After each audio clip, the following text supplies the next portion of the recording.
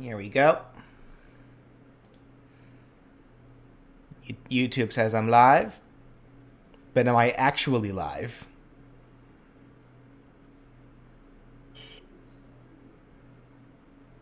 Yeah, ads just popped up, but I'm gonna watch them all because I want to support BJ.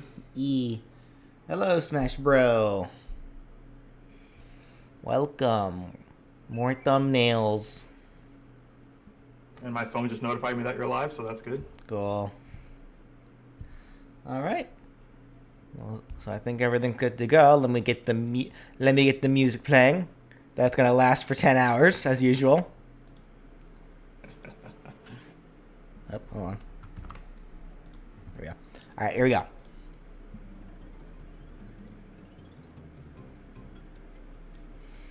Because today we are starting the thumbnail for Crash Bandicoot.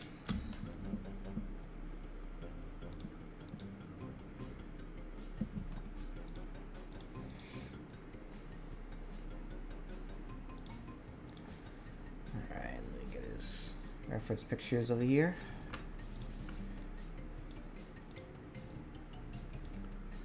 So how's everyone doing today? Hope you all doing good.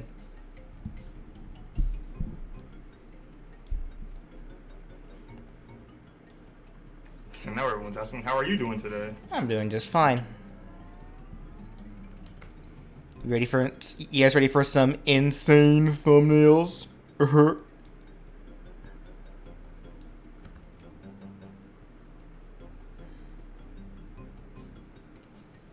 Just finished a lot of homework. That's always good to finish up.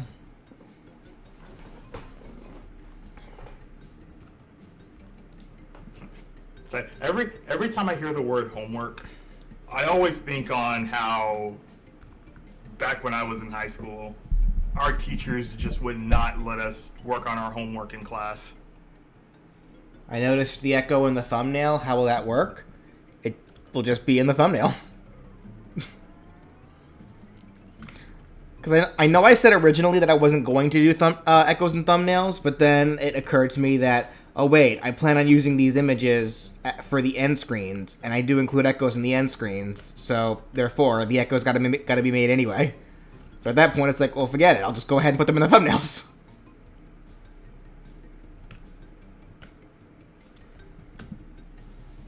Wait, so you're telling me teachers are still trying to stop students from doing their homework in class? Like, why? I never understood that. It's like we're doing the work. If anything, we're forcing ourselves to do more work in school, which you think the teachers would be all for. Nah, of course they wouldn't be. Why would they? That's productive. It's like we want to go home to escape all of the nonsense that happens in school, not to do more work. When again, we're opting to do the same work in class when we've literally got nothing else to do.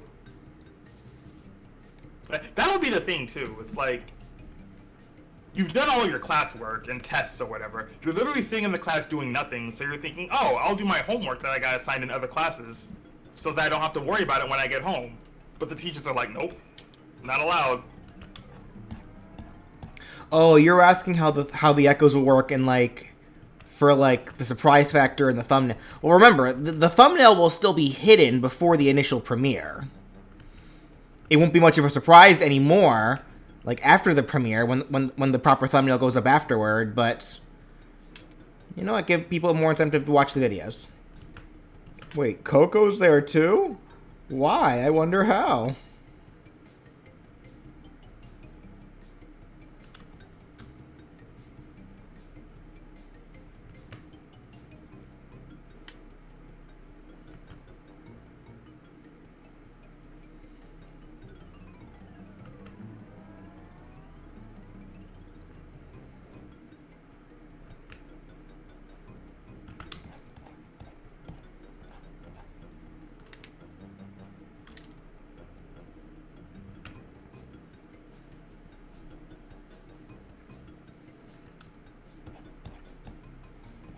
Let's see here.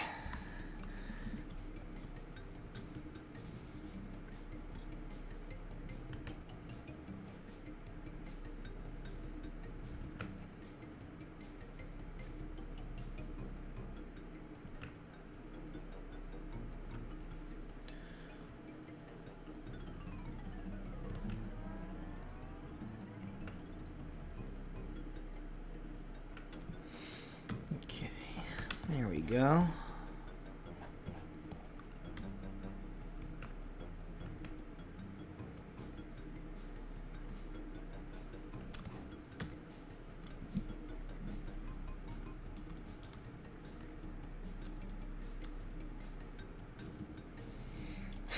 Oh, here we go again.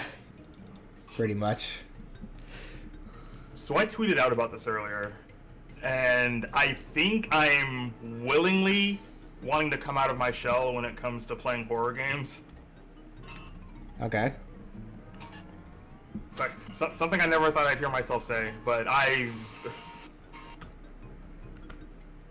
been watching a lot of Some Call Me Johnny's reviews on Resident Evil, and I'm just sitting here like, I kind of want to play Resident Evil now. Well, again, Resident Evil was never horror. It's mostly thriller.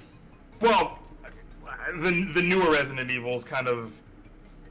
Well, yeah, 7 and 8 definitely are more horror, but like the original, like up to the original ones are not so much. Well, 7 and 8 and the remakes of like 2, 3, and 4 in like 2 days. That's right. The 4 remake does come out pretty soon, doesn't it? Yeah. Oh no! I'm still not touching FNAF. That's why I said kind of coming out of my shell. Like, I'm still not touching FNAF, but I do want to try Resident Evil.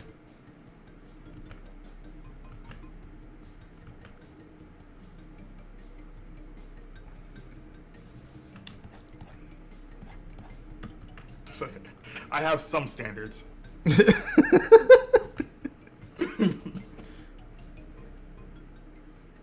If you want horror, play Silent Hill. Maybe. Yeah, Silent Hill is a proper horror game. Maybe. That is a hard maybe.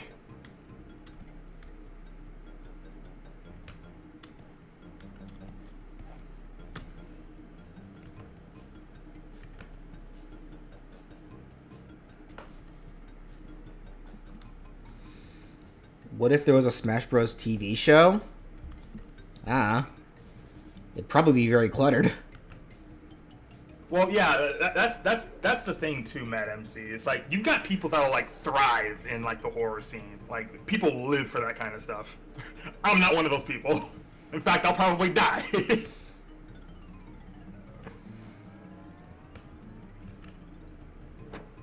I used to be super scared of horror stuff when I was younger, but then I got super desensitized to it over time.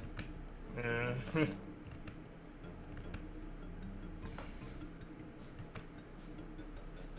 didn't help that my 3 past relationships were all super into horror, so it's like, really? Yeah, that'll probably do it. It's like the first girl I ever dated. We were only together for like a month, but like during that month, you know, she showed me like a bunch of like slasher fix and such. Second girl I dated loved Freddy Krueger. And then my last girlfriend, Pikachu, yeah, also loved the horror stuff. Showed me a couple of stuff from that as well.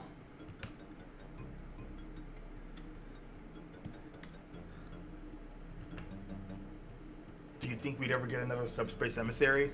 I think at this point we don't really need one. Like, I feel like Smash Ultimate, or rather, not just Smash Ultimate, but Smash like 3DS and Wii U, And I would proved that you don't need a Subspace Emissary to make a good Smash game. I mean, it's not required for a good Smash game, but I mean, it's still a nice it's still a nice like mode to have. Yeah, it's nice, but I mean, there's still the bit where like when everyone was like just like going nuts with like the spoilers and stuff of the Subspace Emissary, and it's like, okay, like, does Sakurai really want to put himself to something like that again? And I wouldn't blame him if he said no. It is what it is. Like, especially now when we're living in an age where people will dissect everything about a video game before it comes out, because unfortunately there is an audience for this kind of thing where they thrive and live off spoilers for stuff. Yeah. Again, it is what it is in that front.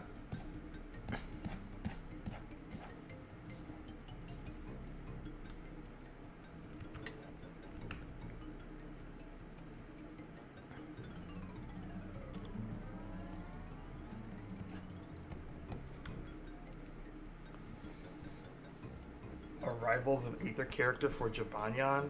If you're talking about mods, then no, that doesn't count. Well, Rivals of Aether always like thrives on making like the fully customizable characters.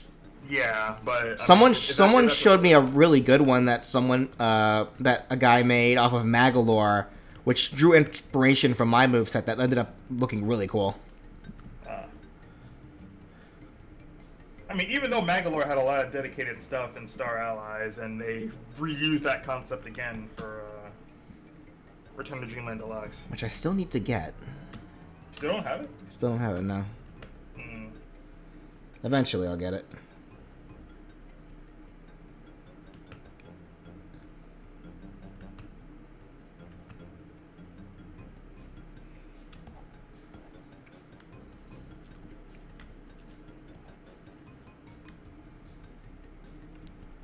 Oh, jeez, what's going on with this sketch?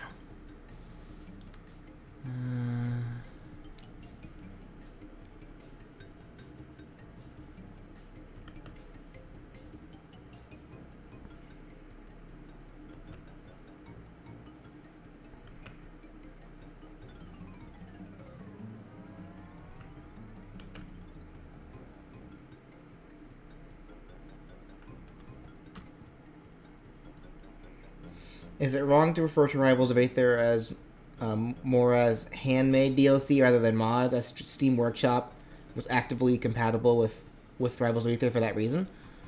I don't know. I don't really have much of an opinion on that kind of thing because I really don't partake in it myself.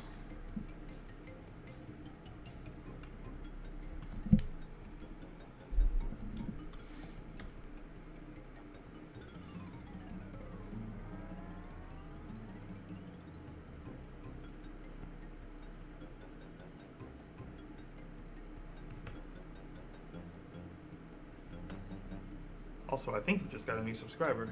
Hey, thank you.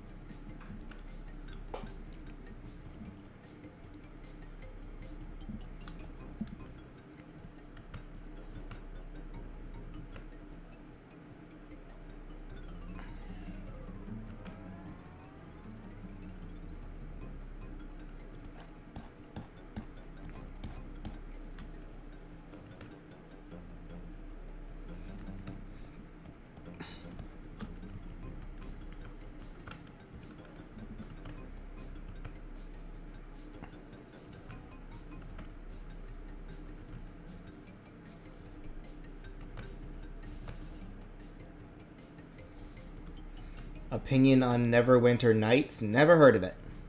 I can't say I've heard of that either. Therefore, I have no opinion on it.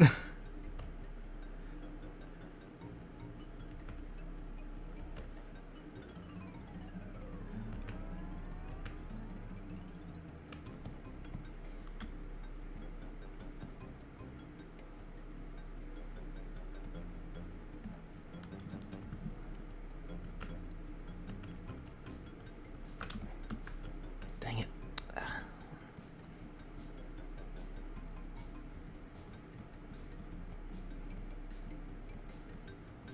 Ah, yes, Dante X.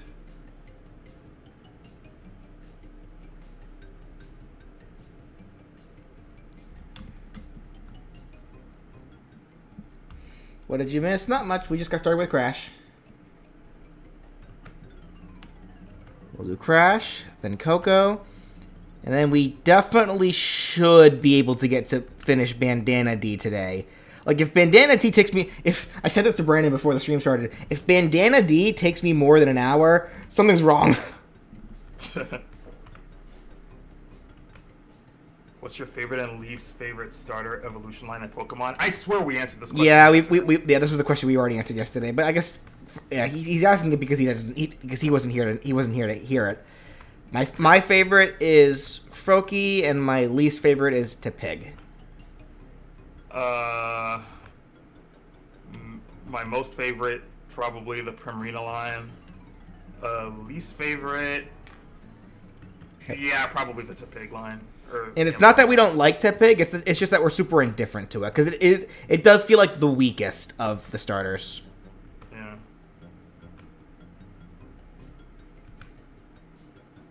Alright, hold on.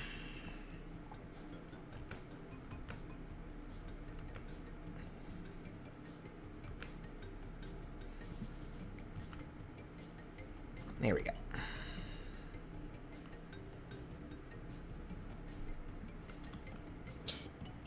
I love the Grookey line. Have I done a Battletoads moveset concept? No, I have not. If so, can I submit it? You can submit it as a request. Like, if you're asking to submit, like, ideas for it, then no. But you can, yeah, you can submit requests. Tepig is adorable, but it also just seems like the most basic.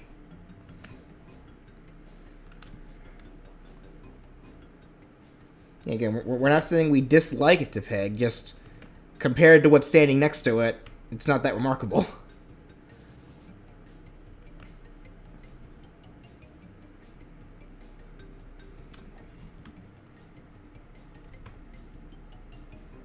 Whew.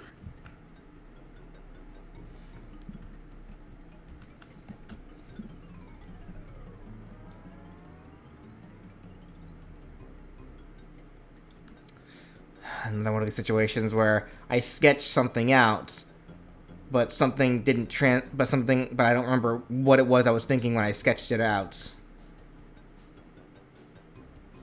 Yeah, I'll just do this.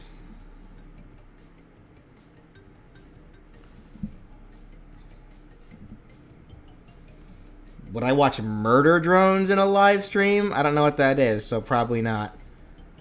Murder drones. I mean, I don't really dedicate live streams to, like, watching stuff. Normally, my live streams are for playing stuff, or... Let me do this here, because I need to... Either, yeah, drawing or playing stuff. Or just talking about things.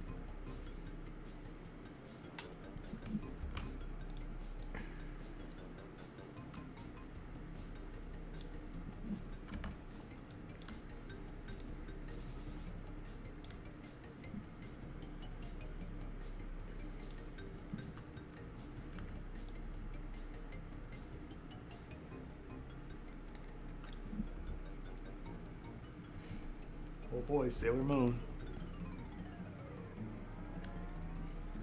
Is Sailor Moon still ongoing? Probably. I remember when I was like 6 years old when I first discovered Sailor Moon. I remember, like, watching, like, some episodes, like, early in the morning before I'd have to go to school on, like, Cartoon Network or whatnot, but, like... Yeah, exactly. I really never got into it, like, fully.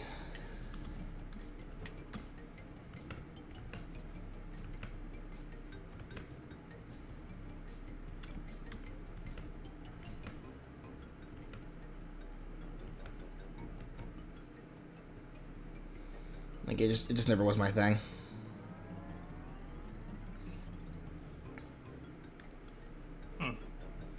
Well, I'll be.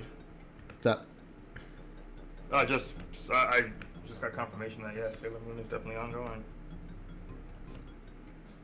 He should have a crate? Nah, he doesn't need a crate.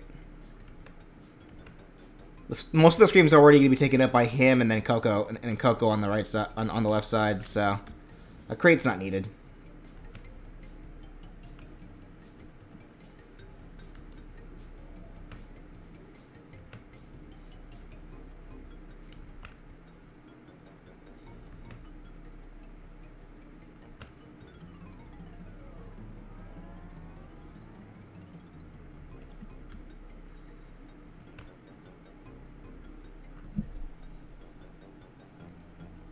Why am I making a thumbnail based on Crash 4 when I used the Insane Trilogy design? Because this is just Crash's current design. Like, if I made a Crash moveset after Crash 4 came out, this would have been the design I used anyway.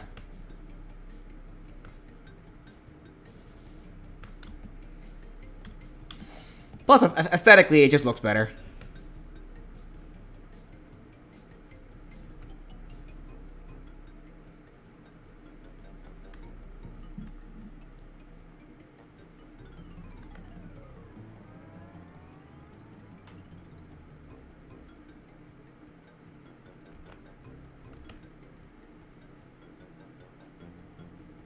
I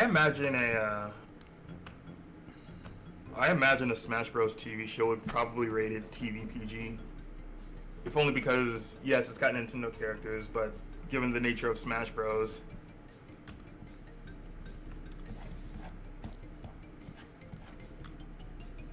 Because TVY7 seems like those shows that you would see on like Nick Jr. or Disney.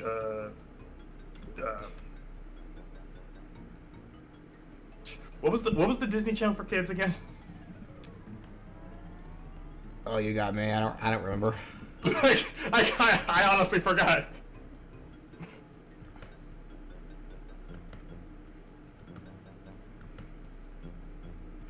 Was it Disney Junior? That sounds right. I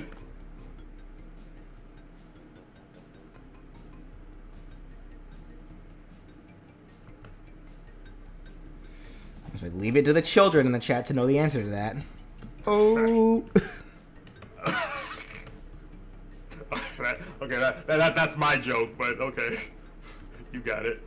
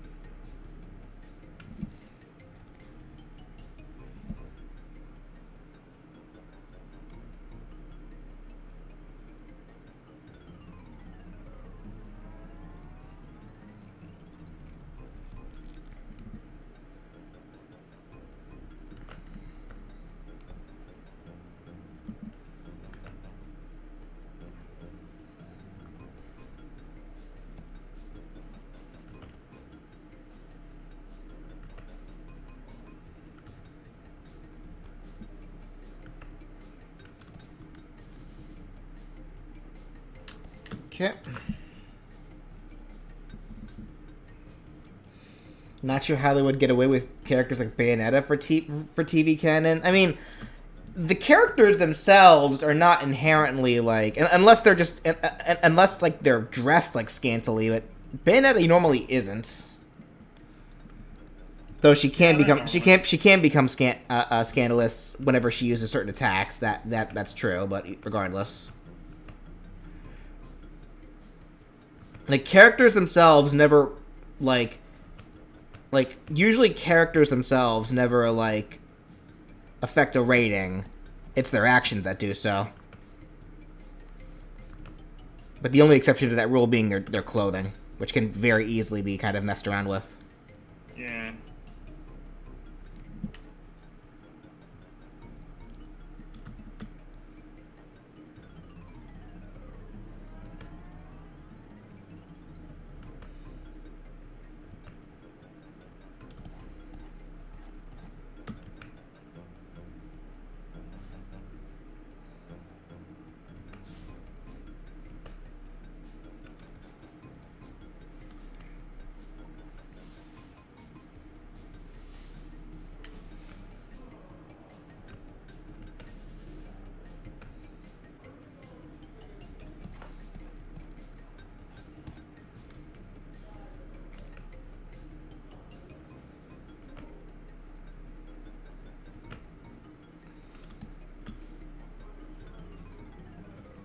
Do bandicoots have tails? Because now that I think about it, actually, I don't think I've ever actually seen, like, a real life, like, I don't even think I know what a real life bandicoot looks like. I think the first time I ever heard of the animal called bandicoot, it was from Crash. And I never actually bothered looking up what they look like. Yeah, that seems about right.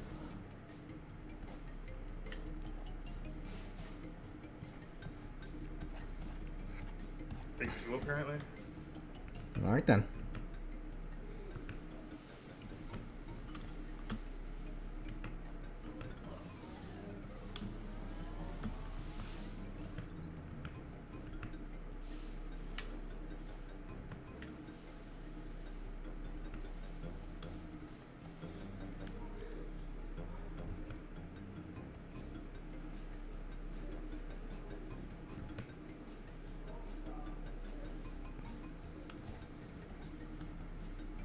Cause none of the Bandicoot characters in the Crash games have tails. That's why I wasn't totally sure.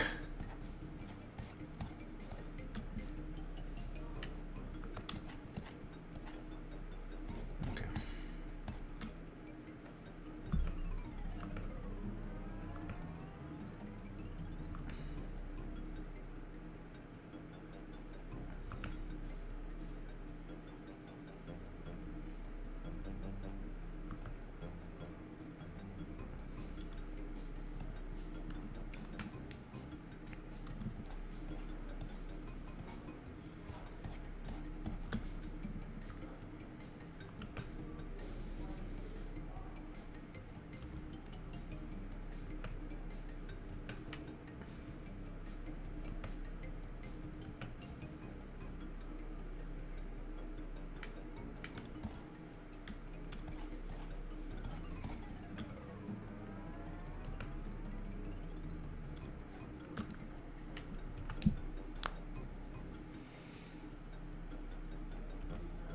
What was the most unbituous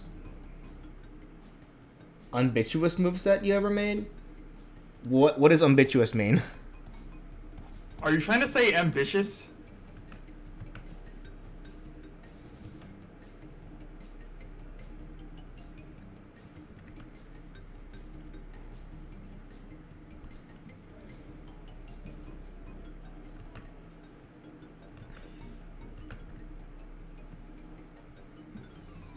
Ambitious. Okay. There's a lot of movesets that I made that were pretty ambitious.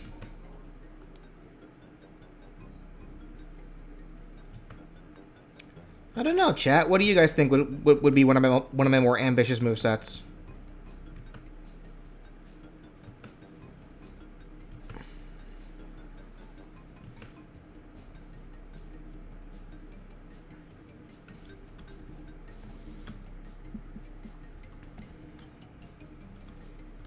Sansom Papyrus, Monica.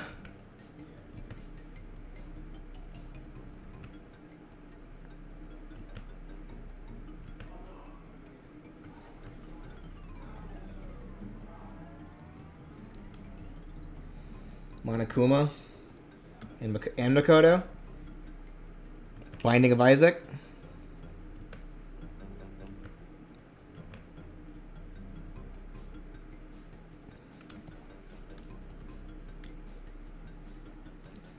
Frisk.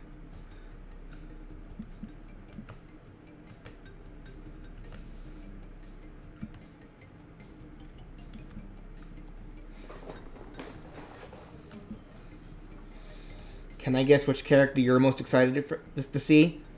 Based on your name, Tails? I guess. Zoroark. I didn't do Zoroark. Not a Smash moveset for it, at least.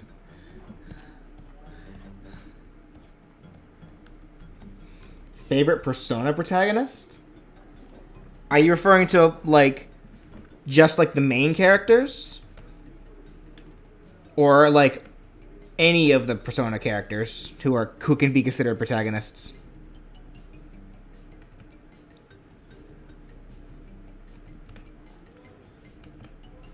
Because it's probably Joker. I really did enjoy you when I finally got a chance to play Persona 4. But I really like Joker still. Yeah, Yu's really cool. So then again, out of the Persona games that I did play, I just really prefer Persona 4 or Persona 3. You still need to play 5. I wish I had the money for 5. It sucks because the game is on sale right now.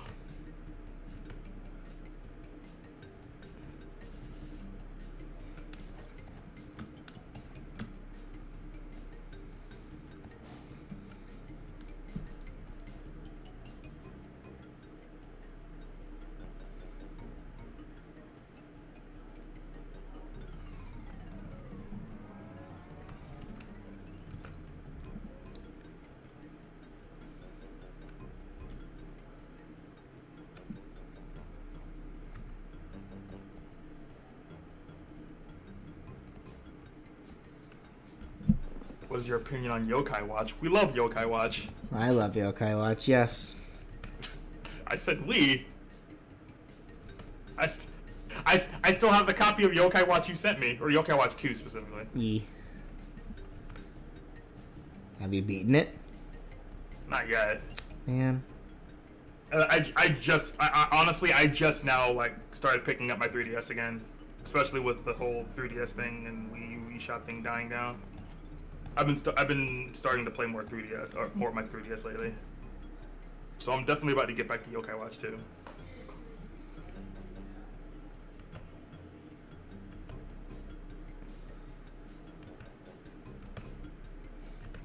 But I do love me some Yokai Watch.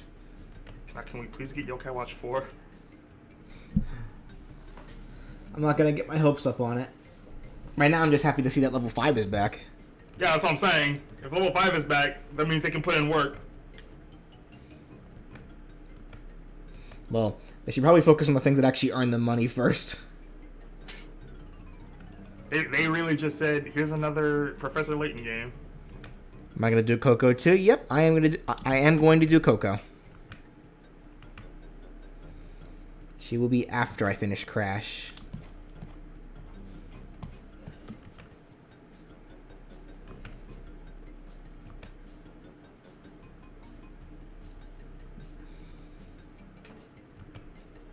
Thoughts on the Sin and Punishment games? I've actually played both of them. They're pretty good. I've never played them. If you wait, you don't have the N64 stuff, do you? On Switch? I do. Oh yeah, because you can play the first Sin and Punishment on there. What kind of games are they even? They're akin to Star Fox, where they're like rail shooters. Yeah, see, I've never really been that into the rail shooter stuff. It's not bad though. It's not like in the sense of it's not exactly like a rail shooter in the case of Star Fox. It's just more of you're moving in a predetermined direction and you're like fighting off things as you advance through the level. Mm. I mean, if we're gonna be doing the thing where if we're still doing the thing where we show off gameplay while you're doing art, I could show everyone what's in the punishment. If you'd like. I'll leave that up to the chat. Because I don't want to be that guy on your live stream, so. Ultimately, it's up to you. I know you said if I'd like, but you know.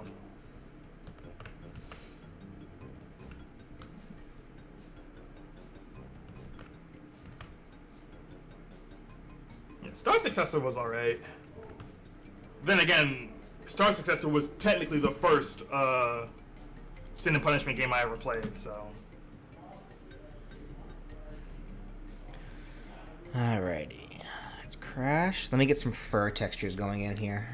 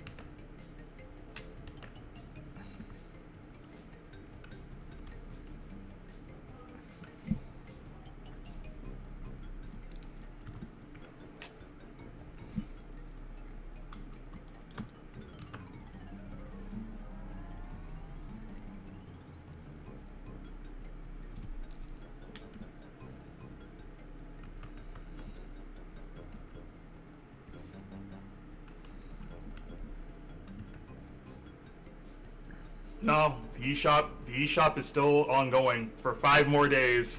If there's anything on the 3DS and Wii U that you wanted to get your hands on, now's the time to do it.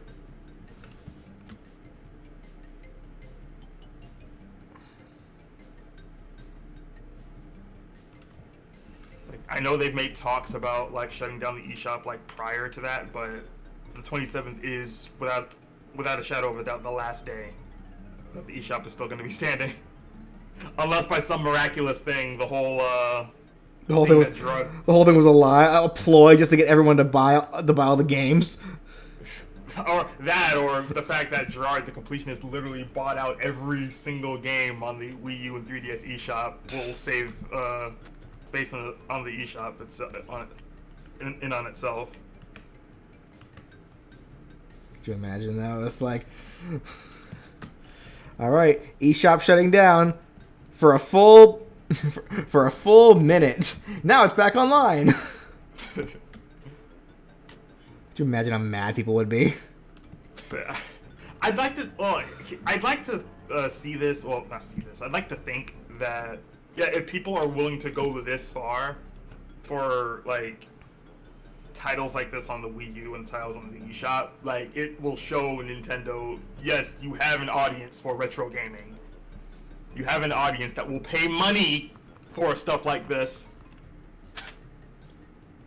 And they should either implement this in re-releases or in whatever services they want to put on the Nintendo Switch next. What was my favorite Conquer stage? If I'm honest, I don't really like Conquer that much, like as a game. It's a bad time for no one to not have money. Anyone to not have money.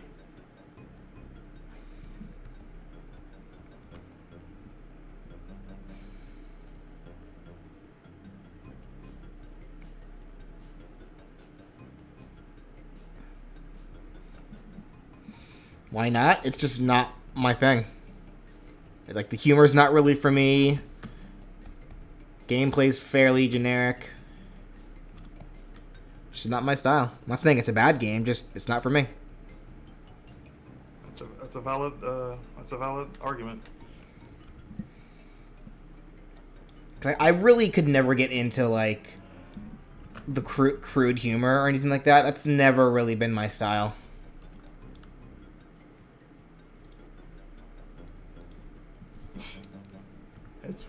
It's actually one of the reasons I don't care for South Park. That's the main reason why I don't like South Park. I say one of the reasons, but it's a major reason. Like probably the biggest reason. Like I know there's an audience for stuff like that, but not for me.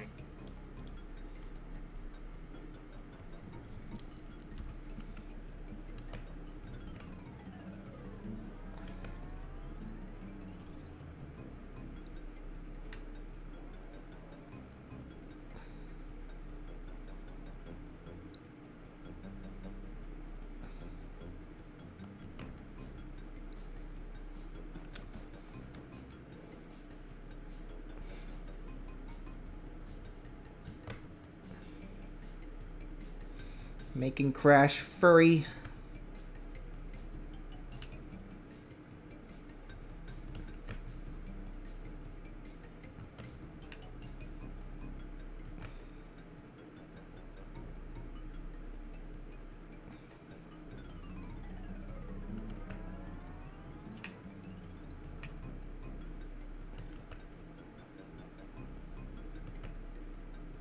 Dylan is asking, did you watch Kim Possible? Just wondering. Yep.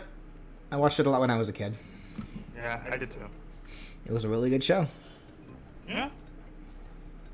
Well, it's still a really good show. I think it holds up really well. Just from what I remember of it.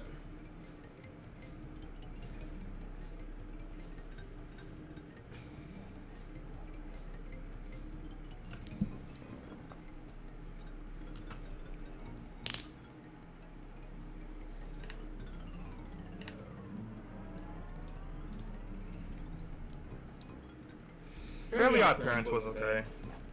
It was good. It was good for a while. Like, and then they started they started trying to add more stuff, and it kind of lost its luster. Yeah, for a time it was alright. Like, a lot of people will say that it kind of started going downhill once they introduced the baby. I actually didn't mind the baby. That was cool. It was after that. It was after that when they started adding more stuff, like the other kid and then the dog. Like, then they kind of they were trying too hard to like come up with new ideas, and it just wasn't working out.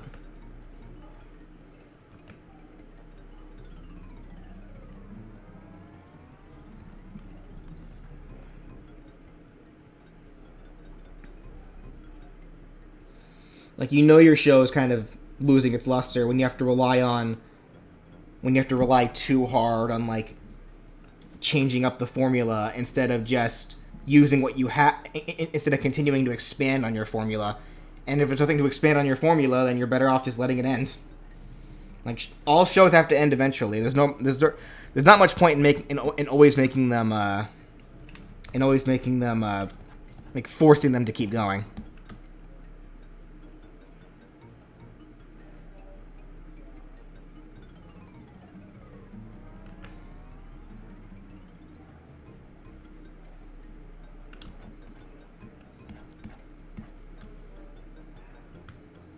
And a lot of people aren't aware of the a lot of people aren't really aware of the Butch Hartman fiasco either. So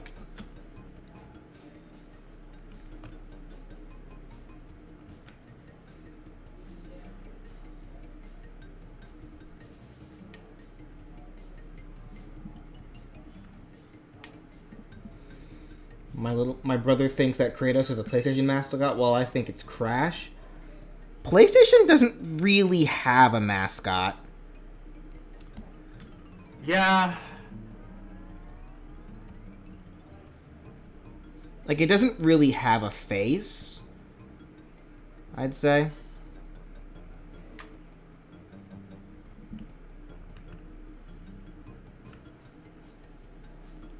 it's like they Like, there's Sony was more of a thing where if you heard the name Sony, you could think of multiple like different IPs and properties that not even just that. Like, they never really went out of their way to, like, make one character, like, the face of, like, their marketing. yeah.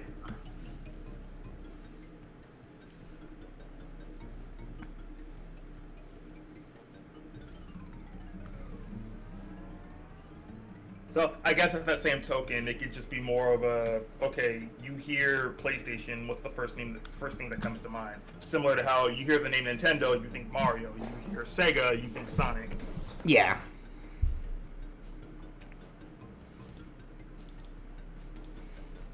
Someone even argued that, like, Master Chief is, like, the Microsoft, like, face. And to a degree, I can get it, because that also doesn't help that Microsoft doesn't really have a whole lot of franchises that's just for them. Yeah.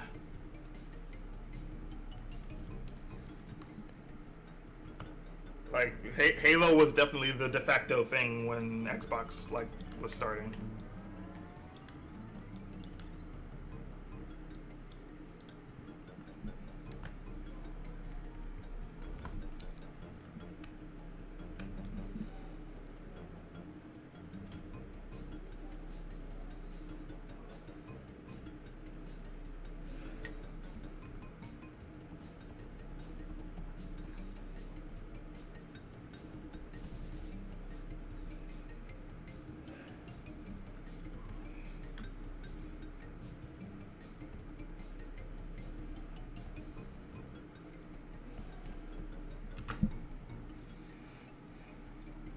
Doesn't Microsoft generally have Master Chief for the Well, that's what I just said. Yeah. Like, specifically when it comes to, like, gaming marketing, like, Microsoft will usually go to Master Chief, whereas Sony doesn't really have, like, a de facto character they use for their gaming marketing. Usually they'll just show whoever is, like, popular at the time. Like, there isn't just one character that they always go for and it'll always bring in the bucks. Like, nah. Sony's never really had that. You'd argue Sony's doing just fine without having to rely on something like that. Yeah, they are. Yeah.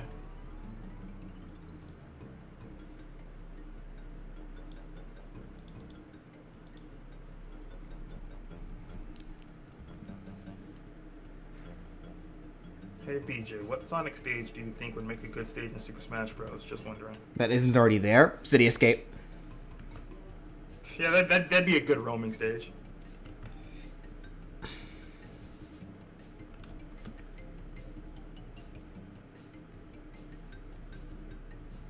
Truck stage hazard.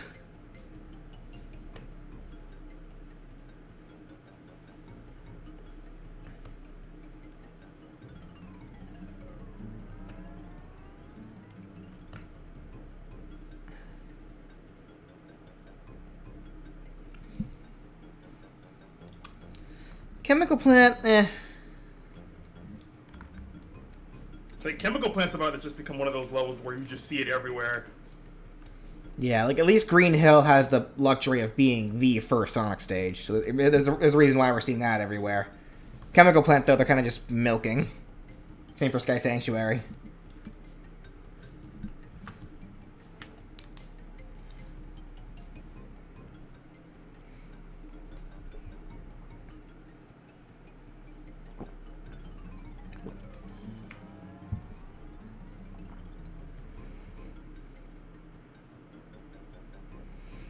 Alright, there's Crash.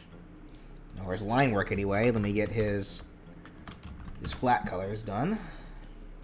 Did I miss anything?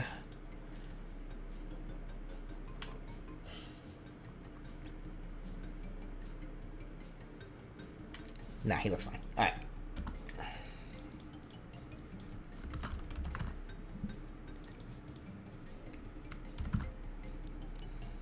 The Death Egg?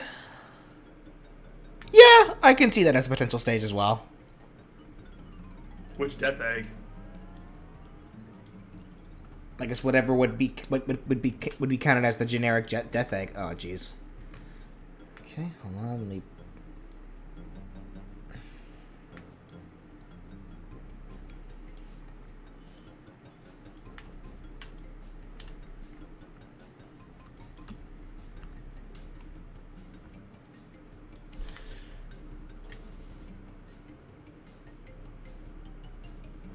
Which Conquer level would make for a good Smash stage? Let's save that one for whenever we get around to Conquer and the Smash aesthetics.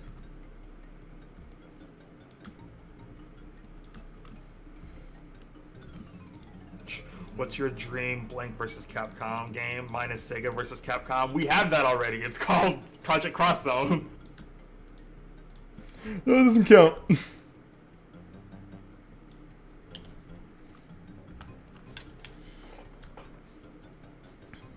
I don't know. I'm cool with whatever for that. Like I've never really been that great at the Marvel vs. Capcom games. Like it's just because fighting games in general I always tend to struggle with. I'm gonna be honest. Ultimate Marvel vs. Capcom 3 is probably one of the hardest games to actually get good at.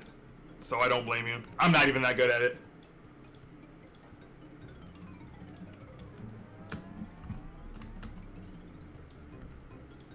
It's like people who can do TODs in that game with like little to no muscle memory or like with nothing.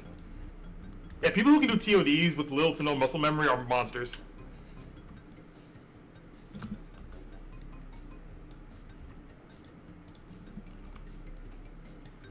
Like that said, like TODs in Ultimate Marvel vs. Capcom 3 are just shouldn't exist. Like, I would love to see another Marvel vs. Capcom game or Marvel game a Capcom fighting game in general because they're always a blast to watch. But would I play them myself? Probably not, just because I've never been able to be that good at them. But I'd love to see more. UMVC 3 is coming back to Evo, so.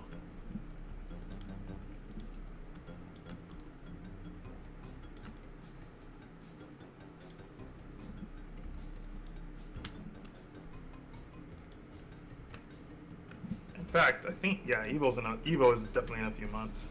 I think. Did y'all see the prize pool for? I can't remember if it was. No, was it Street Fighter? I'm trying to remember, but that prize pool is insane. Oh no, you know what it was? It was Street Fighter 6. I remember now. Like, cause I remember the whole. Yeah, Capcom's betting it all with Street Fighter 6. It's a pretty safe bet if we're real here. Yeah, I know it is. As someone who played the beta, I agree. It's a pretty safe bet. But I'm just sitting here like, good lord, like I think that's the highest prize pool for any tournament in the history of ever.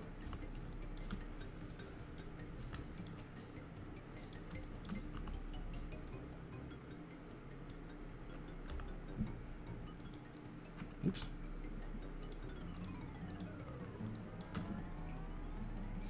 I do not watch YouTube poops. Never have, and more than likely never will. Because again, that's just not my style of humor.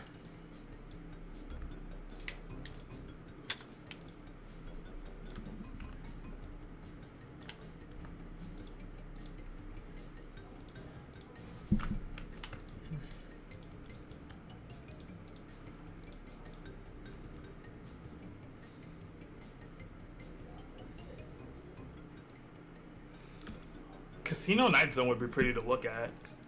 Final Fortress, maybe. Gregory was asking how much money is in the pool.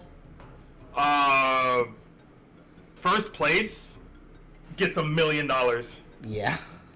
And the prize pool in its entirety is $2 million. So pretty much whoever wins that tournament can just sit there and play Street Fighter 6 for the rest of their life. Just do nothing but play that game. It's like you don't even have to win the tournament to be set for life. Pretty much. Alright, so that's Crash done. At least his flatlines are. Let's get Coco started. With Coco, I have her riding the tiger.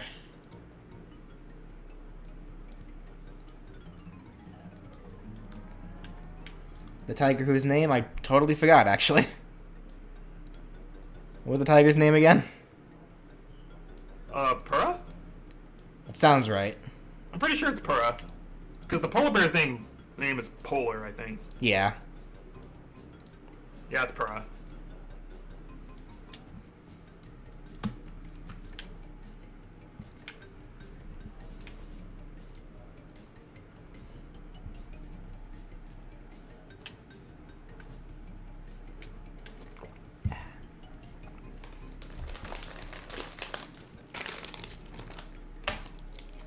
Thank you, Chaos Kirby. I appreciate that.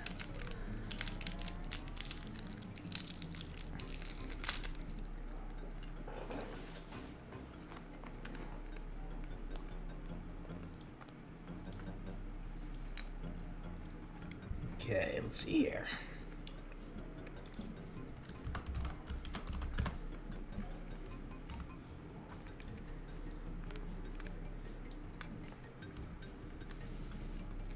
Lethal League's a fun game.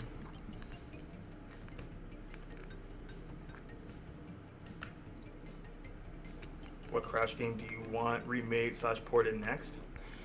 I feel like logically the next thing they could do, or rather they should do, is Crash Bash.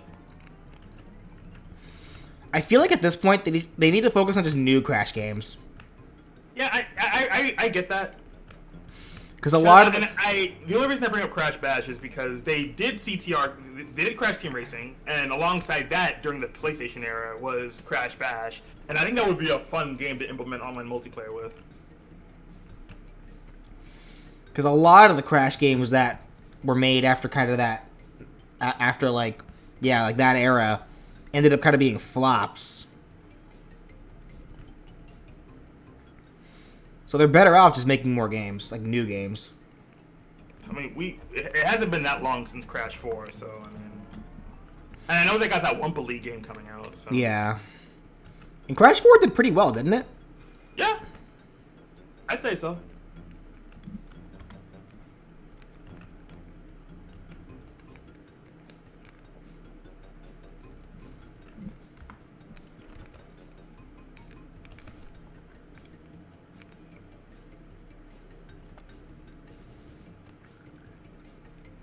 Do you think we'll get a new Spyro game? Considering the direction Spyro went in, it's hard to say. Cause like, isn't Spyro just a Skylanders thing now? Well, I mean, we did get the trilogy remake. Yeah, but that's the only thing that they've done with it. And even then, what's even been going on with Skylanders? I feel like that series has not been a thing for a while now. Yeah, exactly.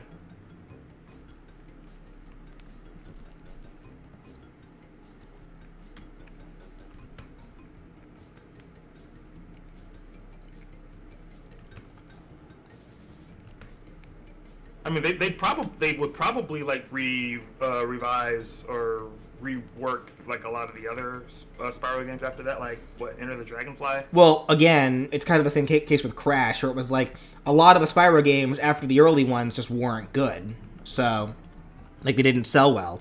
So they're better off just making a brand new Spyro game. Yeah, they could. The Skylanders official website went down? Well, Huh. I guess that explains why we haven't heard anything.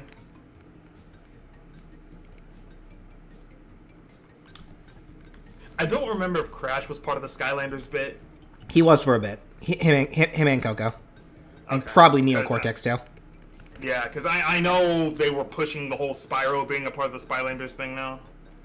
And we haven't really heard anything of Spyro since the trilogy remakes. So in the case of Spyro, it's hard to say. I just know they're still doing stuff with Crash.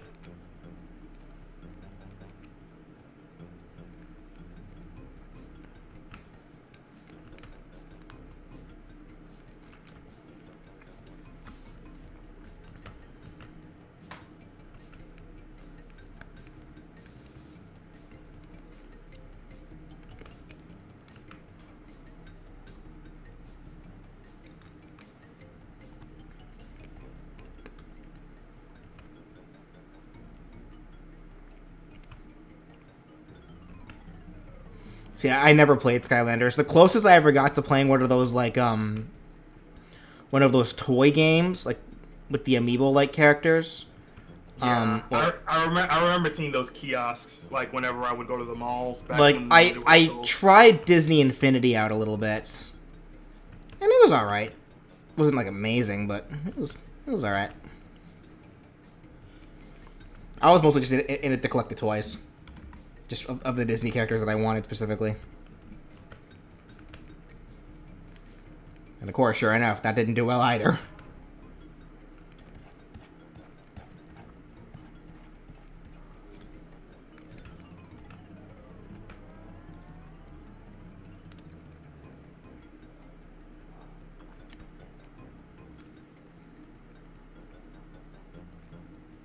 Well, that's what I'm saying, Lucas. Like, I feel like Crash Bash should be the next thing that they do.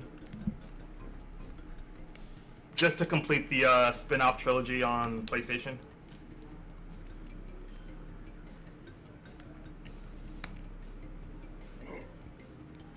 I just noticed that Coco has lipstick, and I kind of don't like it. Are you one of those people that think girls look cuter without lipstick? I think there should be. I think there's a cap. Like, I don't mind if girls wear makeup, but I think when you put too much on, then it starts becoming counterproductive. Yeah, I don't mind makeup, but I say this because I'm one of those people where it's like I feel like I feel like girls don't have to do too much to look cute. Because I remember, I don't remember the first girl that I dated, the one I was only with for a month, but my first major girlfriend that I was actually with for a while, she never wore makeup, but that was mostly just a religious thing. My last girlfriend, she did wear makeup, but I actually remember she actually didn't wear makeup originally, but before she met me, she started wearing makeup. Because there was a guy that asked her out before I met her, who also didn't like makeup, but he was like I guess he kind of made her super uncomfortable, so she started wearing makeup just to spite the guy. Jesus Christ. It's like, the way I see it, girls can do whatever they want with how they want to present themselves. It's obviously not like our stance to say. Yeah, you're absolutely right. So what we are saying though is that it isn't necessary.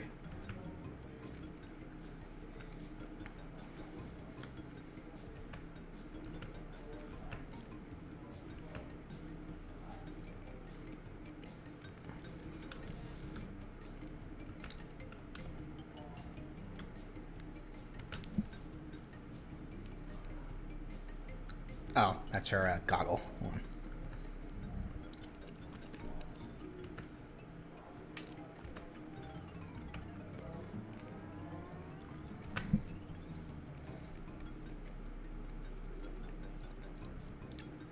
Girls should be allowed to do whatever they want with their bodies. You're right. America. You're right.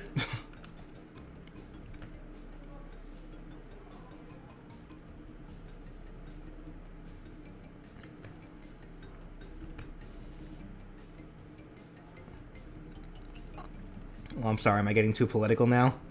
By saying that girls should be able to do with their own bodies what they wish? I swear to God.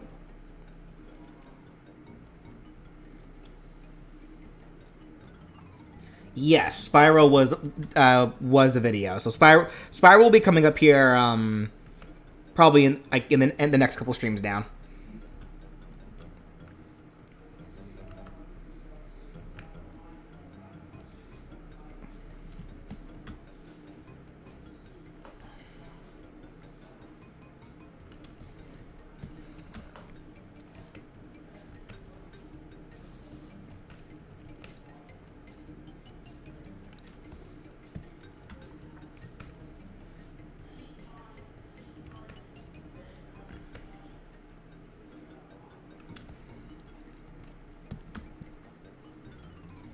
That said, I will say this though. I do think it's a little uncomfortable when little kids wear makeup. Like, it's one thing if they're doing it like just to like have fun, like, you know, like play house or whatever. But when you see kids like really like elementary school like kids like going out like caked up in makeup, that to me is a little weird.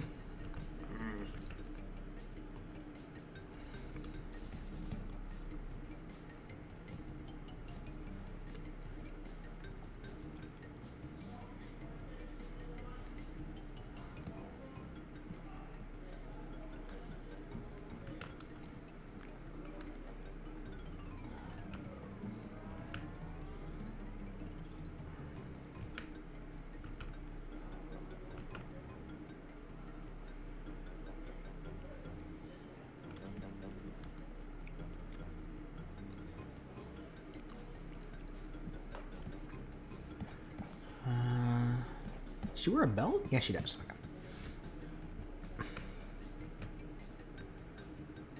Okay, let me get her laptop first.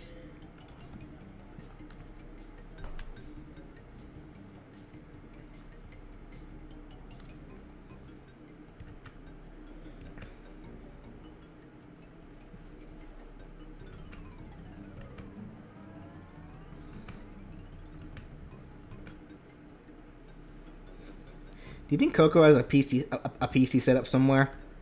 Because it can't be good for her. It can't be good for her her computer work if she fights with her laptop. I'm sure she does. Yeah, Coco seems like the kind of girl that have a PC set up somewhere. Yeah.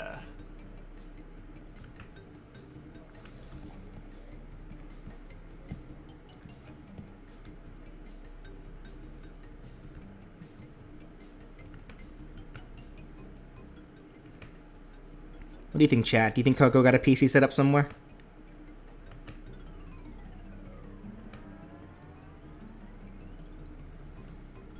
She got spares. She's fine.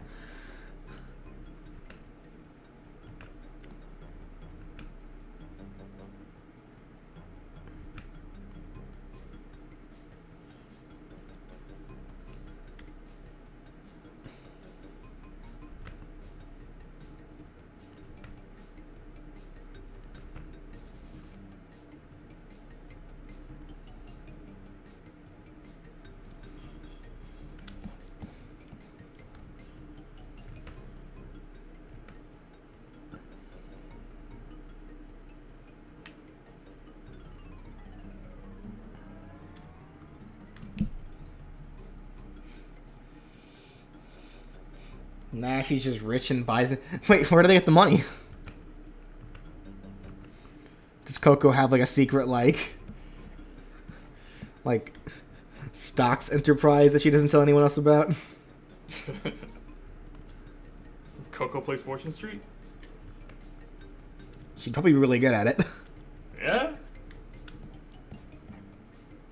Oh, chat, did you hear that we're getting Dokapon Kingdom this May, I think?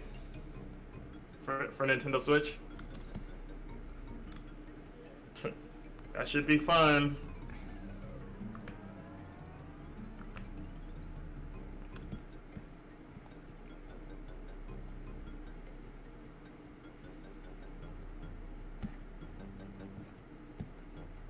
Is this a shadow or like lighting, or does her overalls just have this random like light blue patch on it? I don't recall. Let me screen share for you so you can see exactly what I'm talking about. Well, I see what you're talking about. I think those are just her overalls, not like properly being worn. Let me look at more pictures of Coco, see if I can find it. Yeah, I don't think that's a shadow.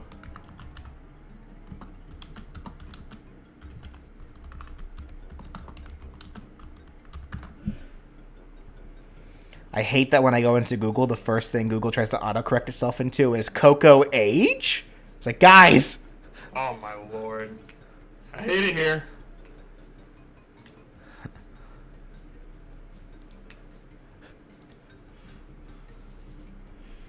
Let me see.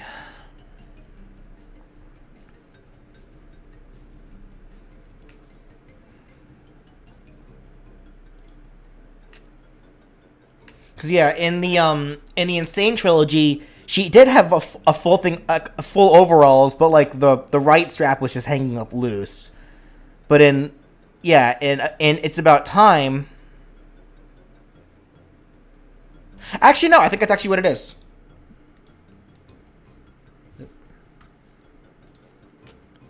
Because I guess if we look at this image here, yeah, I think that's just her overalls just hanging loose. Yeah. All right, so let me see here.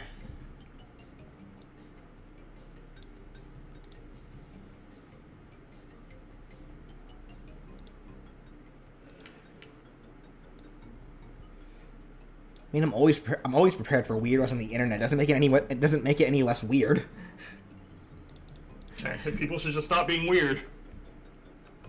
But we know that's not going to happen.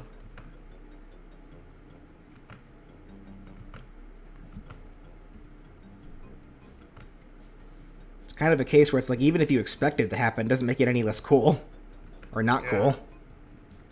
Or whatever. Exactly.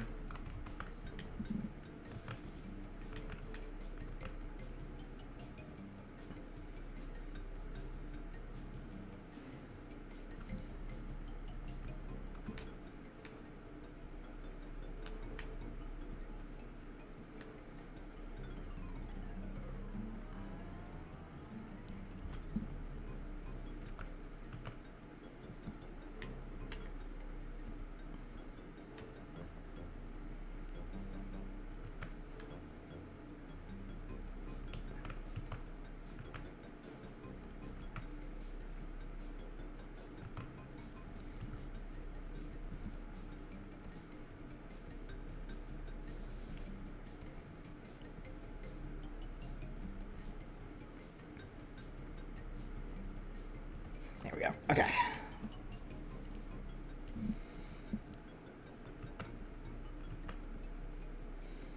Crash probably won the lottery or something. Well, to be fair, him getting the Insane trilogy and with how well it did, he may as well have won the lottery. Yeah.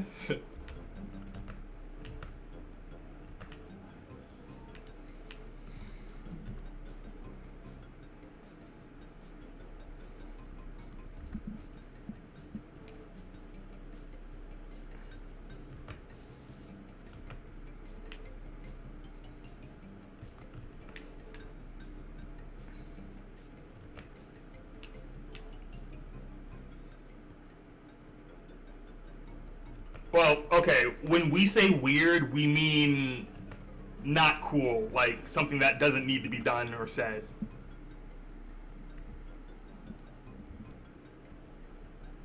Like, because I've come to terms with establishing the fact that, yes, sometimes being weird can be a good thing. but there are other kinds of weird that are just not okay.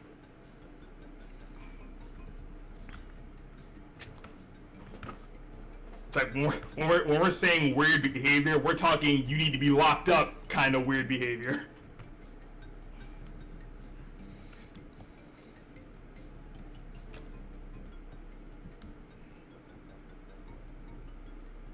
Have any of you heard of Blue's Clues? Who hasn't heard of Blue's Clues? Yeah, because that's an old kid show that even actually is still persisting because they're keeping it going to a degree, in some form or fashion. Favorite weapon from Ratchet and Clank? Depends on the game, and depends on if I can remember them or not.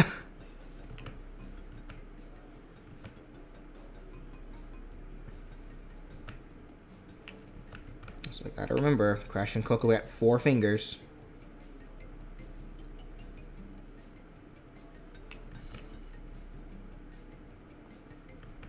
Actually, that's not even a bracelet. Those are hold on. Those are beads. Let me see here.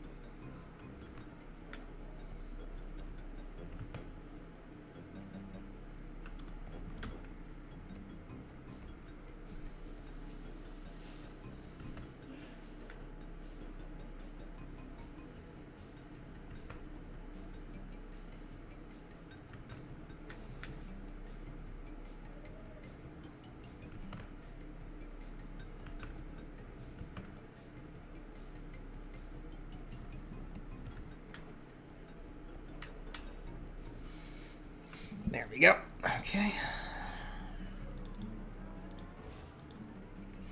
Kind of fix the top of this one here.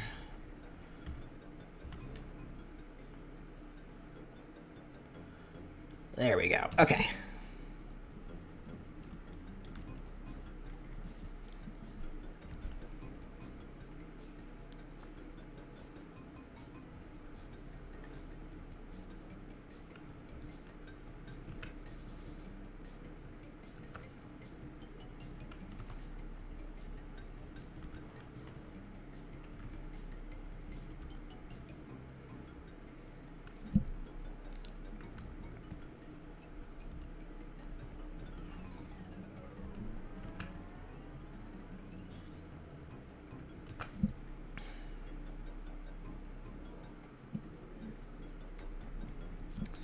Something's wrong with her thumb here. She get some janky kind of thumb here. Hold on.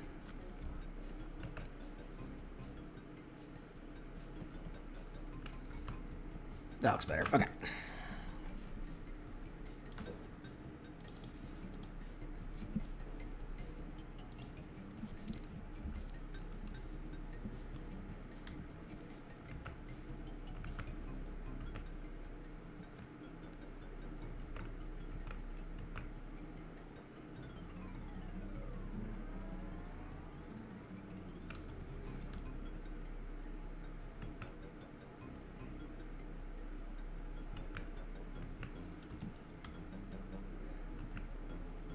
Oh, that's right. You can bookmark tweets now.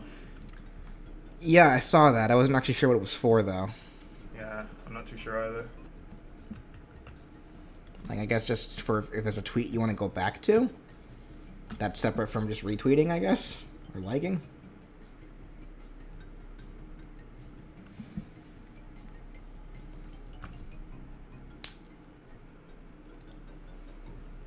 Okay, so far Coco's looking pretty good.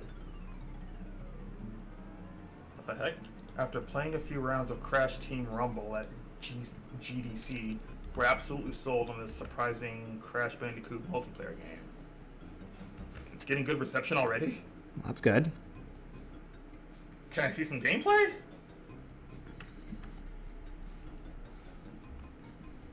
This morbid curiosity is going to get the better of me?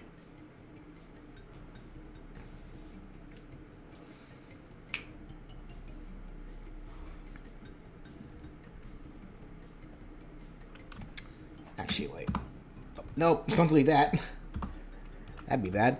Now let's get a color for, Pura was his name again? The tiger? Pura, yeah.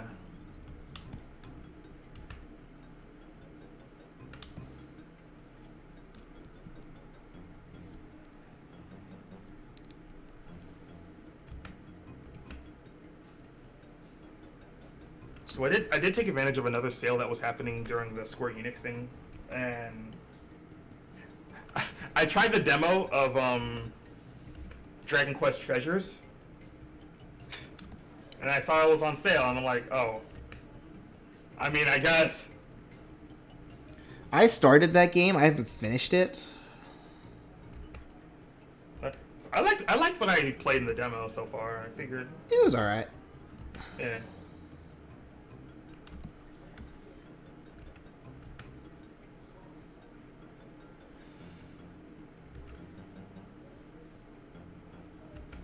But the only reason I took advantage of that sale at all was because I had some gold points left over.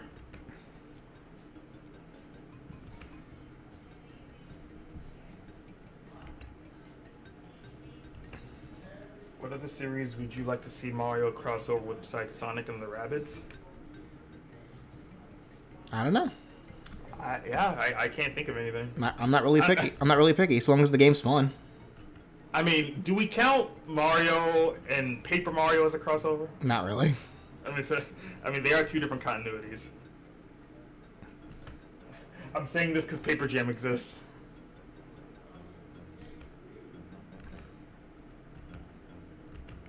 Alright.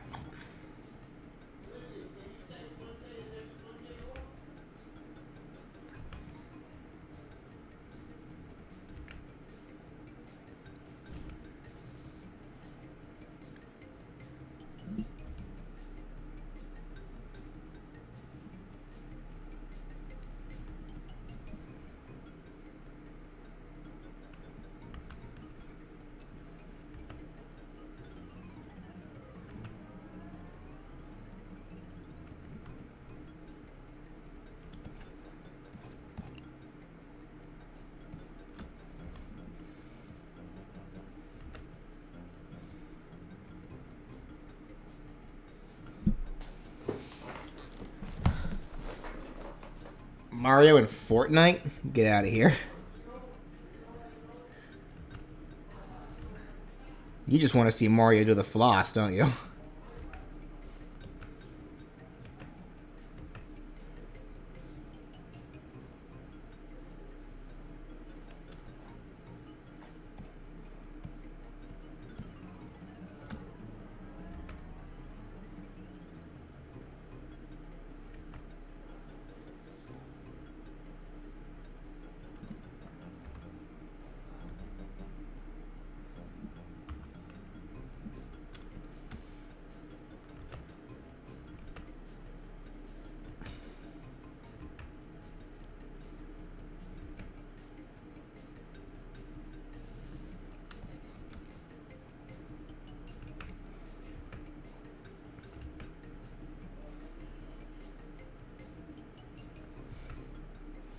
This is how I'm reminded that I'm older than I'm pretty sure my entire chat.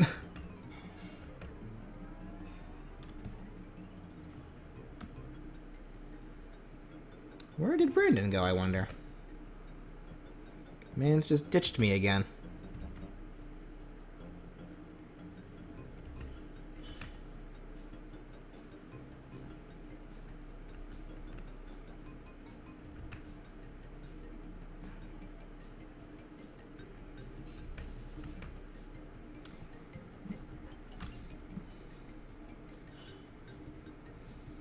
Not sure if this was mentioned before, but there's a lot of background sound that's louder than the music. What background sound are you talking about? Because no one mentions anything to me regarding the sound. Like, are you hearing, like, the fan of my computer?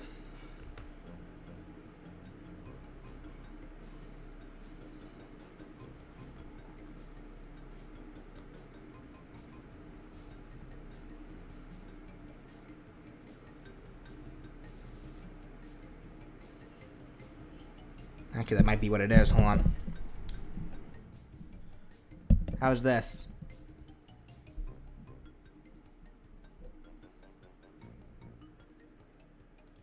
Let me see. Turn the music up just a tad.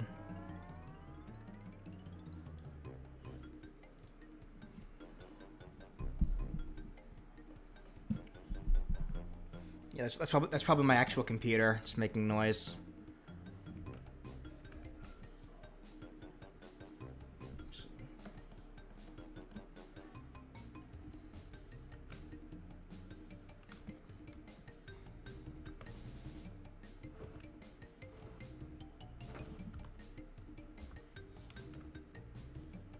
Wait, what happened? I guess the fan and on my computer was pretty loud, and people are only just now telling me about it. I'm seeing people in the chat say I ditched you again. I mean, where'd you go? To grab some water. Why didn't you say anything? I literally wasn't that long. It was long for me. I'm sorry.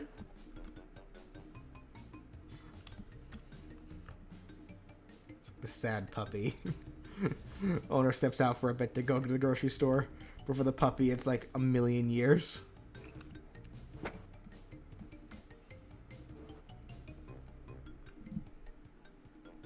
Who is your most wanted Pokemon for Unite? I already got mine. I mean, I won't be like I still want to see Flygon. Just out of obligation of it being my favorite. Yeah, that's why I said I already got mine. Lucky. Sophia's about to get one of hers. Actually, Sophia already got one of hers, with Zoroark. She's about to get Leafeon. Also, spoilers, Leafeon's coming into the game. Also spoilers, I'm about to get another one of mine. Lapras, yeah. Yeah.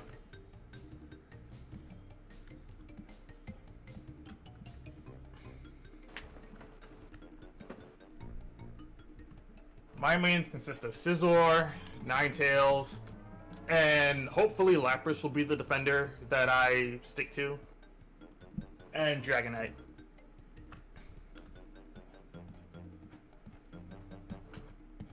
That said, Guju's a lot of fun right now.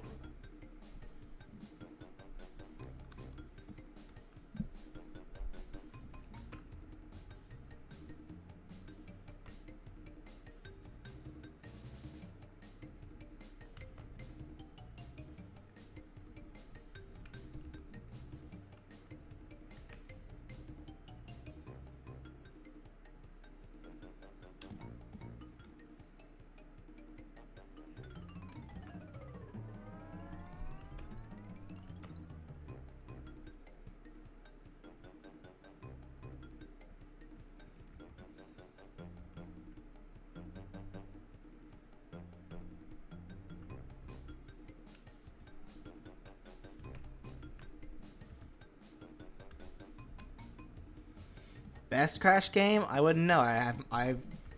Well, the only one I've actually played was Twin Sanity. I never actually got far in it, though.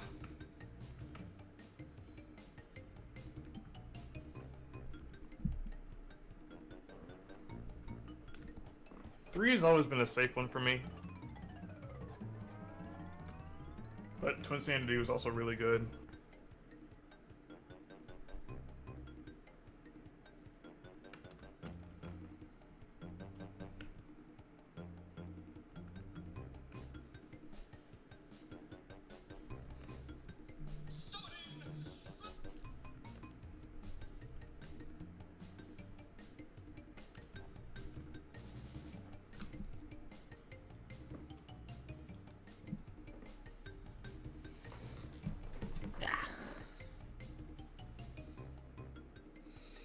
Do you think the Toxtricity form was going to work well, considering Toxel being a baby Pokemon?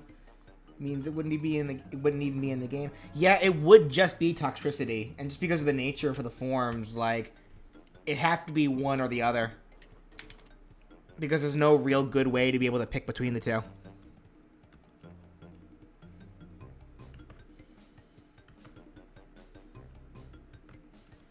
Wait, what are we talking about? Toxtricity and Unite. Oh. Like, there's just no good way to be able to have, like, a form change thing with it. Just because Toxel's a baby, so it can't even be in the game in the first place. Yeah. It's a no baby zone. Is considered a baby Pokemon. No baby zone. And more than likely, if they were to pick a form, I see them picking the amped form.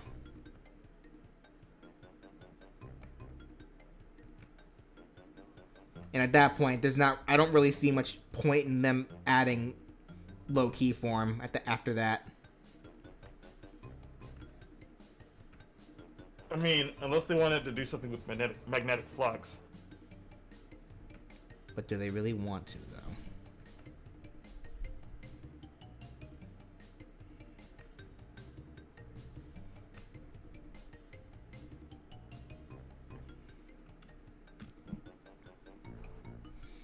Did I watch Classic Digimon with Tai and Sora? Yeah, I did. Like a while back, but I did. I've been meaning to watch Ghost Game. I've been hearing that Ghost Game's really good. So I'll have to watch. I'll have to like put some time to be able to like binge that at some point.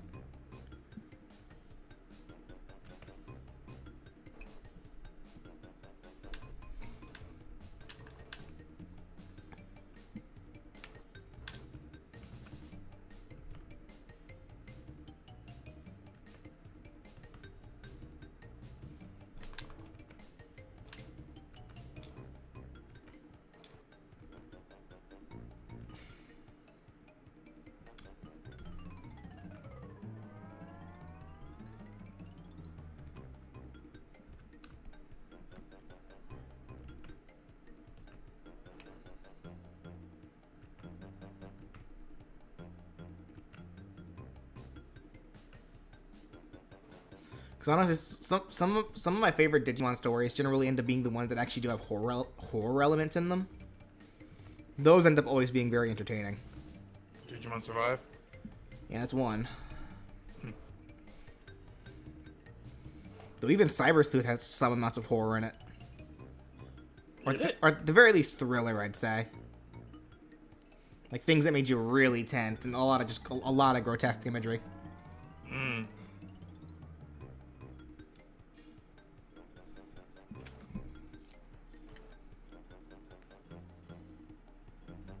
I must not be that far into it yet.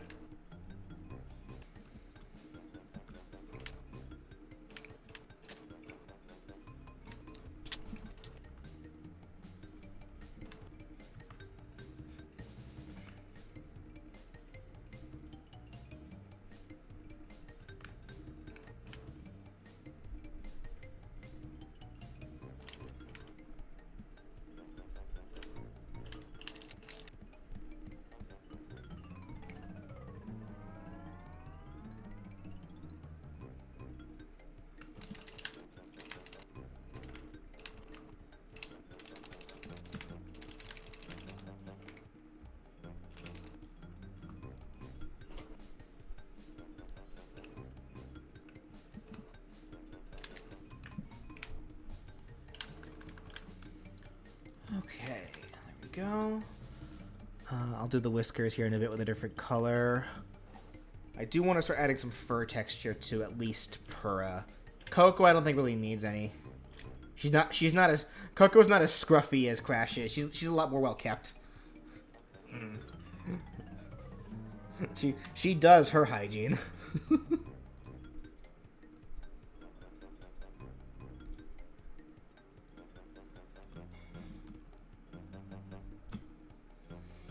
I do just want to add some scruffy features to her in a couple of spots.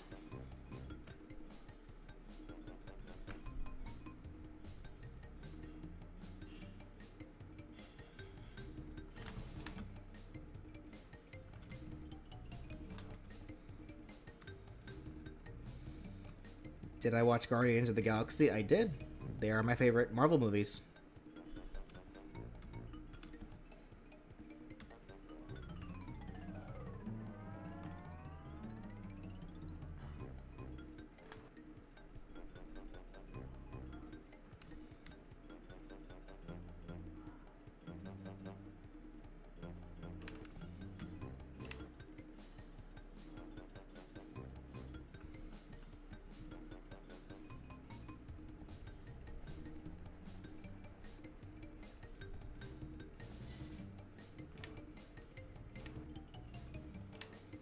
My main in Unite, I really don't have a main.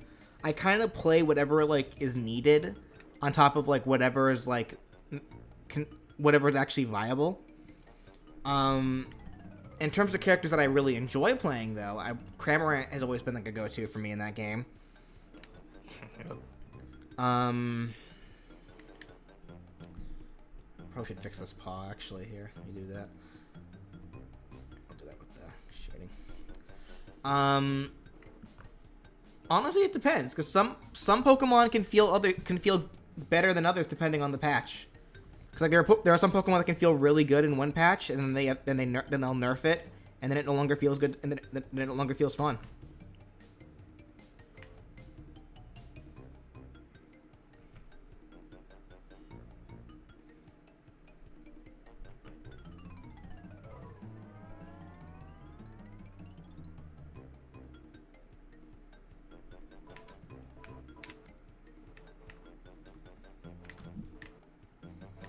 Do I think I'll do any more after Bandana Waddle? After Bandana Waddle D is Rex and Pyra. What do you think? That's another one that's going to take a while.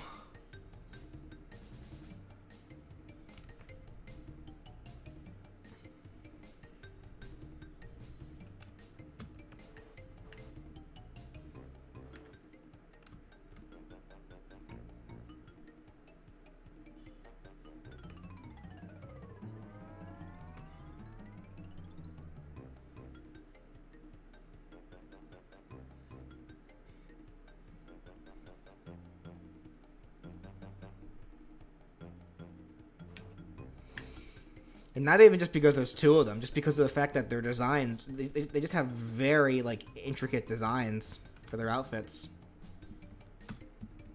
Like, they are not simple in the slightest.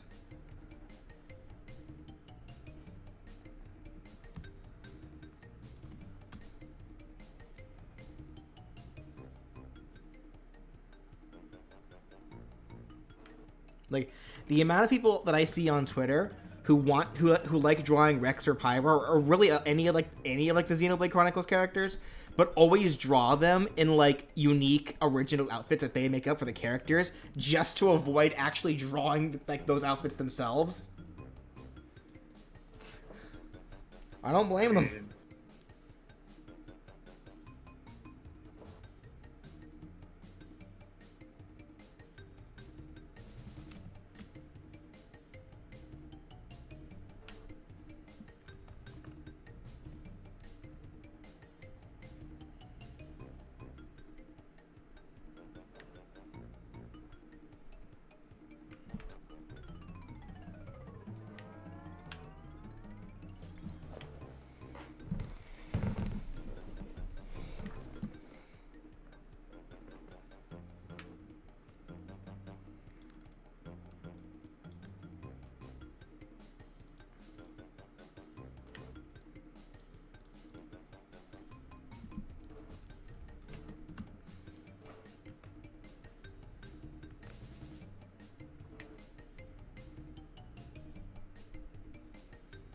Thoughts on Doofenshmirtz? I really like Doofenshmirtz. He's a very fun character. Yeah.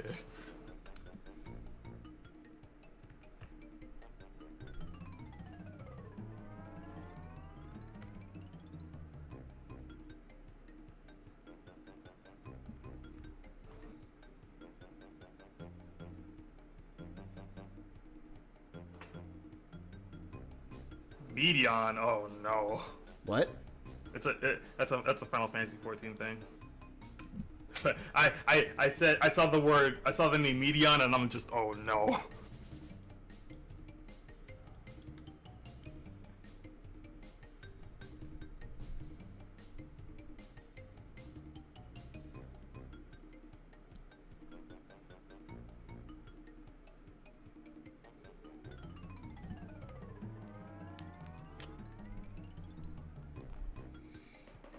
What I think Grumpig was playable in Unite? I mean, same as any other Pokemon that I'm indifferent to.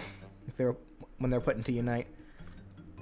Does Purah have only three paw pads or four? Because I see its front paws have four, but I really can't see if it has 3 or 4 on its back legs, on its hind legs.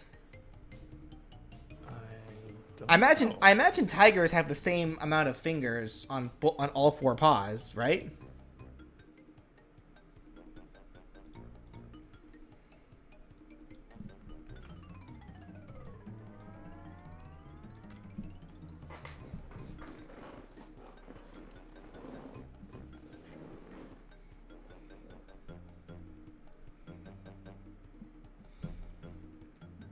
If I had a nickel for every time I had a disagreement with BJ, I'd have 2 nickels.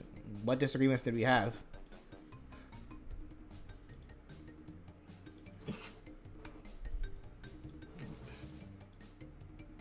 Disagreements are normal. It's like having different viewpoints is never always a bad thing. It's only when you make it a problem is when it becomes a problem.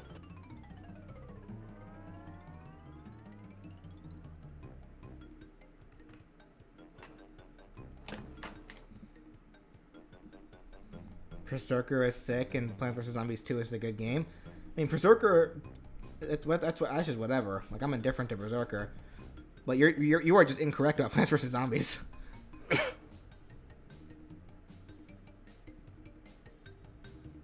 Speaking of, I did get, what is it, Garden Warfare, whatever it was, on Switch while it was on sale.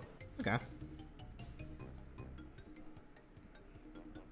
I wanted to see what all the hype was with it.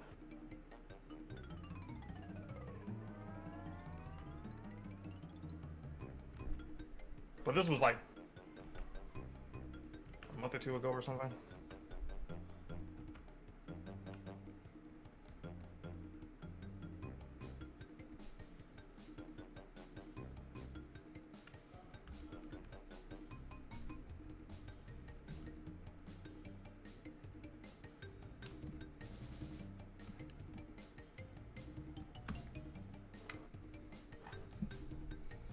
Is there a term for a character who would be an Echo Fighter if it wasn't for the different proportions? Semi-clone, usually. I guess. Even though it feels like that term's also been thrown out the window ever since Ultimate, because even though we have characters like Captain Falcon and Ganondorf, those two really now feel like 2 completely different characters. Well, they're still semi-clones to a degree because the design philosophy was based off of the same concepts. Right, I'm just saying, like, if this was like back in Brawl, then yeah, but I mean, I'm just saying with all the major changes they've done with characters now, it almost feels weird to say that, is what I'm saying.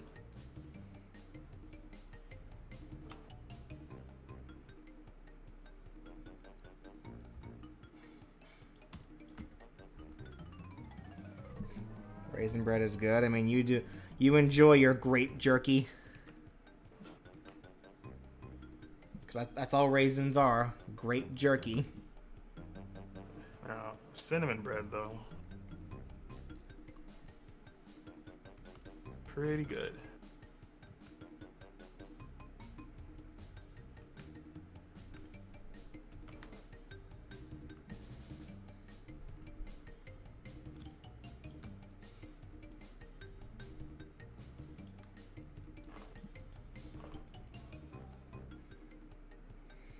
I main King DDD in Smash.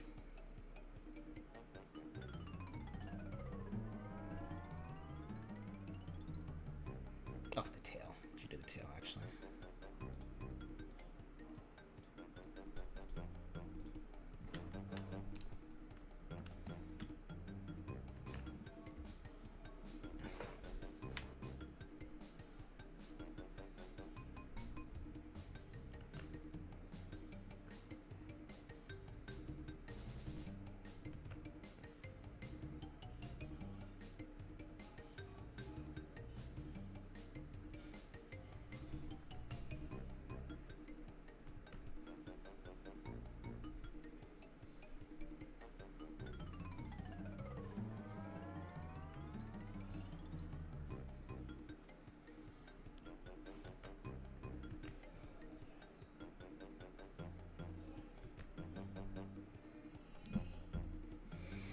What do I like about King Dedede? He's just a ton of fun to play. I like his play style. I like the fun things I can do with him. He's a character that I also just happen to like. I don't trust him, but I like playing as him. I don't trust him. Only trust Kirby. That was that funny.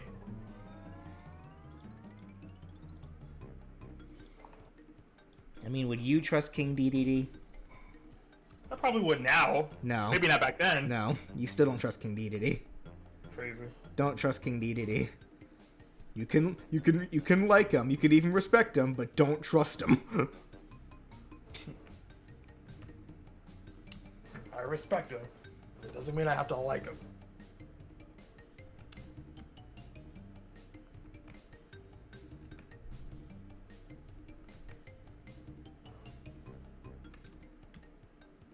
What if Kirby trusts him though?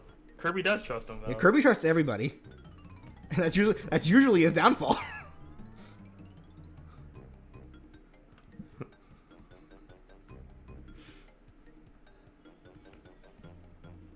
Kirby doesn't need a reason to help someone.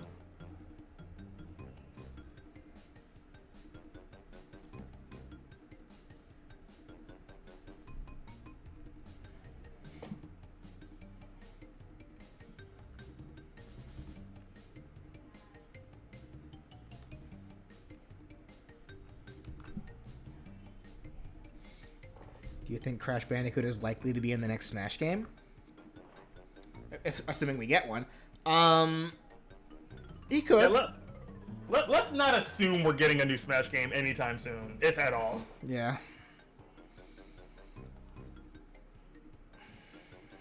I feel like the only reason, or not reason, I feel like the only way we're even potentially going to get a new Smash game at this point is if someone else handles production and oversees the whole thing. Right.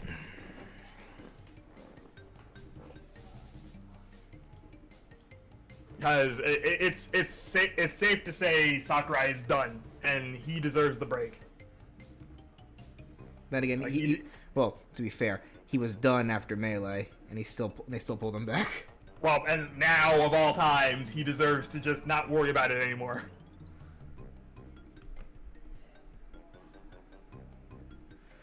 Well, let's see if Nintendo cares enough about that.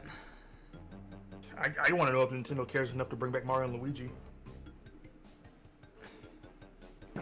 Because Smash Brothers has dollar signs, and any good business likes their dollar signs. I think Nintendo's doing well enough.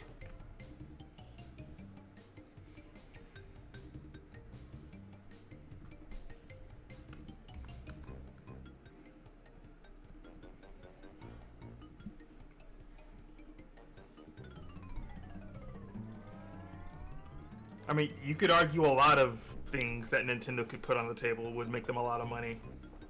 Like, it doesn't have to be just Smash. Like, Nintendo's not in the situation that Capcom was in when they were, like, close to being bankrupt, and literally Monster Hunter was, like, their only saving grace for a time. Because their fighting game division was doing hot garbage.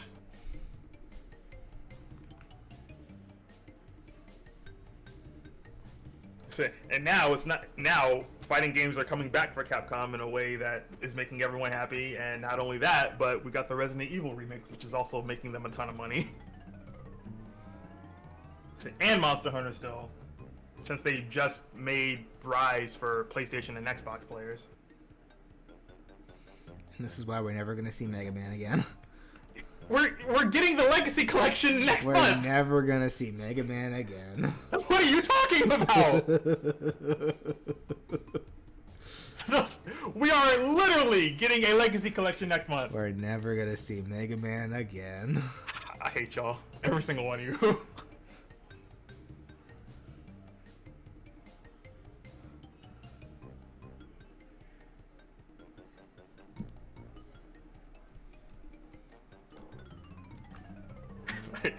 Peachy's doing this on purpose because he knows how much I love Mega Man. We're never getting Mega Man again. Can't believe Mega Man's dead, guys. Can you guys believe it? Mega Man's dead. I've been on my villain arc. Apparently. I'd count your villain arc as Doofenshmirtz levels of villain. That's crazy. It's like, nah, y'all are not gonna do to me what y'all did to Realm Wars with the whole Klonoa bit. That's not happening.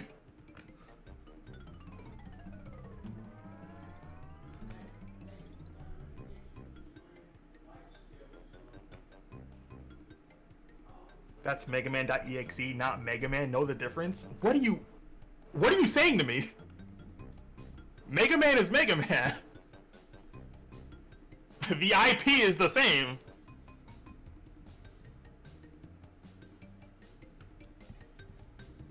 It's like Mega Man isn't Mega Man X. Mega Man isn't Mega Man 0. Mega Man isn't ZX Mega Man. They're all dead as far as I'm concerned. What are you saying?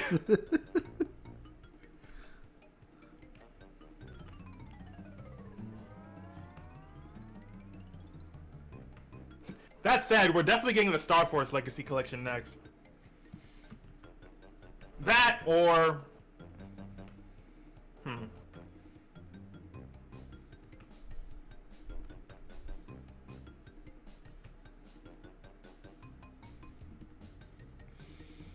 It's like, aside from Mega Man 11, which did happen to be the highest selling Mega Man game ever, name one like good Mega Man game that wasn't a port.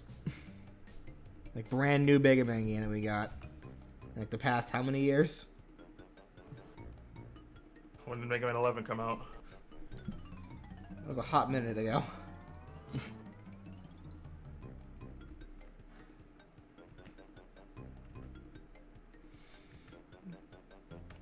And thank you so much, Patrick.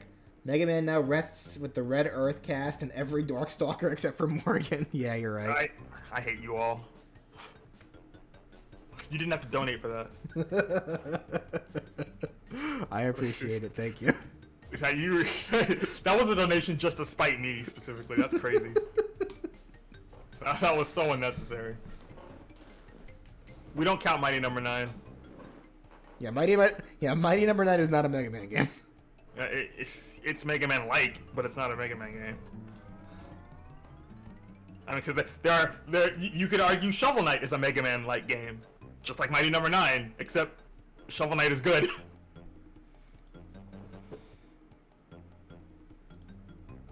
You could argue Azure Striker Gunvolt is a Mega Man like game, which it is.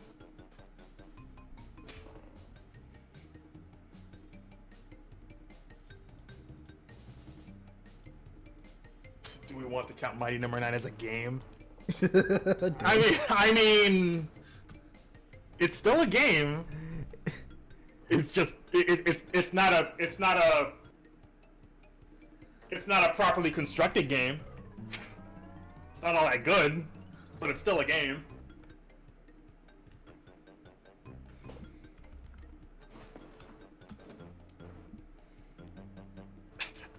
Amster, I'm just being real. Like, honestly, like when you have a budgeted title of over $4 million thanks to Kickstarter, and the game turns out to be the way that it is, like, I'm sorry. What else can really be said?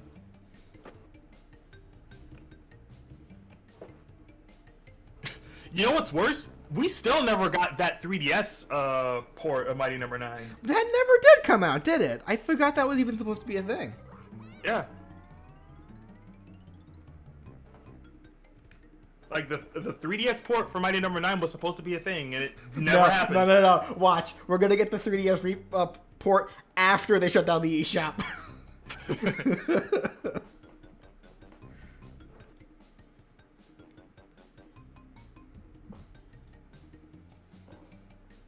Hey, I don't speak Japanese. I don't speak Japanese either.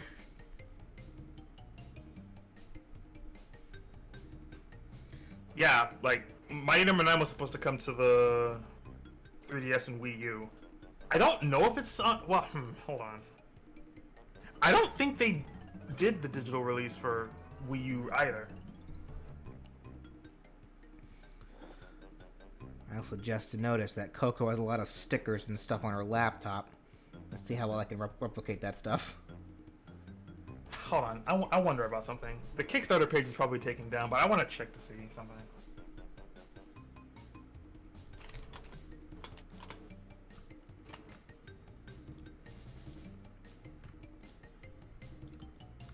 Oh no, it is still here. Really?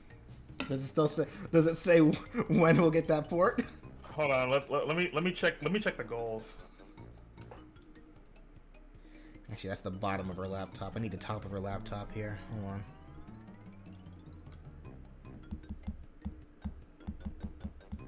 Yeah, the 3DS and PS Vita versions was the $3.5 million goal. That was reached, and it just never happened. Oof.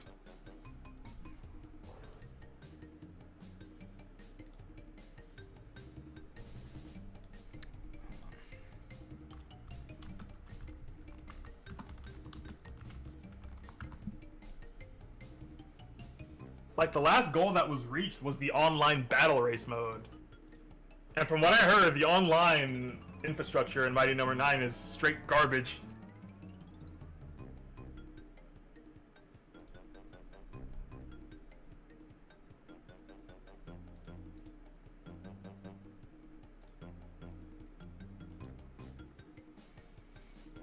Yeah, I'll agree to that, Master Marks. Like, the Kickstarter campaign for Mighty Number 9 was not.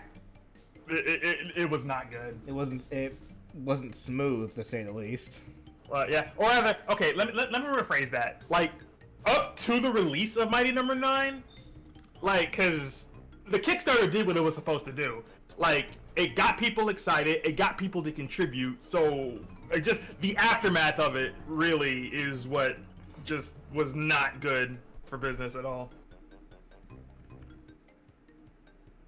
Because I recall hearing people saying things along the lines to other people who contributed. It's like, oh, well, don't you feel dumb for contributing to what Mighty Number 9 ended up being? And it's like, I don't think that's fair to say, because again, leading up to the release of it, it was very much worth the time for people to put their money into and get excited for.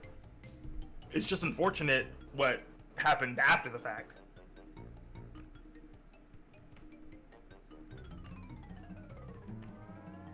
Okay, I'm gonna do this.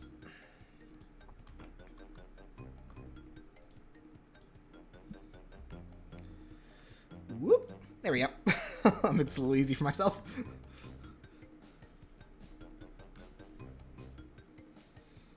Favorite character you had to make in the series? Generally, like, my favorite characters, like, that I made movesets for, like Knuckles the Echidna. Most characters that...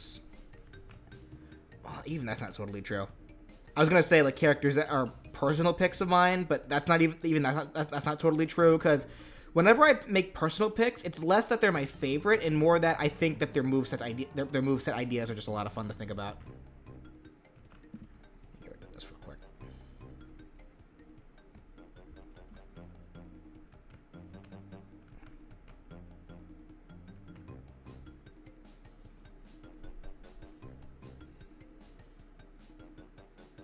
Alright, I'm cheating.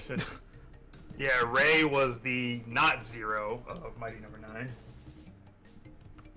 Like, her actual name is Rachel, by the way. Cheating. I'm cheating. Don't mind me, just cheating. Don't narc on me, guys, I'm cheating. Come on, be cool, guys. I thought we were cool. Don't narc. Don't narc, guys. Ray as in R-A-Y. Real name being Rachel. In Mighty Number 9. We're talking about Mighty Number 9, Elite Shanks. Come on, guys. I thought we were cool. Don't narc.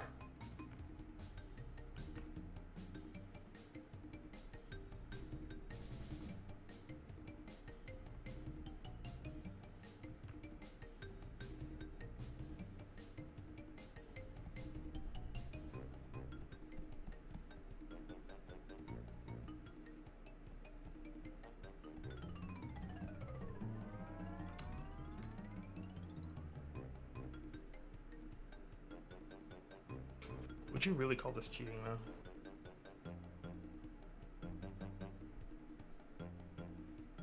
I call it appropriating.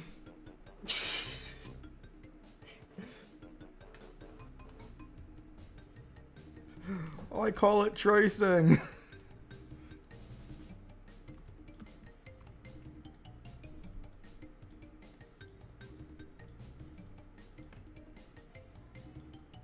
Didn't even need to draw the heart. It was pretty much, it's covered by our hand.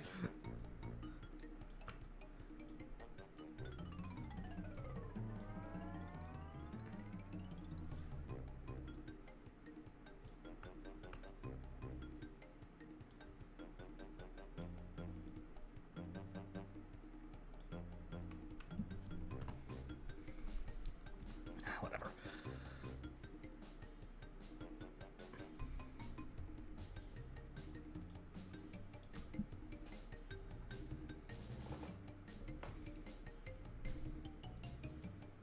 What the heck? Is PAX happening right now or something?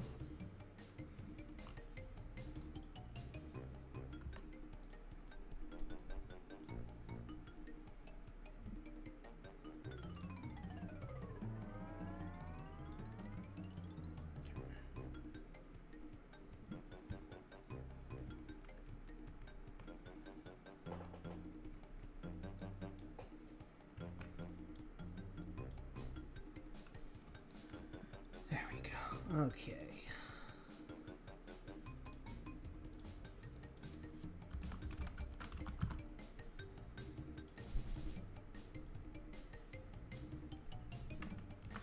There we go. That's the line art done for Coco.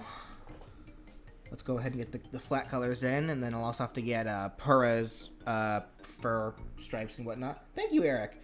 If you were a supervillain, which mad scientist would you work with? Eggman, Wily, or Giro? Okay, Giro is a death sentence. Like, don't let Dr. Giro meet up with Dr. Mew. Between Eggman and Wily, it's like, I'm sure there's some verbal abuse that would happen, but at the very least... Eggman, I'm sure, would respect you, so long as you know what you're doing. Wily is too condescending. I do think it's nice in how in Mega Man 11 we actually get some clarity as to why Wily is the way that he is. Yeah. Even if it was petty. Alright, let's get their colors. I mean, if I wasn't at least given a chance to... If I wasn't at least given a chance to contribute to the science of robotics the way that Wily tried to do, I'd probably be bitter as well. Actually, it's like Dr. Light even acknowledged the fact that, yeah, okay, maybe what I did was wrong back then, and he even tries to make amends to Wily as a result.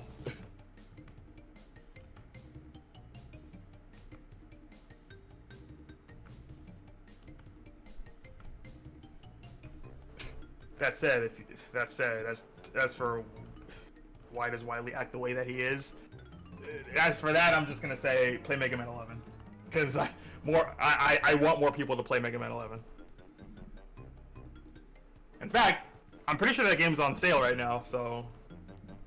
It was the best-selling Mega Man game for a reason.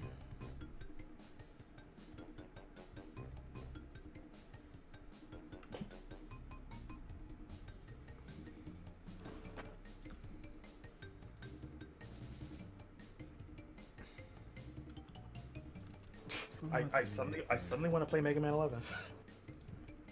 I just need something to do before April. Is it physical? No. I mean, it might be, but you're better off just downloading it anyway because, again, it's on sale.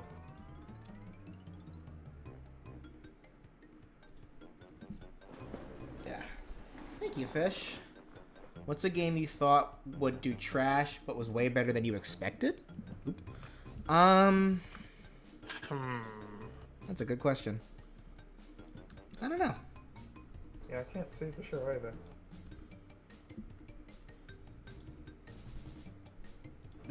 I mean, I could cop out and say...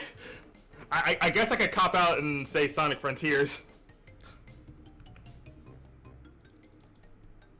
Like, just for the whole... oh, it's a Sonic game, it's obviously going to do poorly, but to the surprise of almost everyone who was on that plane of existence, it actually turned out to be a pretty banger title.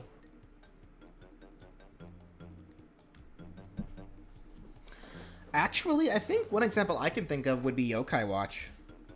Because I didn't think much of Yokai Watch when I first saw it, being advertised, and it wasn't until I got it for my birthday from a friend that I ended up really liking it. I guess Paper Mario the Origami King would be another good example. That said, I didn't necessarily think Yokai Watch was going to be bad. I just didn't think much of it. In terms of a title that I thought was going to be bad and it ended up not being, I really can't think of one.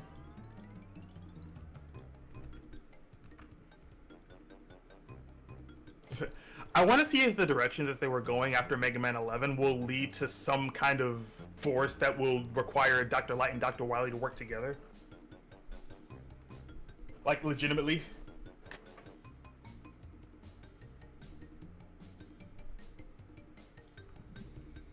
Yeah, that isn't just him pretending. Yeah. Mega Man, what was it, Mega Man 9? Was whatever, it was, I think it was 10 actually, the one where it was 10, it was 10. The influenza virus, yeah. Or the Roboenza virus, whatever that was. Yeah, Roboenza. And not the play on the words influenza.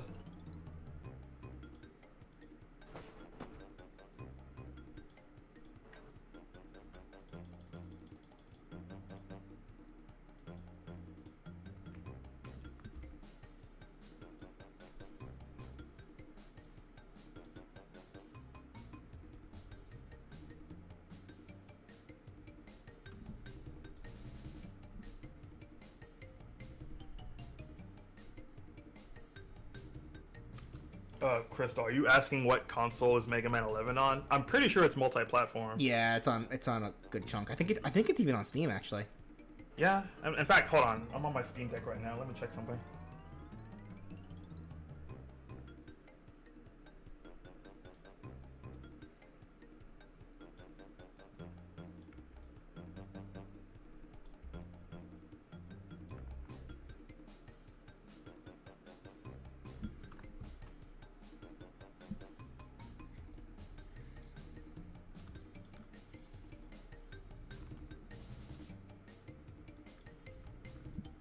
Yeah, Mega Man 11's on sale right now.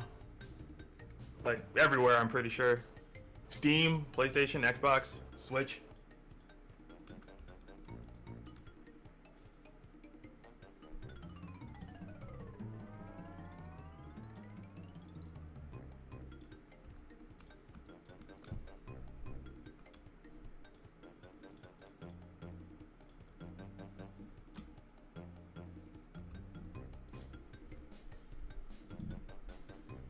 Oh yeah, I just realized something actually. Hold on. It's my favorite Robot Master and why? I've always liked Sparkman, but specifically the powered up version of Sparkman that turns him into this super narcissist, and he's just super funny to listen to. Honestly, my favorite's probably Electman. Wait, what did I say? You said Sparkman. I meant to say Electman. Sparkman is a thing. That's Mega Man 3 though. Probably should have called me out the moment I called Sparkman a narcissist then. Well, I thought you were actually talking about Sparkman. Whoops.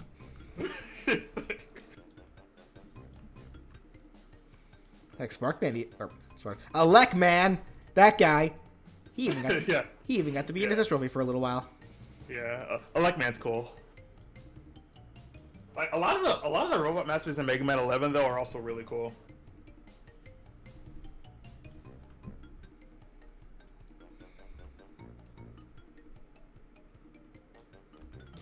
And the Robot Masters in Mega Man 8 are pretty funny.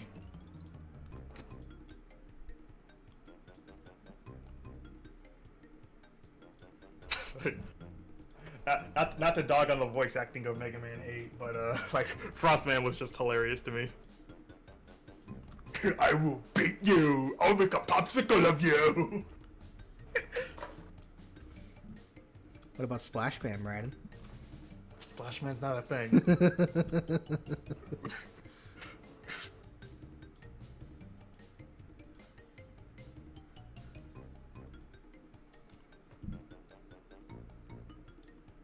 I saw what you were doing there.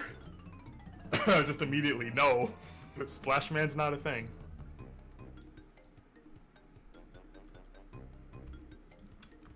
Aquaman, though.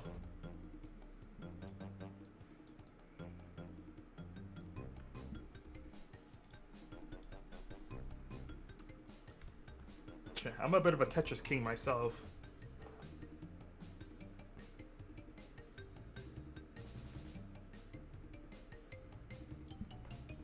How hasn't there been a Spike Wall Man yet? The best Robot Masters were from Mighty Number 9, changed my mind.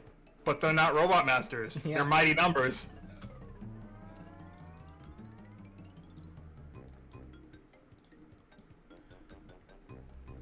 No, Splash Man has never been a thing. I don't know what joke you're playing at, but...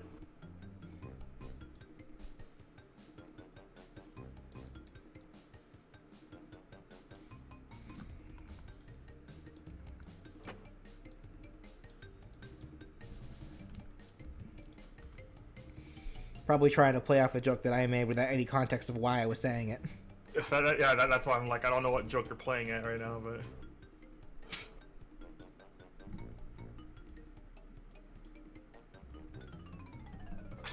Okay, next question. I'm gonna... Yeah, okay, there's the joke. There's the joke. So, I was waiting for it. Okay, next question.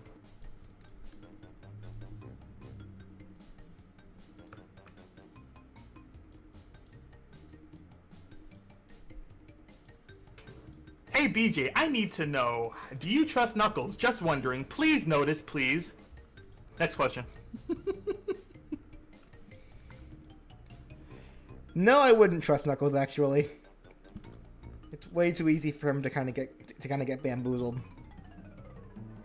Now, as a bodyguard, I'd trust him. But in much of anything else, probably not. Favorite Mega Man spin-off? Does Legends count? I wish I could say like I wish Command Mission was not. I wish Command Mission was canon, but apparently it's not, so that's technically a spin-off. So yeah, Mega Man X Command Mission is probably my favorite. Does Legends count? It's its own canon continuity.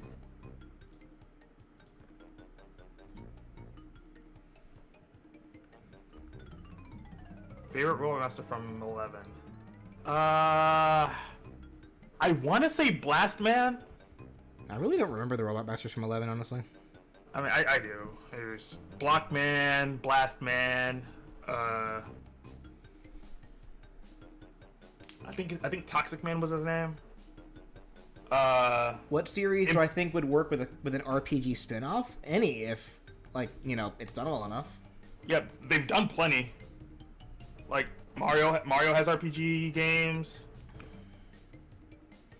Like Kirby could work. Zelda probably could work. Like an RPG is a very simple formula so long as it's done well. Acid Man, that was his name. My fault. We don't talk about Acid Man. Why don't we talk about Acid Man?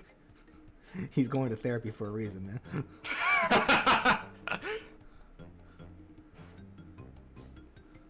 Did you know that Tron Bonne from the Mega Man Legends got her own game? Yes. Yep, Johnny just reviewed it. We've been aware of the misadventures of Tron Bonne. Yep. That's where a bunch of her. That's where a lot of the inspiration for her attacks in Marvel came from. Yeah, exactly.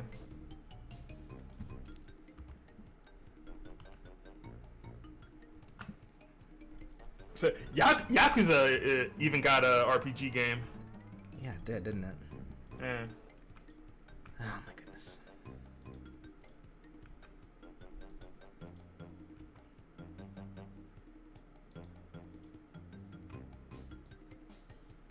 Does Mario and Rabbids count as an RPG? I mean, do you count XCOM style games as RPGs? Because that's what the gameplay was inspired off of.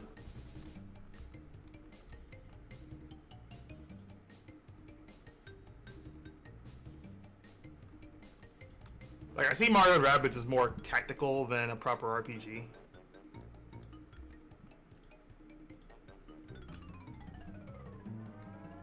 Yeah, it's not.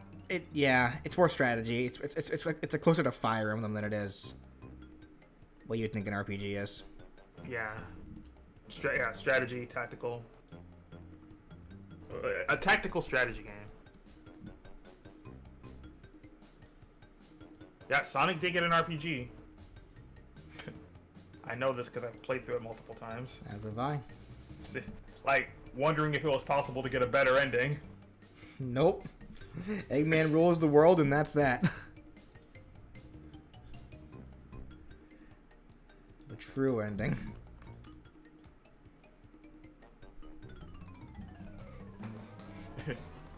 Yes, I have played Dr. Robotnik's Mean Bean Machine. It's called Puyo Puyo. And Kirby's Avalanche.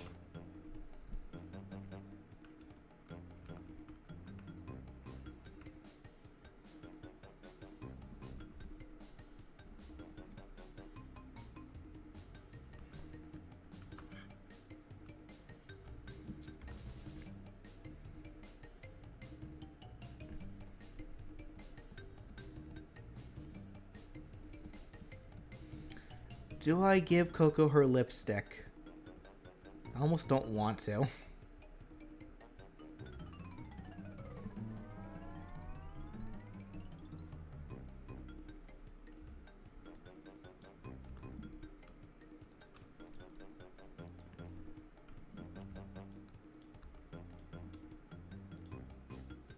What RPG do you think would be good if they got a platformer spin-off? I don't know. I mean, if we're being technical, they did do some Dragon Quest games that could pass as platformers. You talking about builders? Yeah, Builders. I guess Treasures is more of an action RPG than a traditional.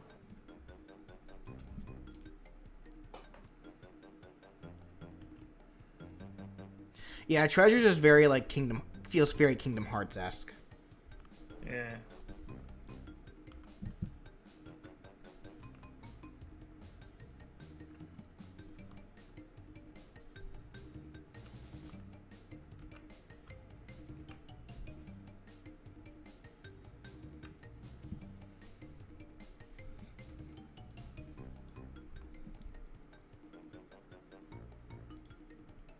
I mean, if we're talking Pokemon as a platformer, would Poke Park count?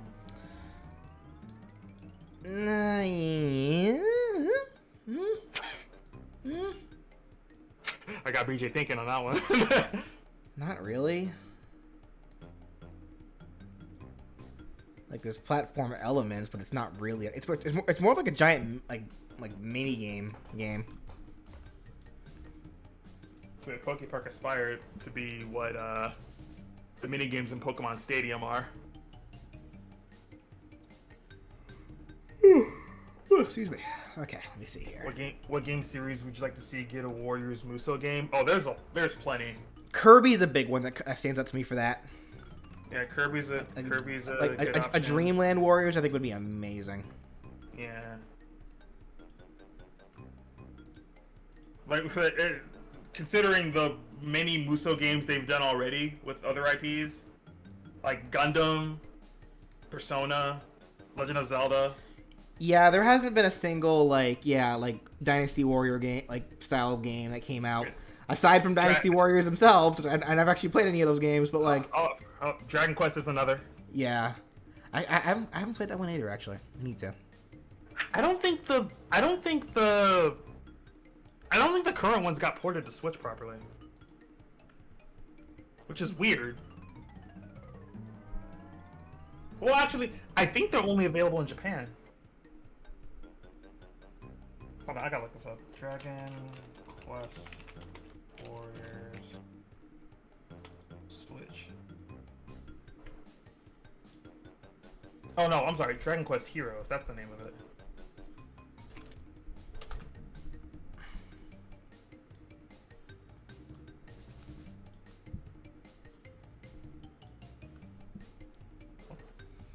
How many videos I got more views since I started the thumbnail thing? A couple of them, actually. Like, people are taking notice.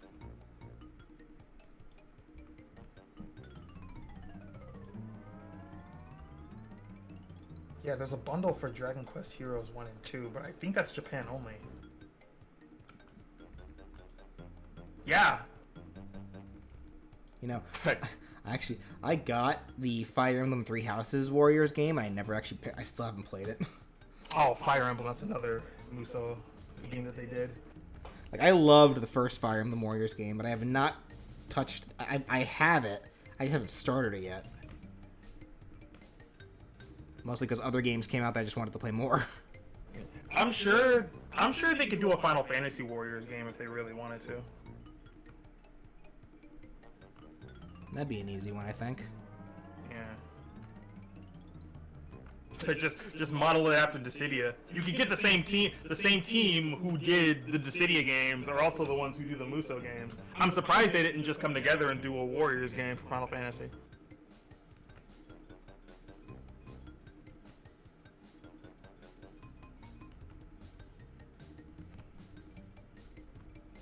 That being said, if Team Ninja and Square Enix can get together again and actually port the other Dissidia games on PSP for like Switch or something, I'm pretty sure that would sell.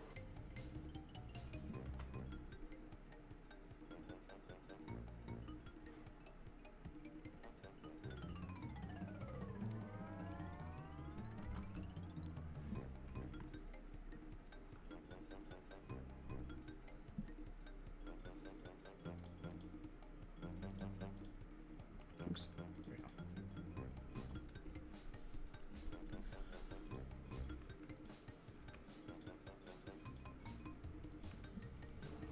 Hey, I'm gonna have to mess around a little bit with Pura's outlines. I think they made the outline a little too light. I do want to point out, I think Dissidia NT is an okay game for what it's trying to be, but I don't think it's beating classic Dissidia at all.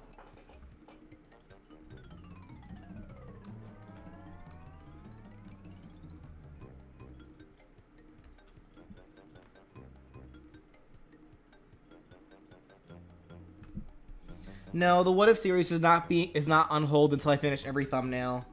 Like, that'd take way too long. I'm just taking a break from the What If series right now. Just to give me some time to kind of just do other things.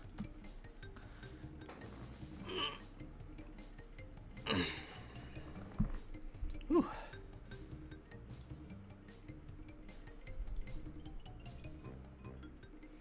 Where's Pura's teeth? He has dentures. Don't think too hard about it. He's really sensitive about the matter. That's BJ's way of saying the picture's not done yet.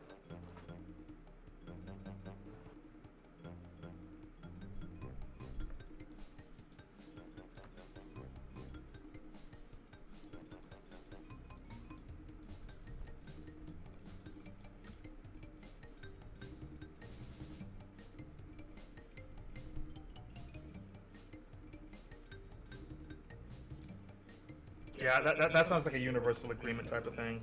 First two Dissidia games were definitely better in what they were trying to do and be. And again, for what Dissidia NT was trying to be, it's okay. But again, do I think it's beating the first two Dissidia games? No.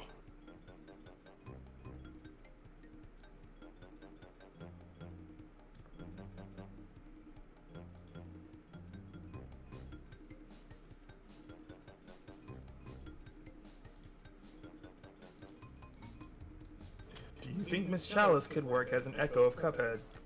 I'm pretty sure that's been discussed already. Potentially, but this plant may as well make her do other things.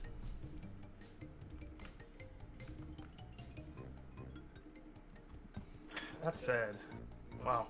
I guess I can't do it now, because, one, I expended all of my gold points already, and two, I don't know when I would actually get back to playing Cuphead. I've already beat it once. I just need to find time to actually get the DLC.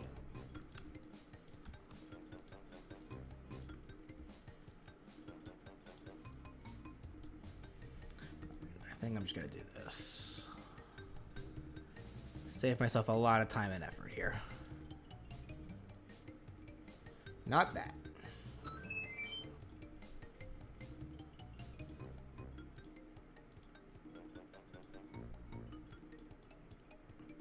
There we go. Okay.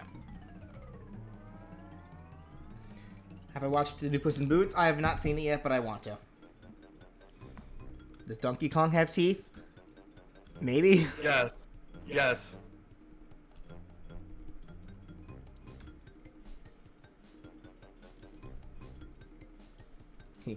Maybe he does, maybe he doesn't. Who knows? Do you want to look inside his mouth and check for me? Be my guest. Oh, you heard it here first.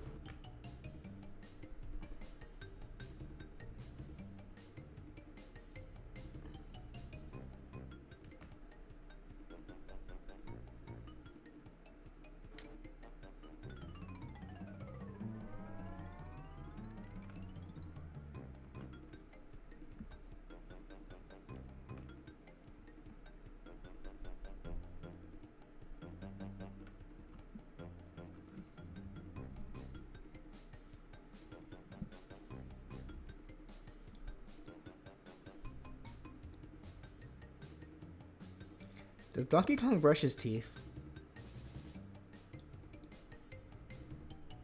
Possibly. I don't claim to know his morning routine.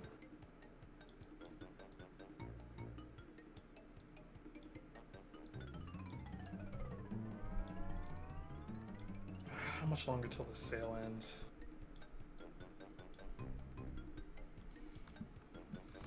Okay.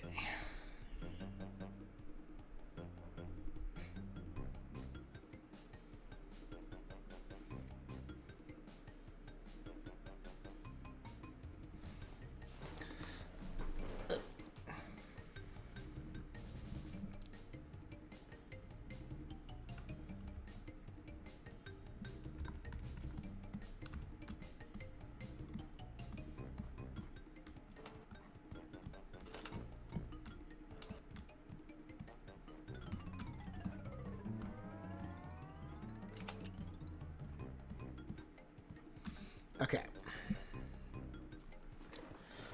Let me see here. Let me do this.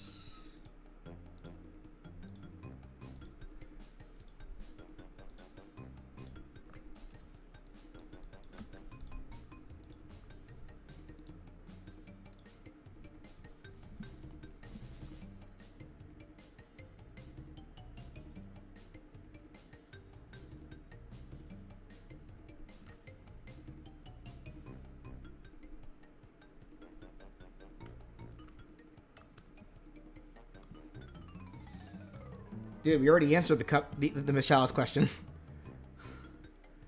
We said a while ago.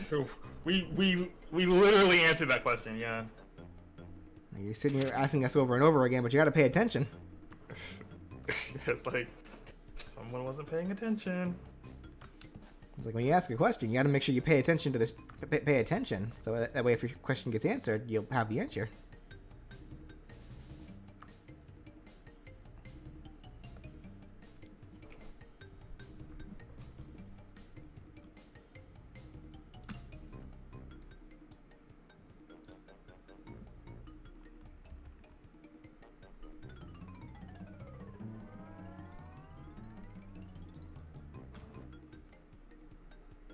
We've seen Pikachu smile before. It's not weird that Pikachu has teeth. Yeah. Hey, we've all definitely seen Pikachu's fangs.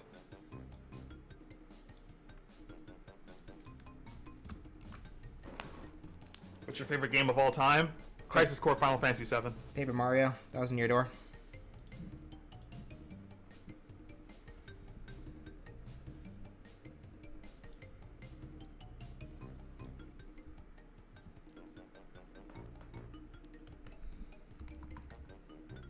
Actually, let me get the white first.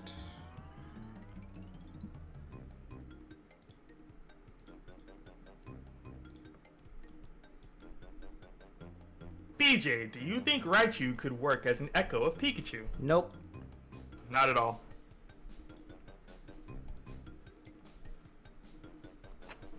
That said, now that we know that. That being said, now that we know that Volt Tackle is in Scarlet and Violet, I kind of want to run a Raichu with one.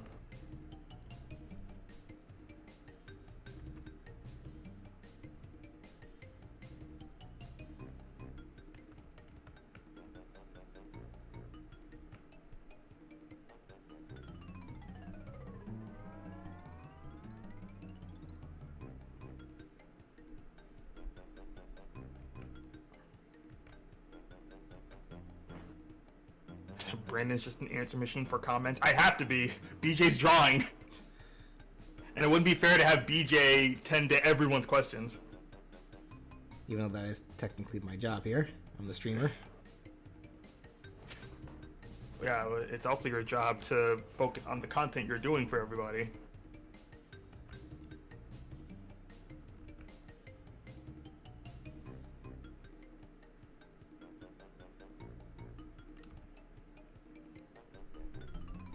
Car could be an Echo Fighter for Frisk. Watch BJ's What If Frisk was in Smash to get your answer to that.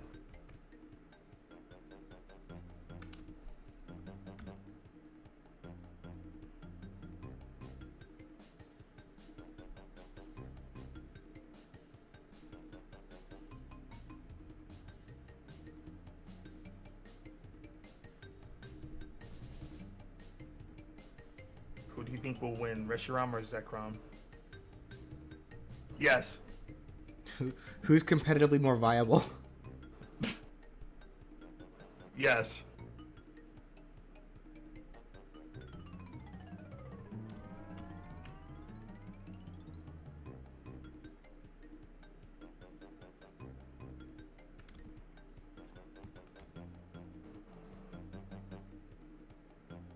Could regional or paradox forms of Pokemon be Echo Fighters? No.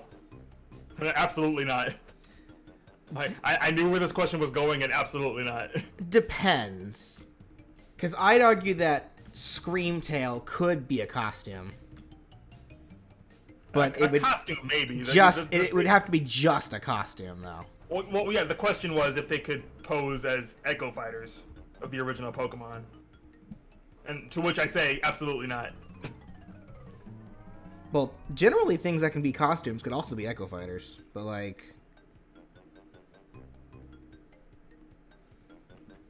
And I only say Screamtail because Screamtail already looks so much like Jigglypuff. It just has this big hair tuft on it and a tiny little tail. So you can get away with Screamtail, I'd say. I feel like the things Screamtail can do are drastically different from Jigglypuff, though. Not too different. I mean, I'm fairly certain Screamtail can learn majority of the moves that Jigglypuff has. It gets Rest. It probably gets Sing. Does it get Rollout? It probably gets Rollout. Not that I know of. I don't know if Jigglypuff gets Boom Burst, but Screamtail does. Well, Jigglypuff doesn't have Boom Burst in Smash. Well, I mean in general. Because I'm thinking of moves that a Screamtail could have in Smash that would set it apart from Jigglypuff. I mean, it's literally just a prehistoric Jigglypuff, so it's not that big a deal.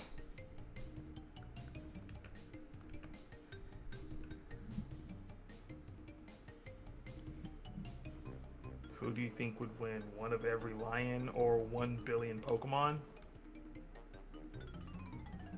Was that deliberate how you asked that, or did you mess that question up?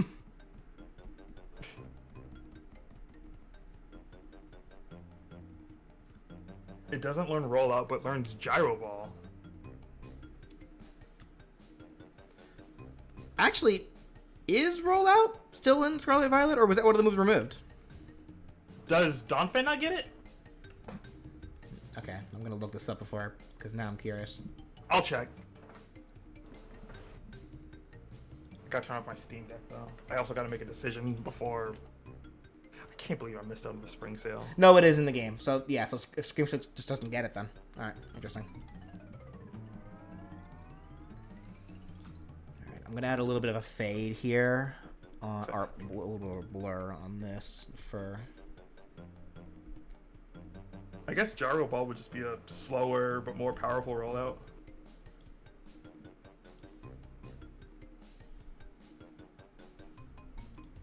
But it's weird that it wouldn't thematically it wouldn't work for Screamtail at all, because Screamtail's a pretty fast Pokemon.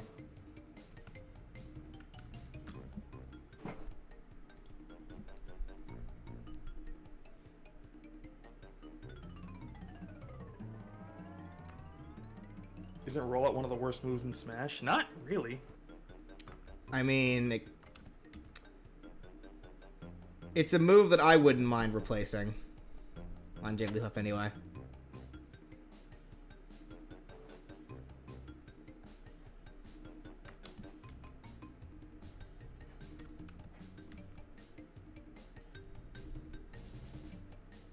It's definitely a satisfying move to get off.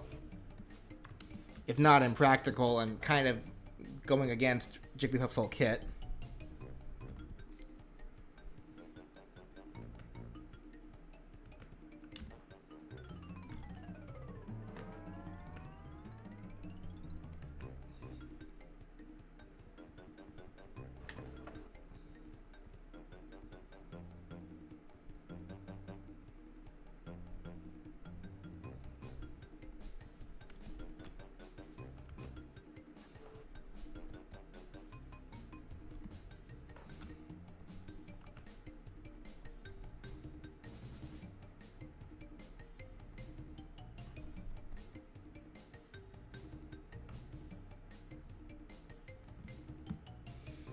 Do you think a Bowser Castle stage should be in Smash?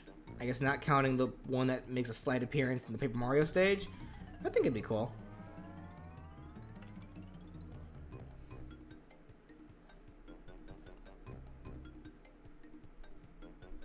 Would you rather wrestle Donkey Kong or kill Kirby? I mean, I'd rather just sign my will at that point.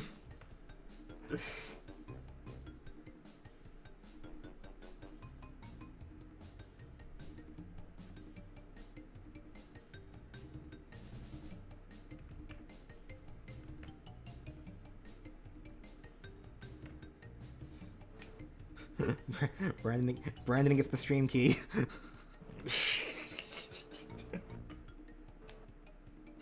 Don't put that on me. I don't know how your audience would feel about me taking over.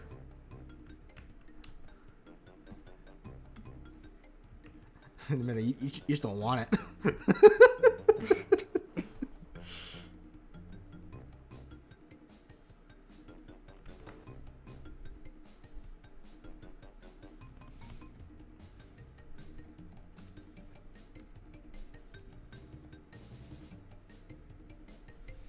Okay, I don't really know what Purr's stripes look like, so I'm kind of just basing this off. I'm kind of just doing this based off just like where I think they'd be.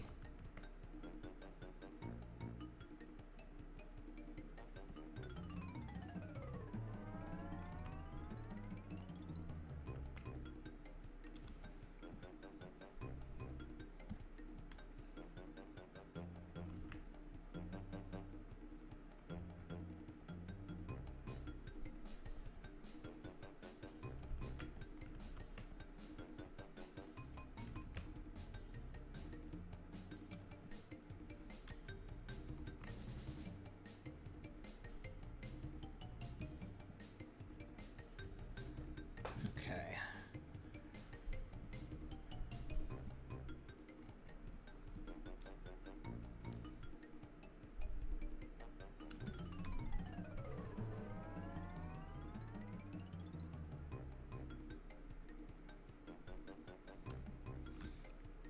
Have I played Lego games? The only Lego game that I played was the Star Wars Lego game when I was a kid, and that was it.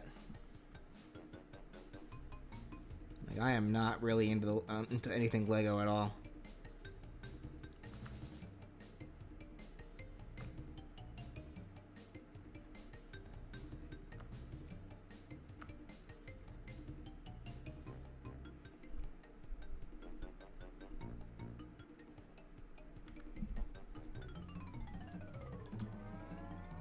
Yes, Kirby is the only one I can trust.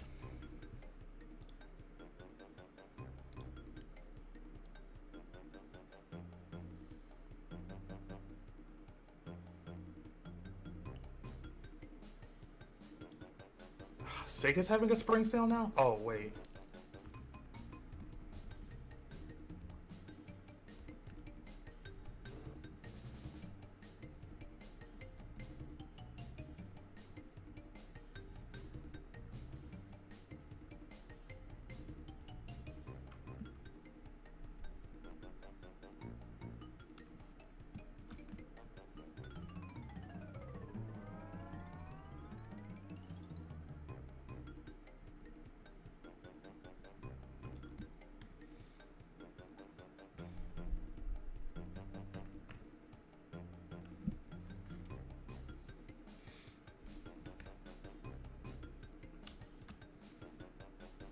No, you can't even trust the Muffin Man.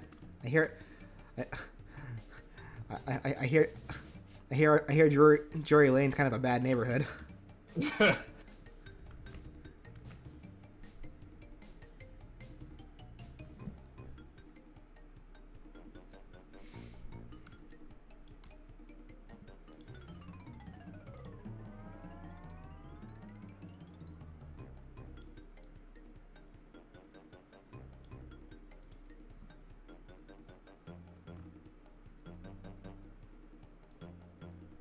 There we go. That looks pretty good.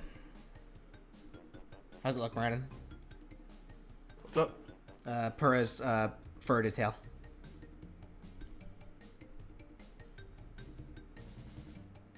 Looking good. Something weird's going on here, though. Let me fix this.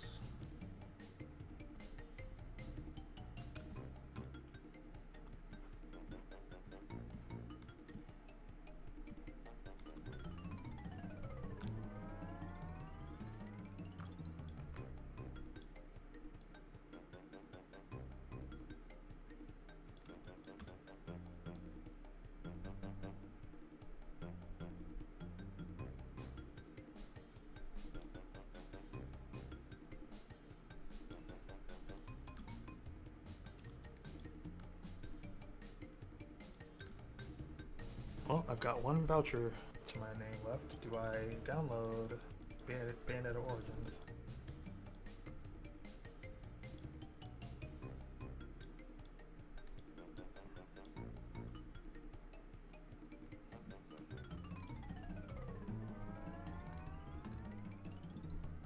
Questions for later.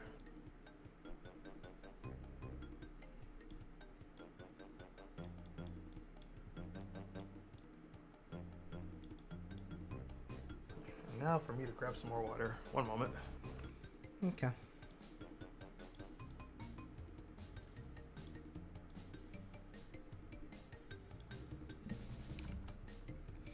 Didn't color the tail? Oh, no, I did not. I'll fix that real quick.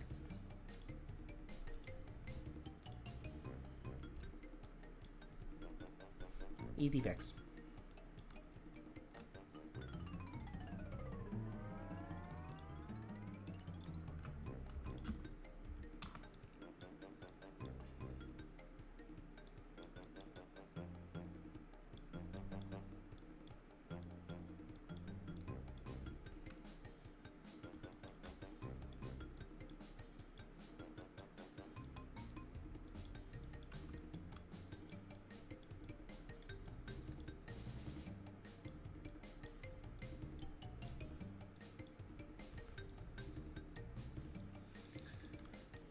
Actually didn't think Crash and Coco would take this long, but this is mostly Purra's fault.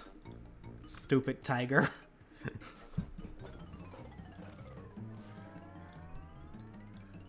Why did I have to include the tiger? Why do I do this to myself?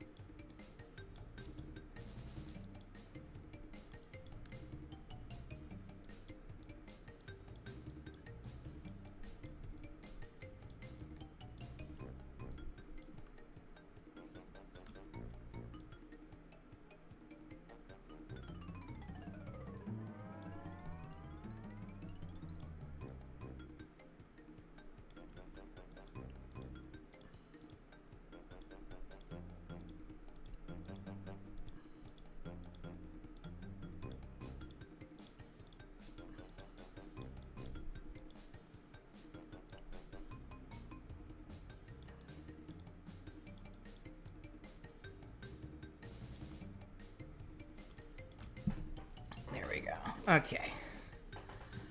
Their flat colors are done. Oh wait, nope, forgot one thing actually. But I'll put that on the line layer though. Perez whiskers. Always goes back to the tiger.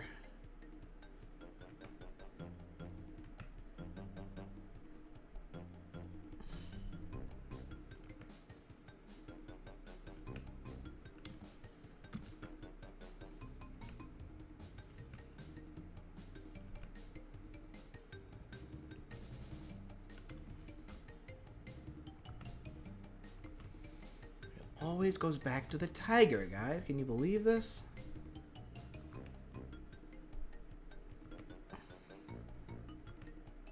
Here we go. Okay.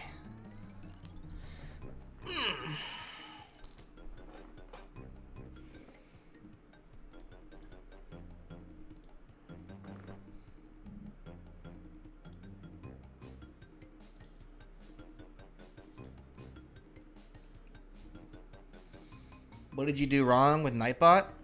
It might have been the word stupid. I do generally have Nightbot block out words that, like, even if they're not that bad, they could be offensive. Like, if used in, like, if used, like, you know, inappropriately.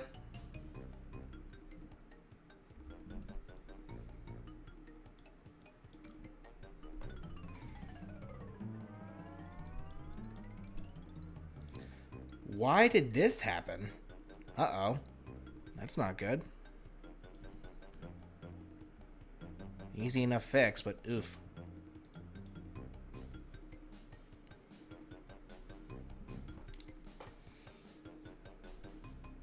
Favorite Steven Universe couple? Probably just Garnet.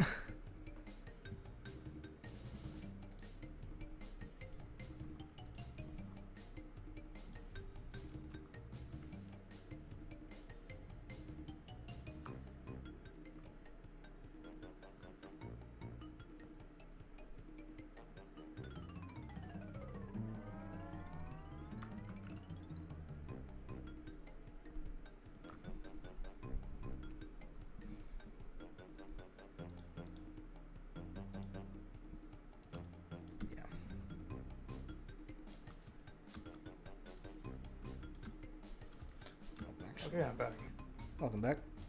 Thank you.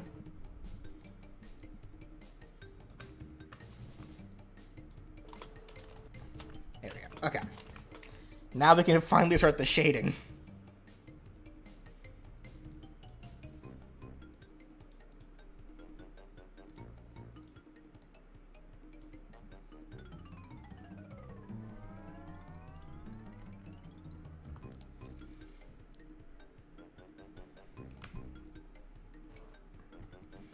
This may or may not take a while, depending on how intricate I want to be with the fur detail.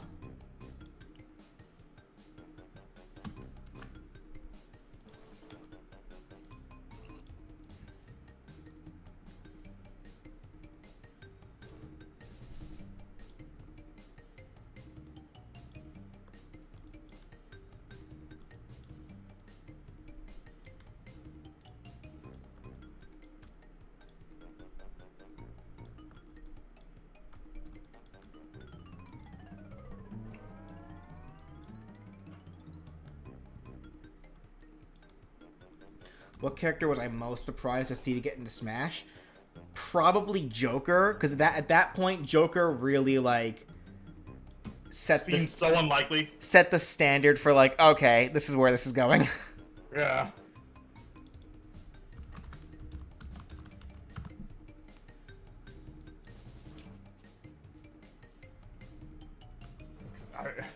I still remember the night I went to go pick up Smash Ultimate. And it was while the Game Awards were happening, so I had to watch that on my phone while we were going to pick up the game. And it took everything I had to not scream in the car when I saw that it was because they were showing off the Persona stuff, and I had been aware of Persona 5 at the time, but I still obviously haven't played it. But when they showed all that Persona stuff and then the Smash envelope that Joker was holding, It took everything I had to not scream in the car on the way to GameStop. It was kind of the same for me, but I was actually in the GameStop when I found out about it.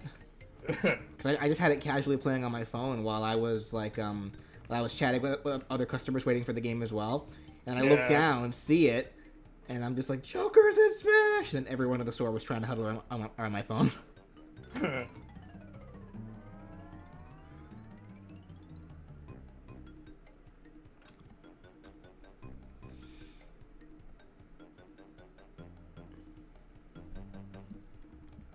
And we're thinking Sephiroth deconfirmed Sora. How people thought that. People thought that, but I mean, that didn't deconfirm anything. I'd argue Sephiroth being in Smash meant that Sora being in Smash had a higher chance.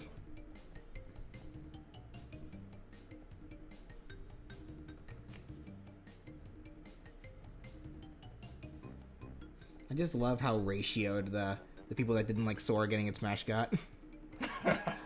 We'll talk about actually just getting ratioed. Like, there were some people who wanted this. Literally everybody. Go away.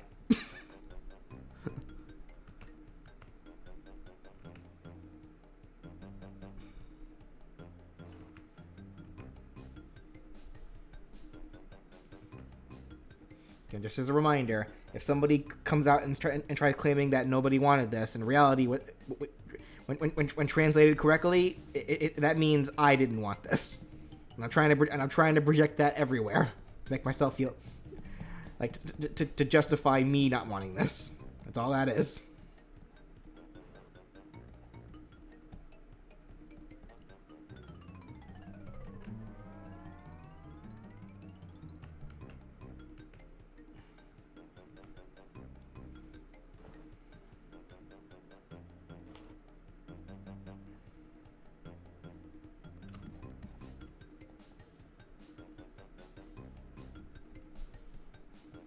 Favorite beverage? I like juice. Cranberry juice.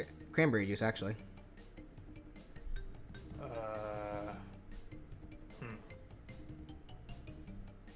I could say water. That's what everyone should be drinking. I mean, I do love me some water too. Yeah.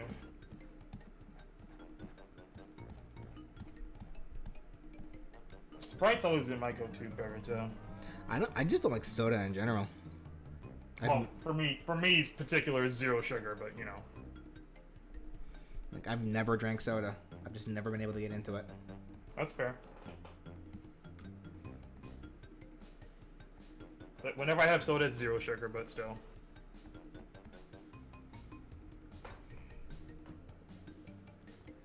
That's pretty much how I feel, Hound. Like obviously there are going to be characters that I'm going to be excited for, and then characters that I'm going to be indifferent for.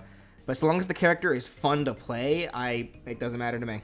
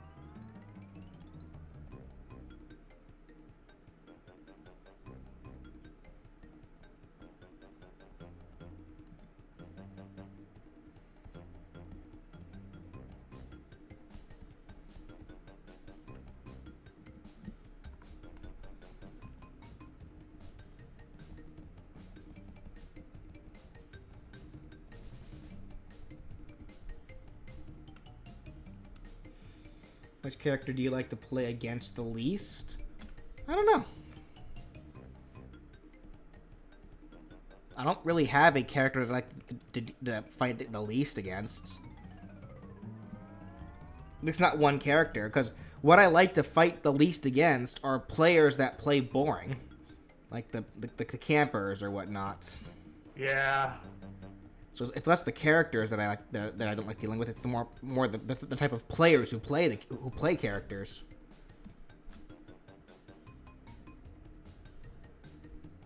And those playstyles can be done with any character, not just one in particular. Like, sure, there's probably some that are easier to do with others, like the projectile characters, but like, no, any character can be played boring if the player themselves is playing it is a boring player.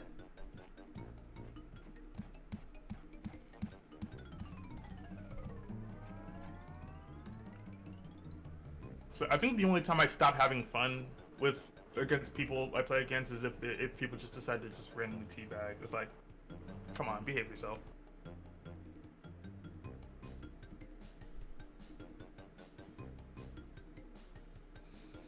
And yeah, because at that point they're clearly just they're clearly not they're just trying to be disrespectful at that point. Yeah. Like, and I don't like playing against disrespectful players. It shows even more when playing Unite. I think the worst I'll see with Unite specifically are the players that like to do donuts. Yeah, or spam thanks. I think I actually, you know what? Yeah, I think I actually hate the thanks players more than I do the donut players. Yeah, mm-hmm. Because with the donut players, you can at least, that's just probably them just having, that's just them, celebrating at the very least. Oh, depends on the donuts, because the last Yeah, donuts we've been seeing have been people who just don't want to play anymore. Yeah. If we're winning, is a different story. Well, I guess I was mostly thinking about donuts from like the opposing team. Oh. But even then, no, you're right. I think donuts from onto your side actually probably is a little worse. Mm-hmm.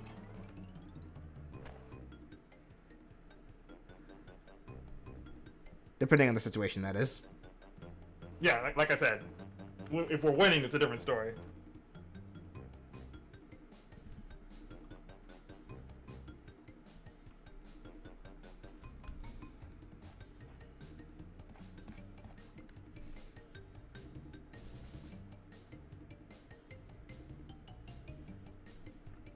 See, I'm not really the kind of player that like hates dealing with a specific niche or character or whatnot, because I just learn how to deal with it.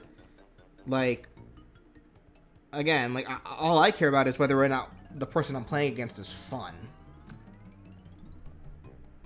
Because I play video games to have fun. Like, I've said this numerous times. I would rather lose matches that I had fun with than win them that I was bored in. That's my mentality. I just want to have fun with my video games.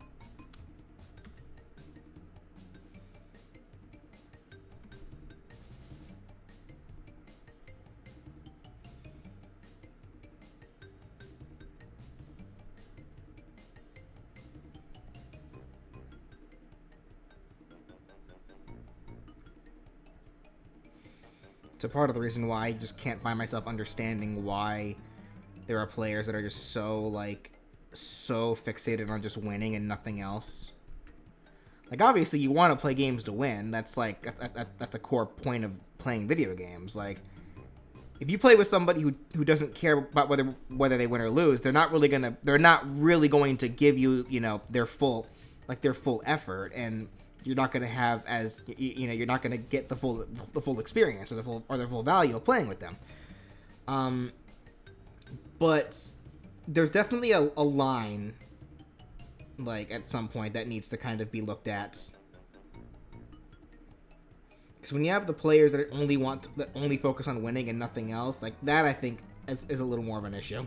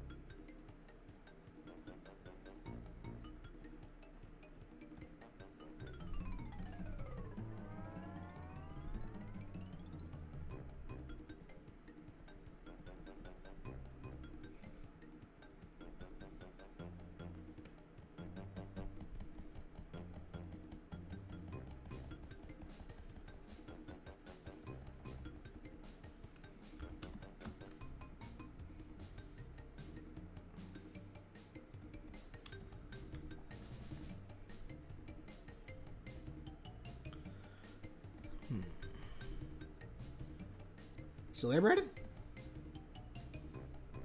Guess not. No, I am. Yep. What's going on? Nothing? You got quiet on me there. I got worried. Oh, so sorry.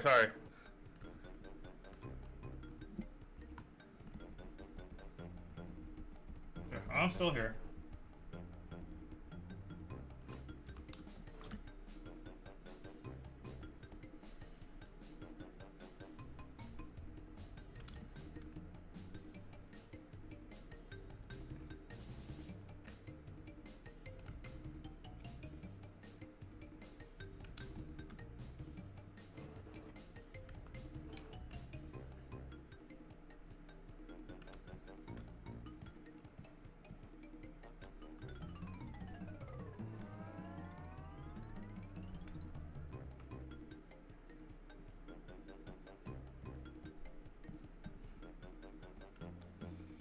Favorite chip flavor and type? I love the Flaming Hot Cheetos, but specifically the baked, the baked versions. Like those have a really good flavor to me that I really like.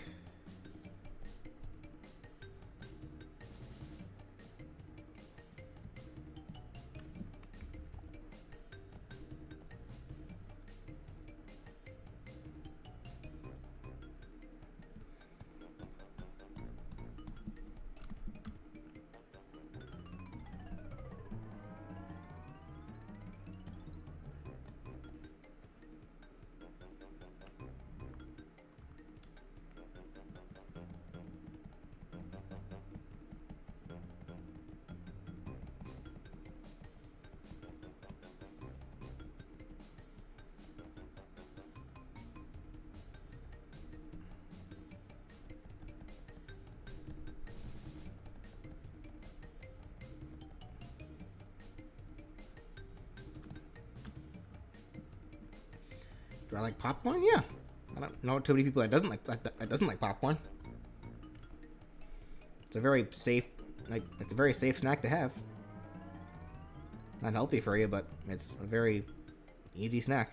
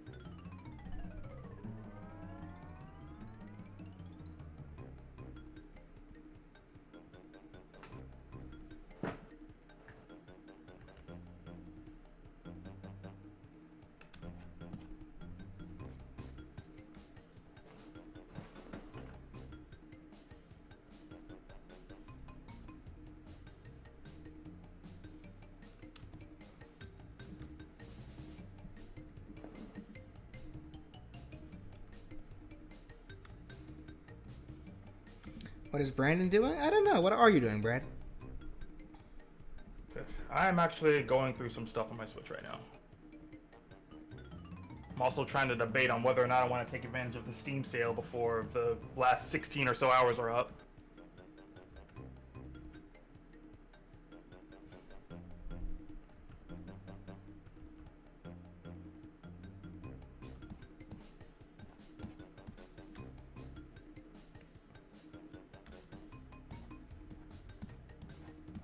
After watching some particular reviews, I find myself wanting to try the Resident Evil games.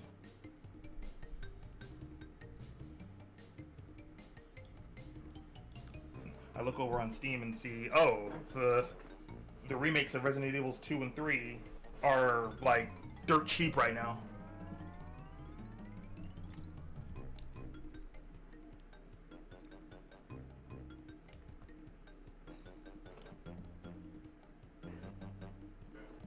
So what are your thoughts on the new Mario Kart tracks? So far, I mean, I haven't gotten the ones I'm hoping to see just yet, but as of what we got so far, they're pretty good. I still don't own the Switch version of the game. You should really fix that. Yeah, I should. Actually, hold on, because it might be on sale. I mean, I'd get a physical version anyway. I know. I'm just curious to see if Mario Kart 8's among the Mario Day sales. It might not be, but it doesn't hurt to check.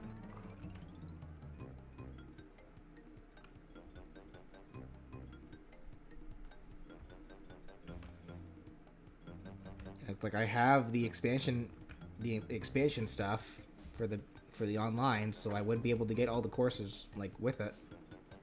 Yeah, you should really get a copy of Mario Kart then.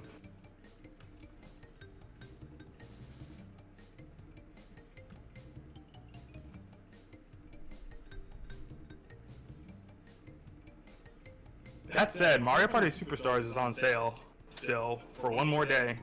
I have that. I already have that game. I know you do. But I think Sophia's played it more than I have. I'm just saying, for those that have maybe been on the fence about it, it's on sale.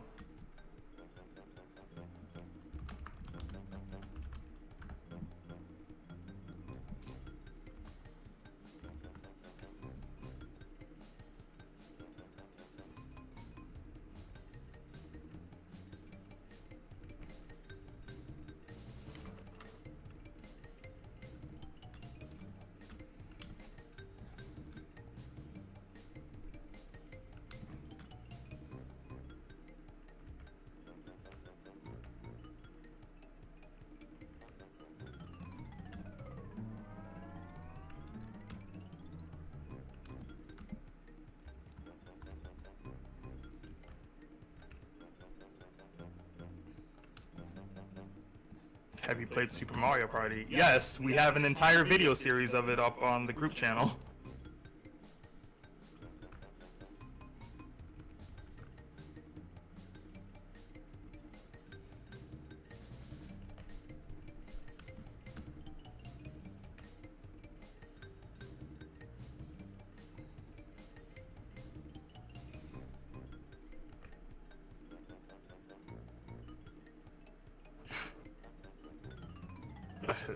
Dylan, if I may once again say, your question was already answered. What was his question? Have any of you heard of American Dragon Jake Long? It's like, your question was definitely answered in chat.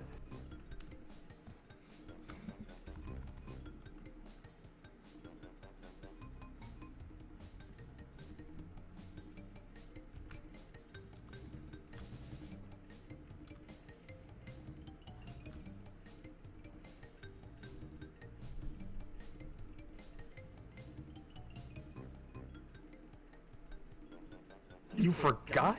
How do you... Okay, I'm convinced they're trolling. Next question.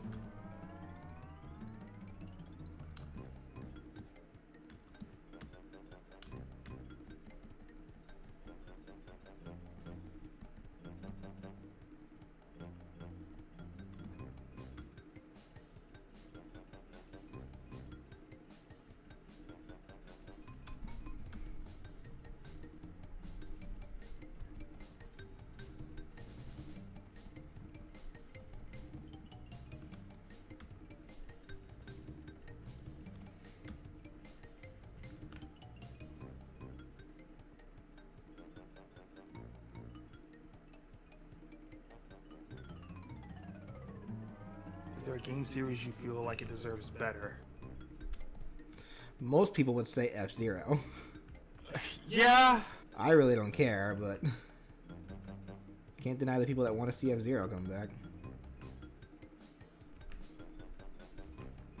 Have I ever failed a shiny? If I have, I actually don't remember.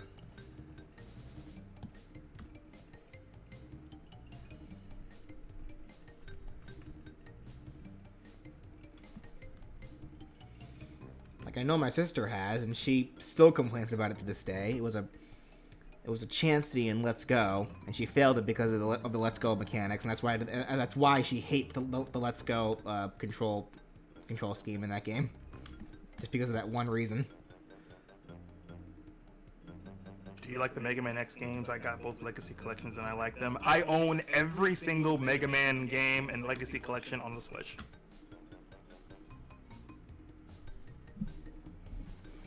I'm not as much of a Mega Man guy.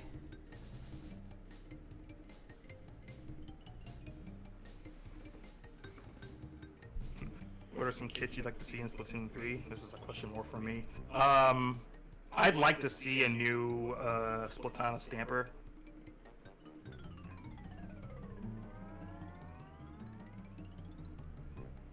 Like, I'm okay with the one we currently have, but there's just not enough variants of that Stamper, which, again, it definitely needs more of.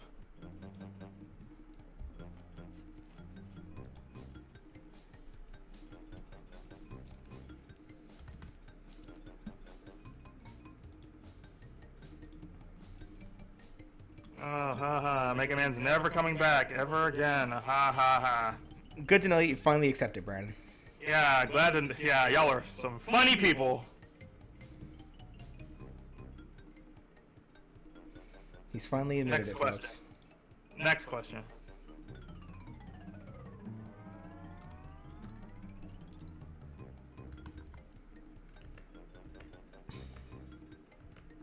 Like, the first step is admitting you have a problem. It's like, sad days ahead. I'm crying my eyes out. Is that what y'all wanted to hear?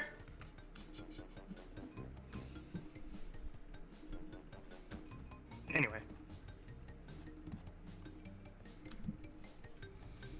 Alright, how's Crash look, guys?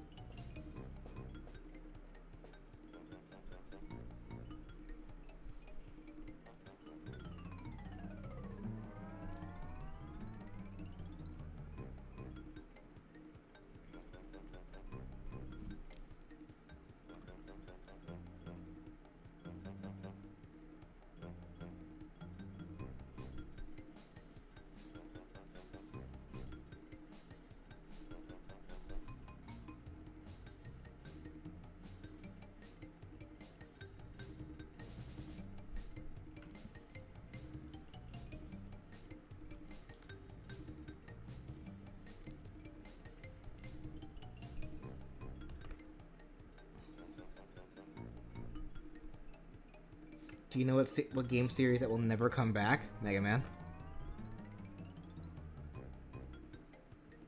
Is that what you wanted me to say?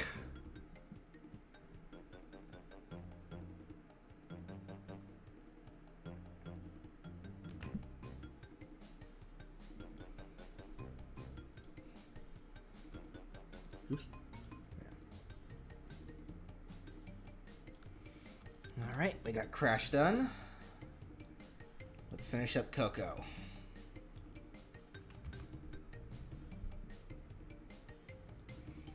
And once we do Coco, we can do Bandana D, and then we'll call it a stream. And like I said, Bandana D should not take that long. Also, oh, that's what happened. There we go. Okay, got scared there for a second. Thank you, Dylan. I appreciate that. Yes, Charles and Nader, I've definitely abandoned every single one of you. I'm totally not here.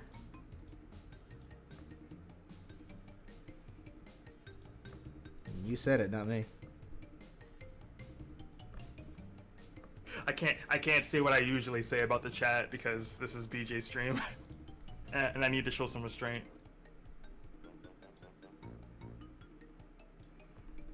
By which I mean every chat.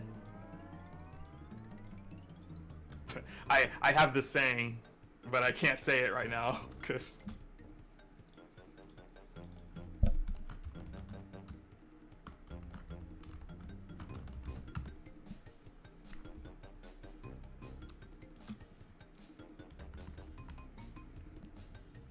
Also, are you by any chance a Mega? Are you by any chance a fan of Mega Man, Brandon? No. Well, I play Monster Hunter. Well, he just said no. Here first, guys.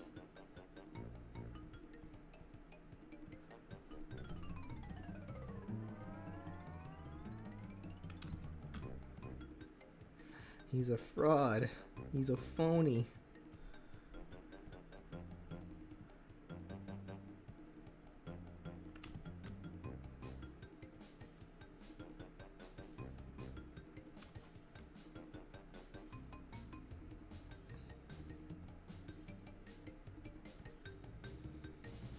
They're gonna make new thumbnails for the Unite movesets? Probably not.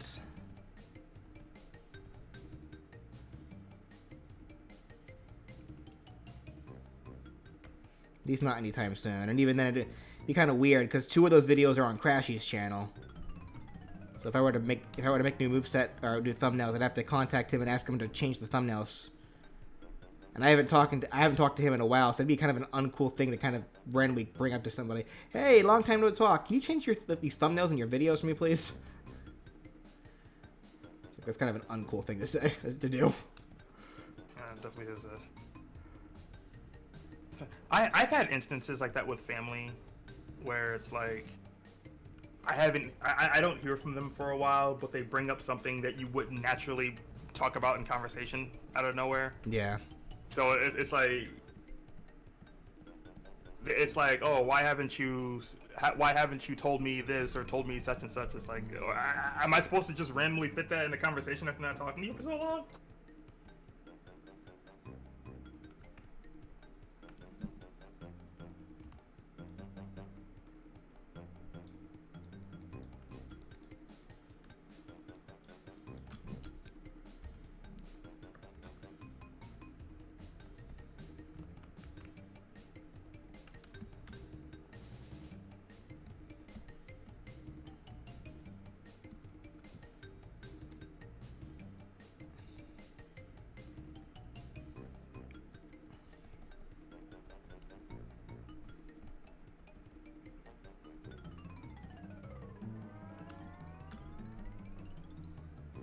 Okay, I've played Simpsons Hit and Run. I think I played it like once or twice at like on a friend's copy. Back in the day. Back in the baby BJ days.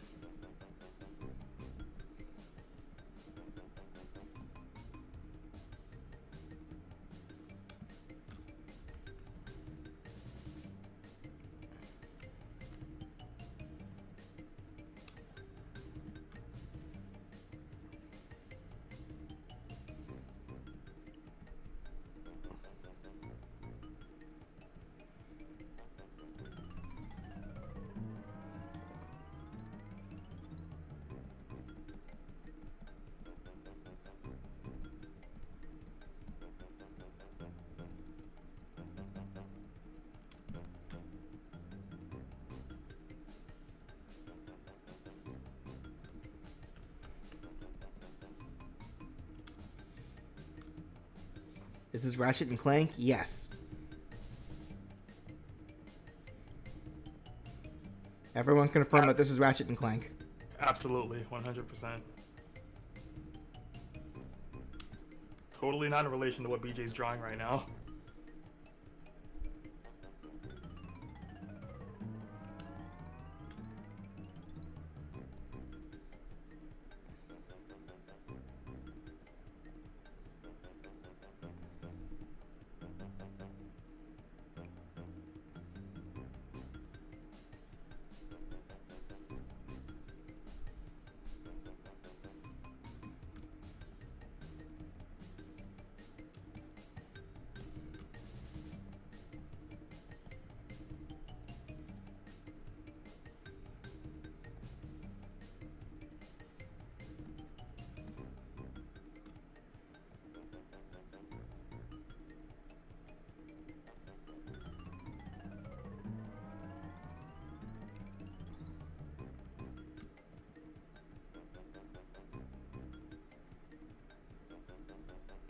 I actually thought of a Mega Man game where the 4 Robot Masters start off being Airman, Earthman, Water Woman, and Fire Woman. Airman's already a thing, though.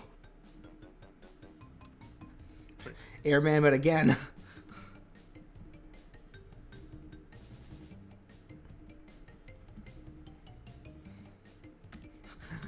The return of Airman, the Revengeance.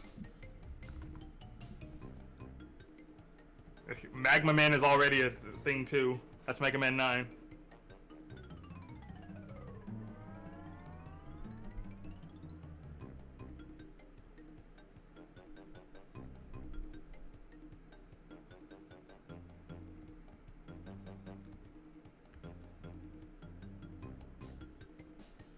Yeah, Airman and Windman are a thing. Tornado Man. Gyro Man.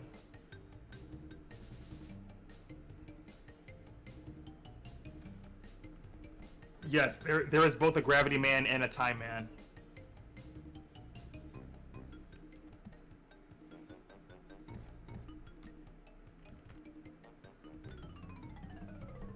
There have been a lot of men. Yes.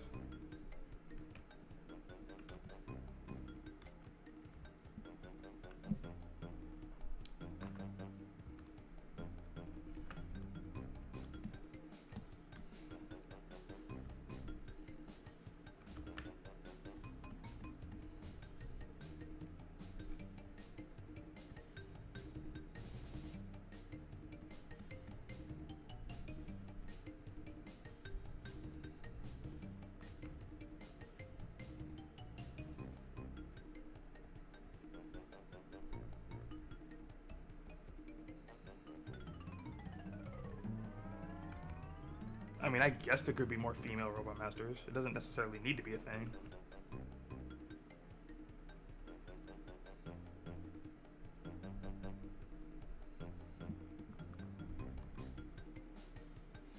What even was Splash Woman's original purpose? Undersea, God, what was it?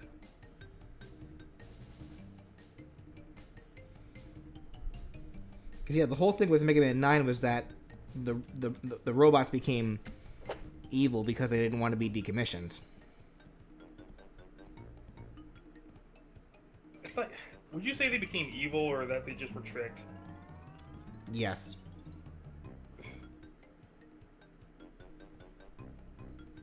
Yeah, because this wasn't a case of like this wasn't a case of them going Maverick, so to speak. Even though I know that's the wrong Mega Man, but the concept is still the same.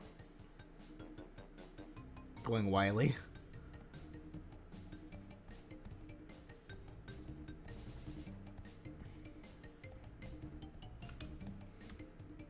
Yes, we have seen Avatar: The Last Airbender.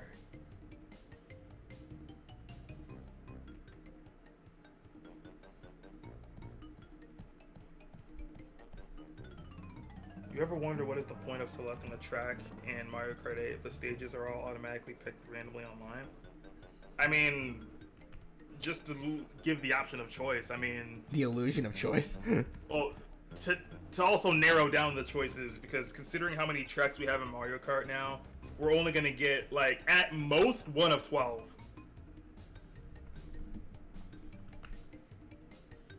Out of the eventual 96.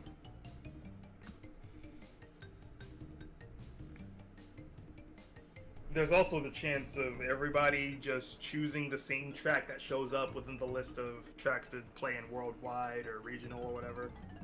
Because you don't get the option to choose whatever track you want unless you're playing with friends.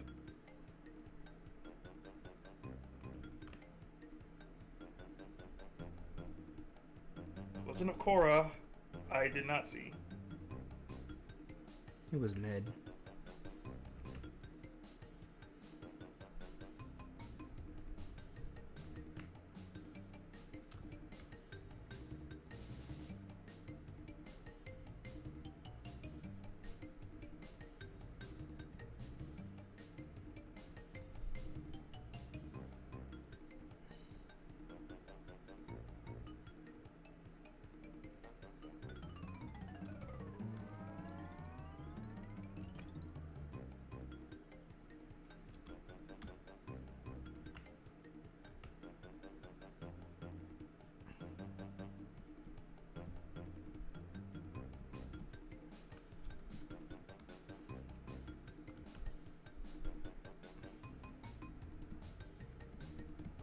Yeah, we know Korra is part of the Avatar series. I still haven't really seen it. It's like you're not missing much.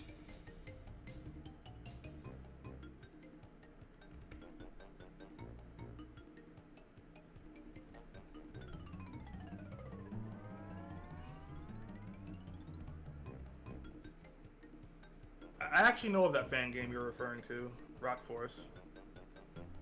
I've seen a bit of it. Here's the question I'm asking myself though right now. Do I want to see a Legacy collection of Star Force next or Legends next? And the Legacy collection of Legends would consist of all 3 games.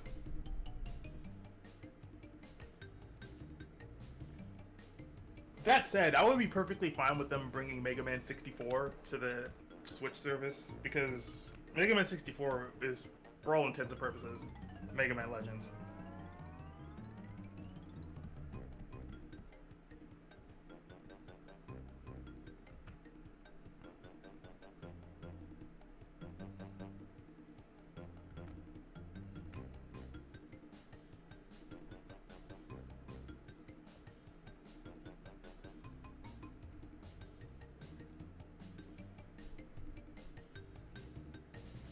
Favorite mini boss in Mega Man 11? I don't remember a lot of the mini bosses in Mega Man.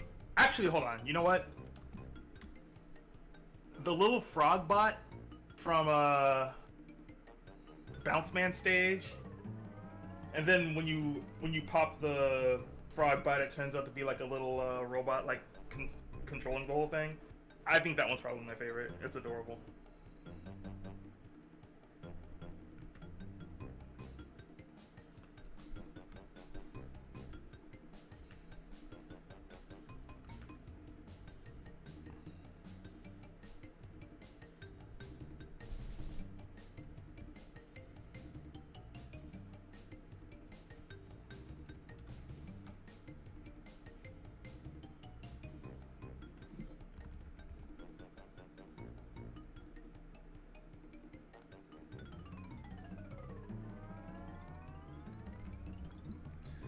Mario movie in 2 weeks. Yeah, that's right. We're getting there. We are getting there.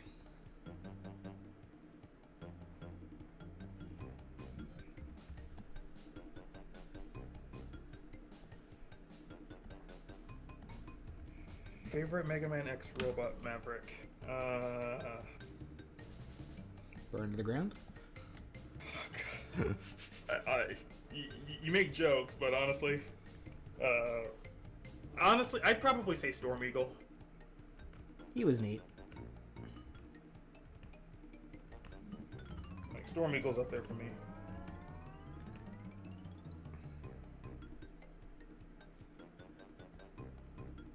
I will say, Mega Man X5, I like the concept of every Maverick, quote-unquote, that you meet wasn't necessarily evil, but they all came under the influence of the Sigma virus.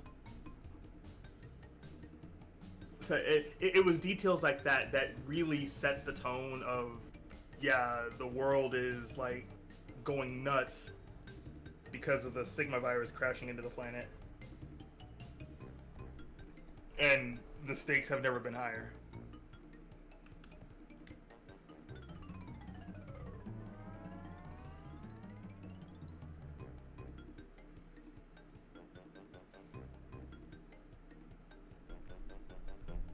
Did you watch the Shrek movies? I've only ever really seen the first one. I've seen all of them. First one's really good. Second one's great. Third one was trash. Fourth one was alright.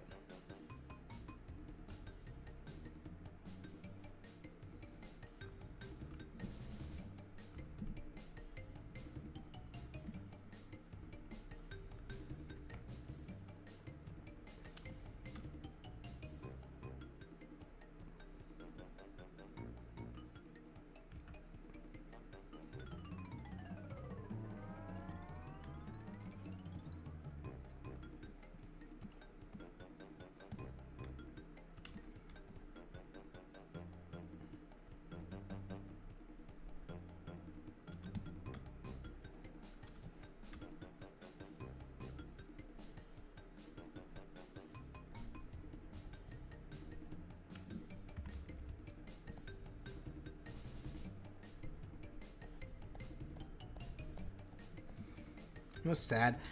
I, like, consistently forget who the villain of the third movie was, only to remember, oh yeah, it was Prince Charming, a character from the second movie. That's how forgettable the third movie was to me.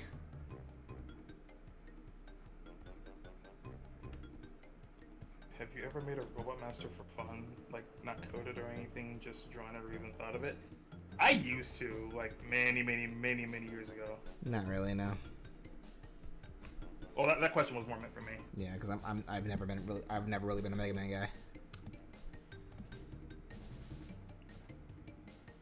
Yeah, I used to come up with ideas way back when. Like, I'm probably, like, thinking way back in my middle school days when I thought of concepts and stuff.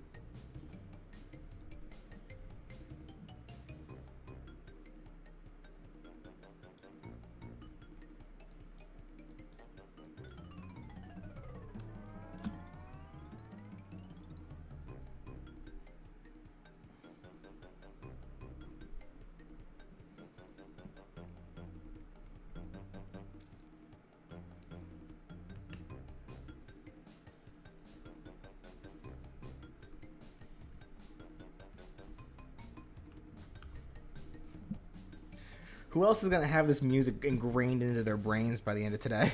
If it's not already.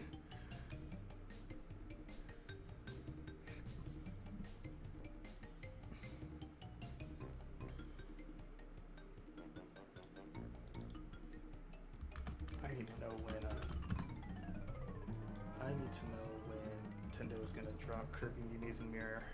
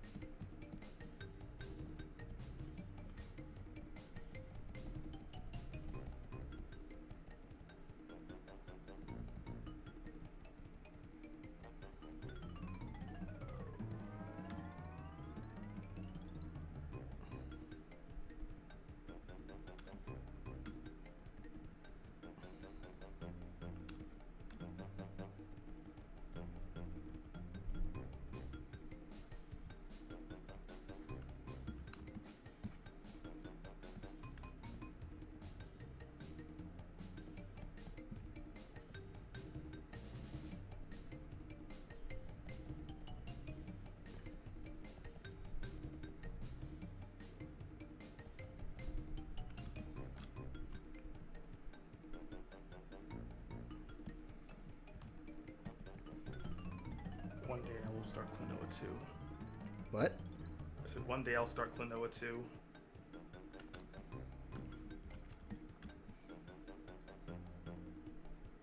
As well as Phoenix Wright.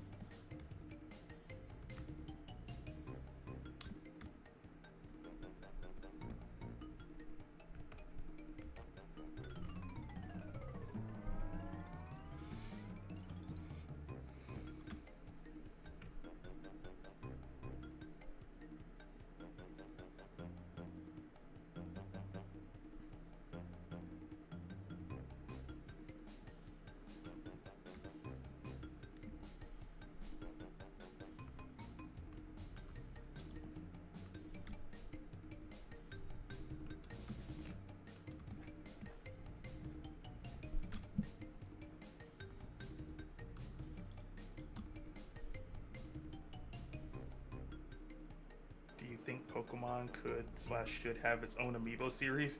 Unless they can streamline it heavily, no. Just go to the Pokemon Center. It'll be fine.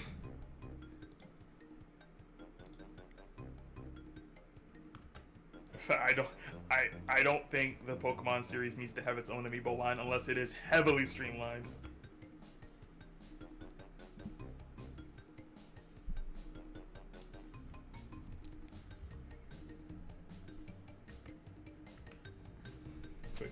Just get the Pokemon amiibo from Smash. I'll be fine.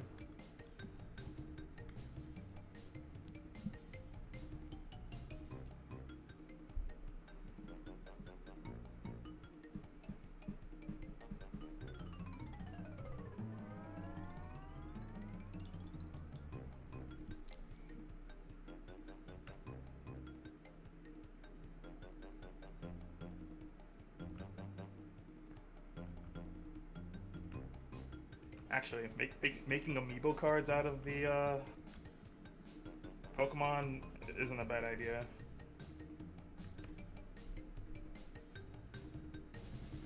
What would they even be used for? The hopefully copium dream that is Stadium 3 Battle Revolution 2. Oof. That's some copium clown predictions right there. I know. That's why I said it.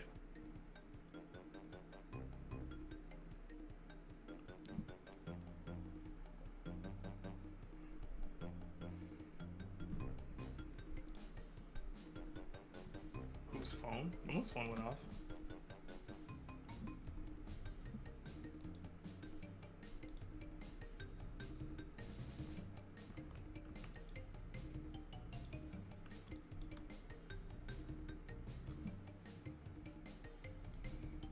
Pokemon trading card amiibo. Actually,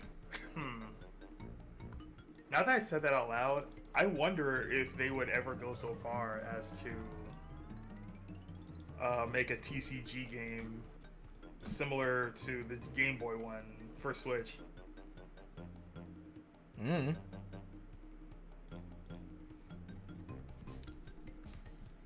I doubt they would, but I mean, I guess it would make the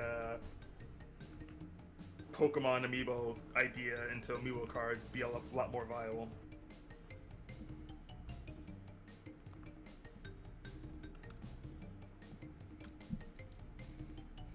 Alright. How does Coco and Purah look?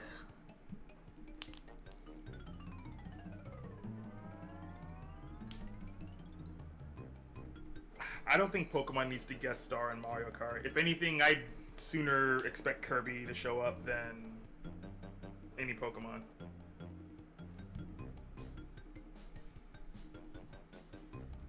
How much money would Chet have to give away for you to do Rex's other allies? Enough money to help me pay for my taxes. Oh, you heard it here first.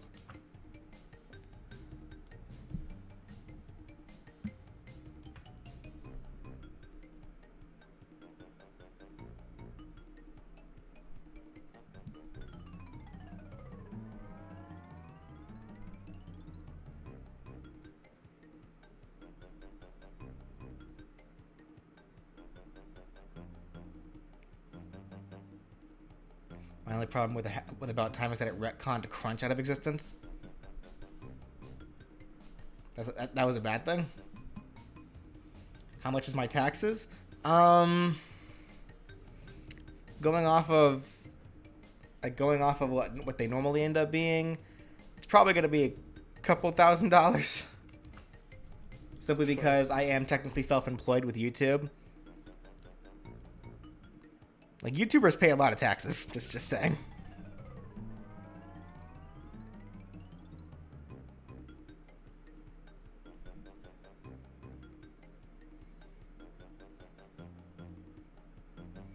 That said, please don't actually feel obligated to donate for that stuff. It's a joke, guys. It's a joke. Look, if the chat's egging each other on to do it, that's not your fault. Still, it's a joke.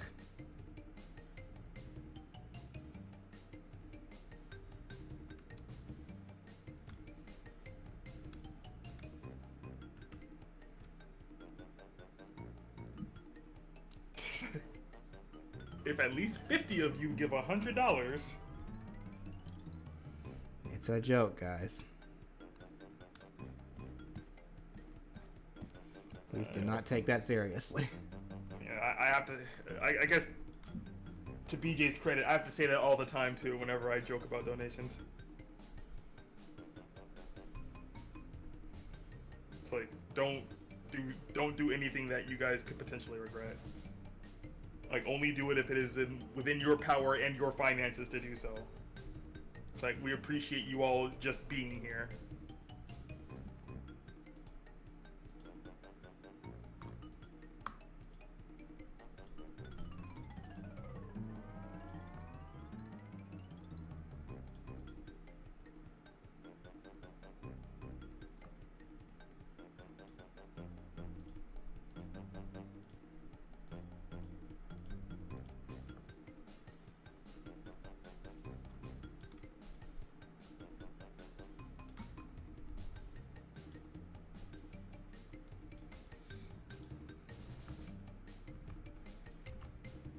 I'm gonna try something with the stripes. Let me see here.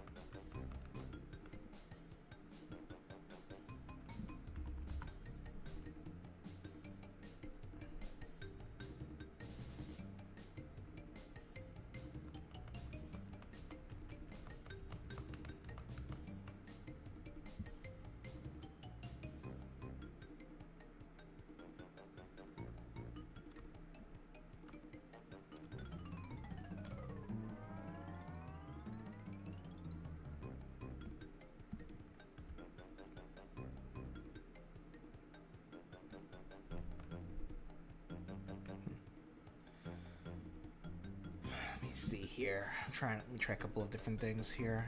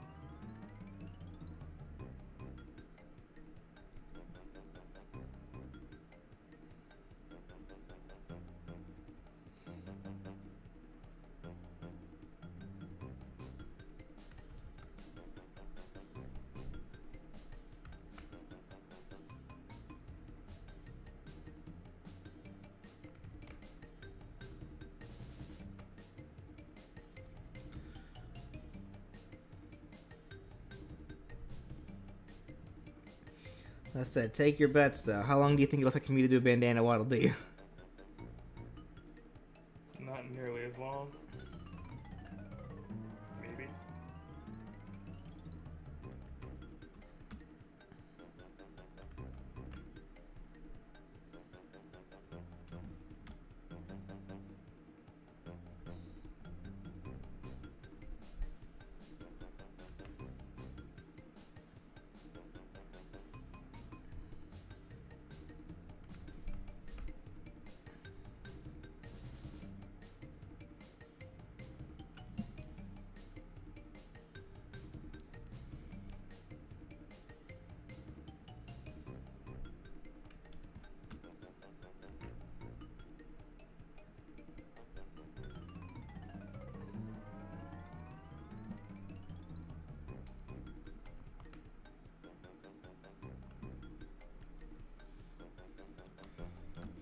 Yes, I'm still doing Coco. You can blame this dumb tiger for how long it's taking. I said, I think I'm pretty much done with it. Like, how does it look, guys?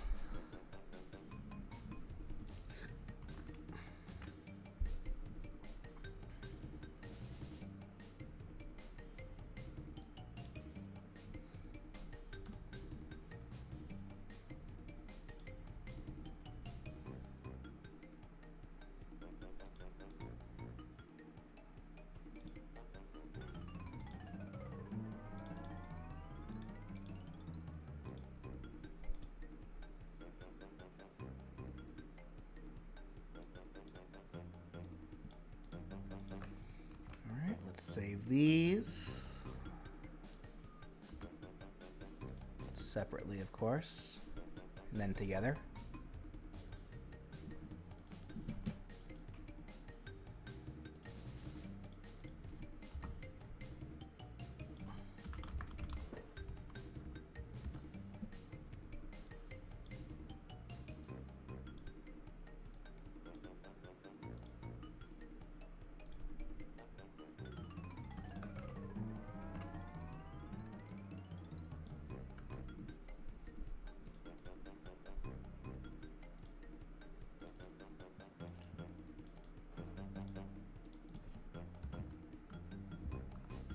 Okay, then we do this.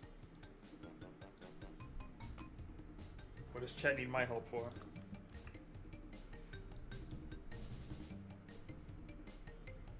Try to need your help with what? That's what I'm wondering.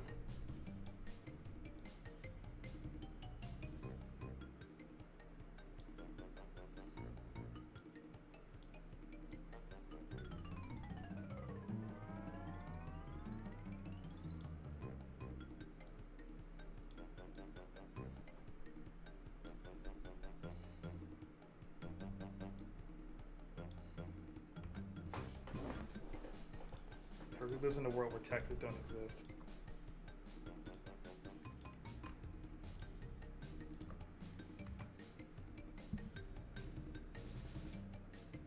I did not watch Finding Dory. I did watch Finding Nemo though. I saw Finding Dory. It was just okay. I wasn't like blown away by it or anything.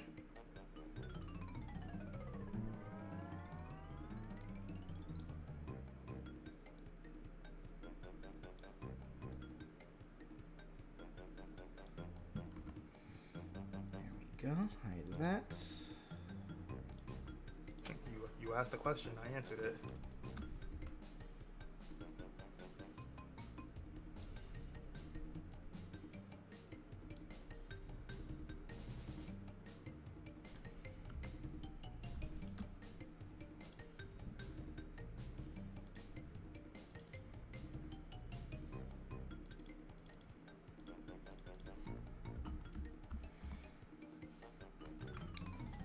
Okay, now, here we go. Change this back to the normal one.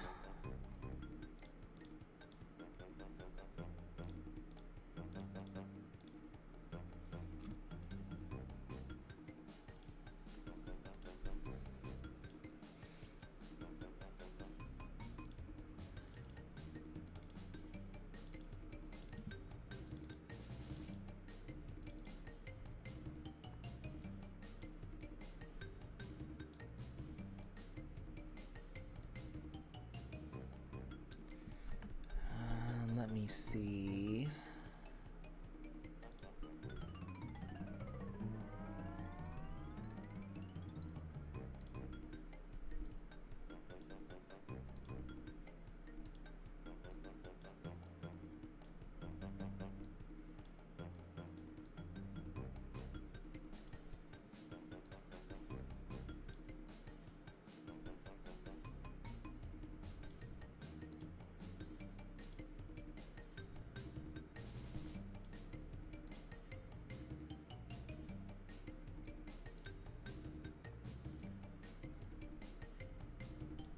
Alright, there we go.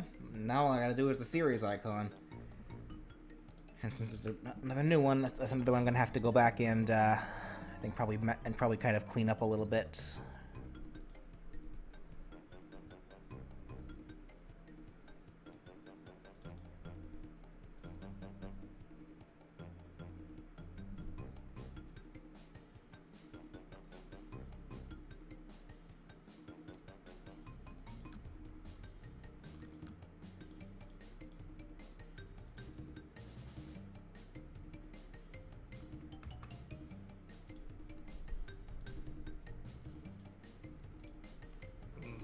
Resident Evil 4 content tomorrow. I might have to watch that.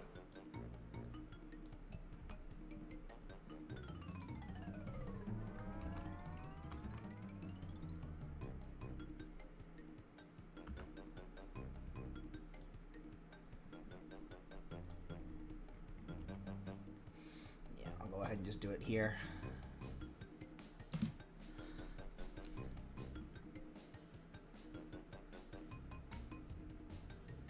Dylan asks, how are you doing, Jay?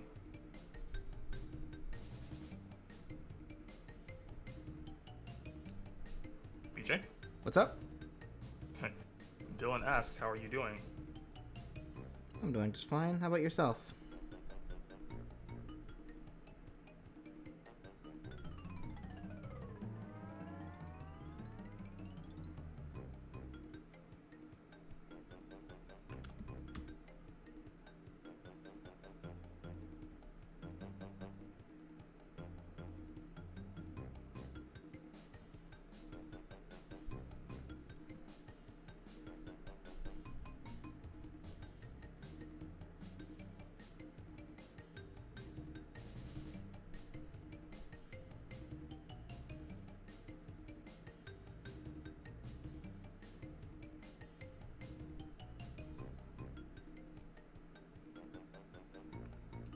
I'm pretty sure we answered that question too.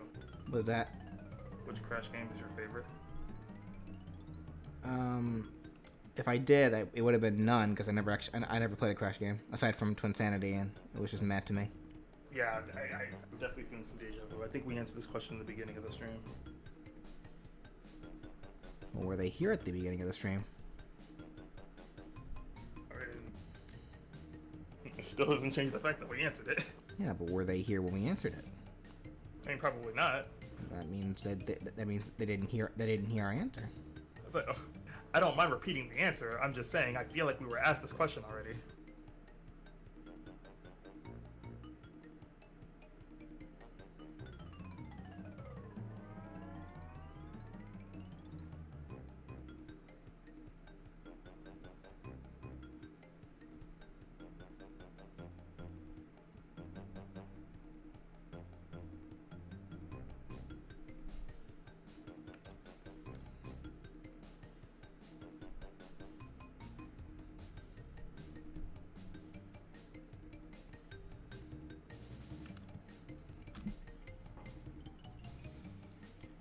What did you think of for Isaac's classic roots? All right.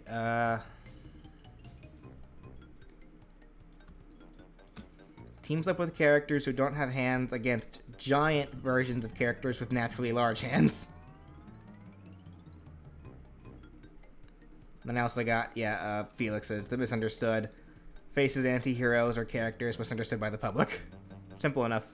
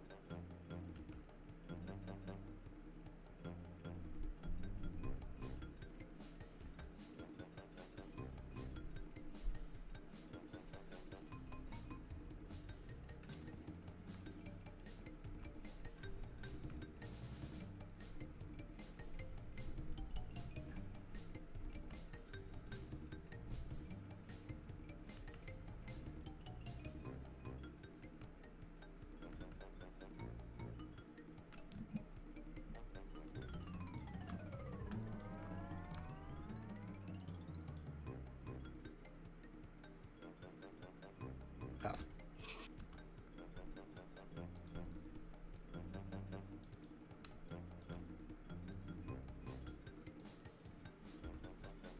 Dang it, really?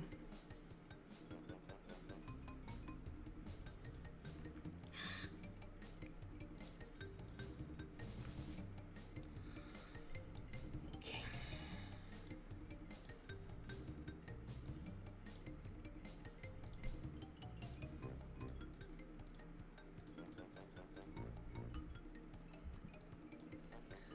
There we go. Thank you, Isaac. Besides Deltarune characters, what other characters do you not want for whatever reason? Well, it's not that I don't want Deltarune characters, it's just I want the game to be finished first.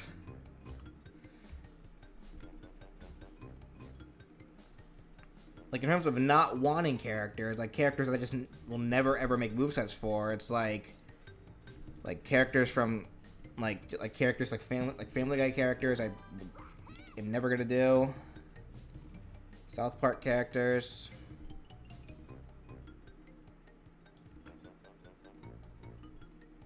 Yeah, things like that.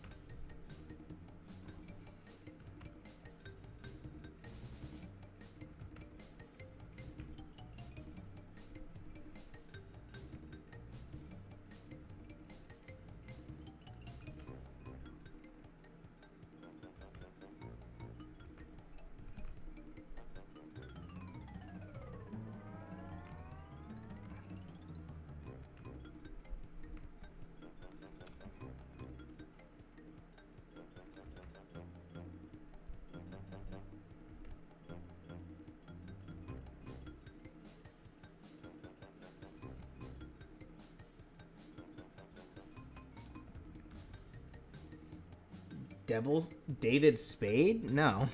He's a real person. Yeah, real people are also off the table. Apparently that Sonic Frontiers update dropped. Yeah, it did. Something for me to look into later, possibly. There we go. That looks a lot better.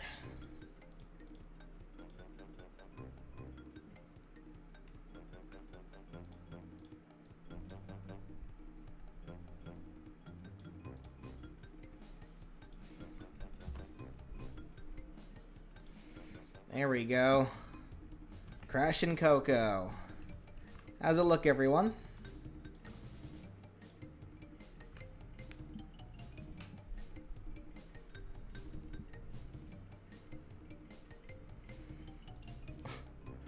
This one really took 4 hours, dang. Alright. Save this one. We're working with a lot of detail on this. It's because I decided to add fur. That was my downfall. And to add a tiger. Fur and tigers. That was my downfall today. Alright, let's knock out Bandana Waddle Dee, because that one's going to be super easy. I'll quickly change the thumbnail, though.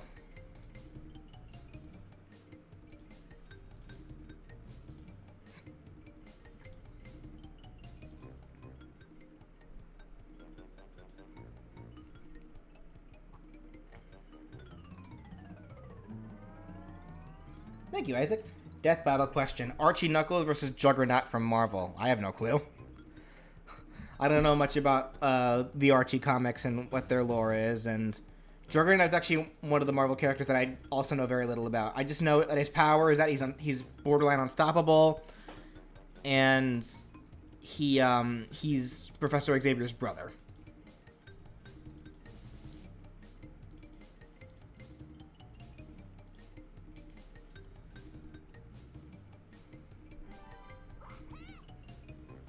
Alright, the Crash thumbnail has been updated.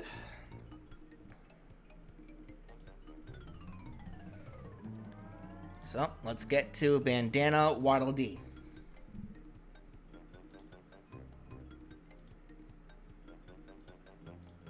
Throw you in the finished. Thank goodness, this one should be easy.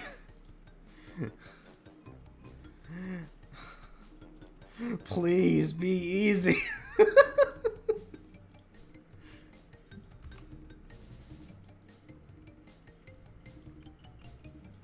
Again, if this one takes me more than an hour, I'm just choking. I mean, it could also be because you're tired. Which I wouldn't blame you. Well, I'm not really tired. Just Crash took a while.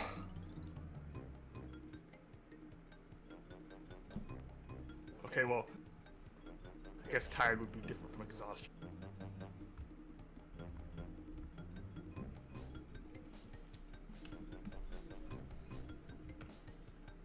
Oh, right, the music. What's a good, like, Waddle Dee-esque, Waddle Dee theme? Extended. Waddle D-Town? Heck yeah. Let's go. So this is ad ends.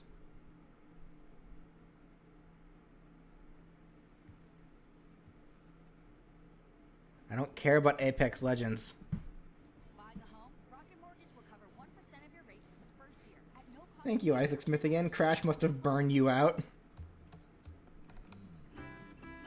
There we go. Okay. Now I have appropriate music.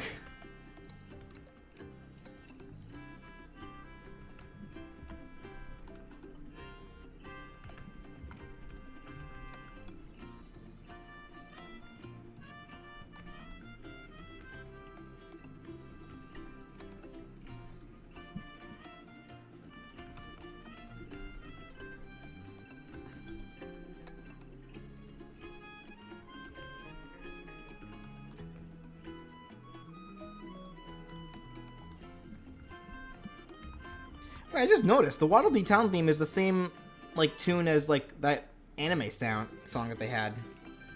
Yeah. I did not realize that.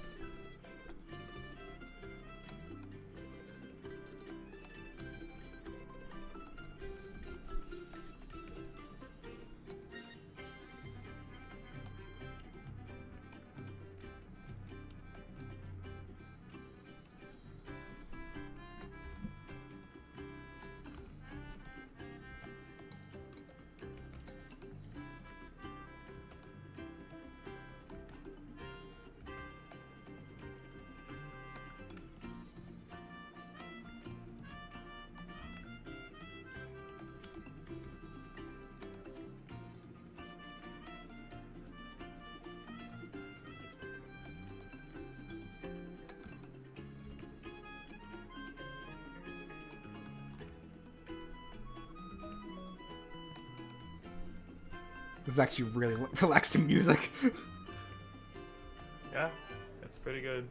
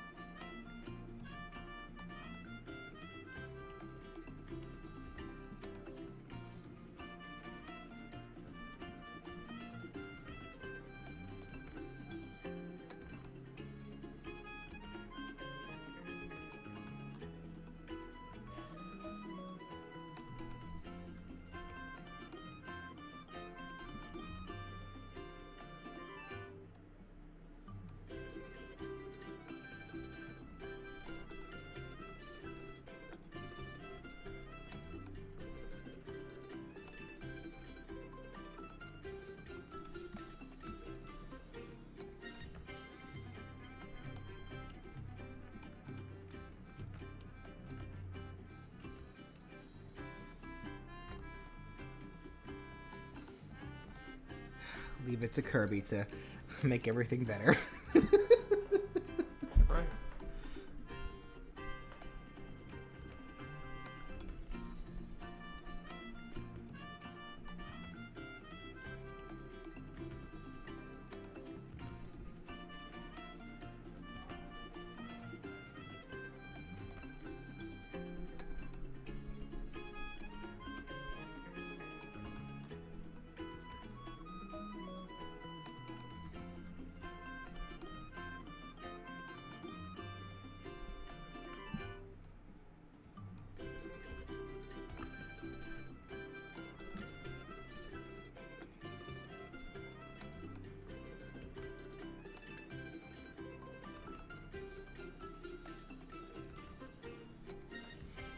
We can always rely on Kirby, right, chat?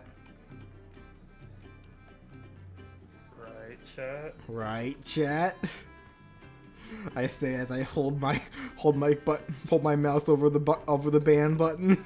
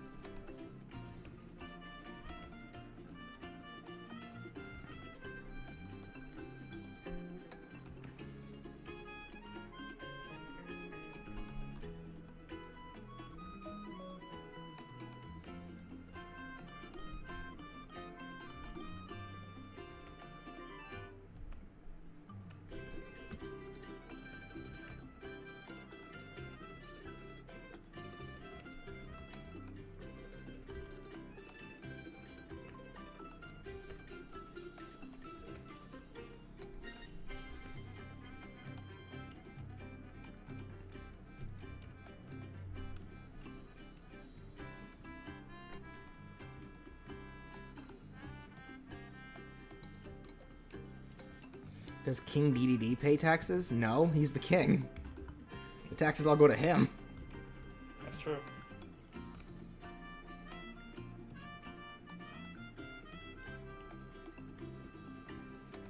Like, who do you think?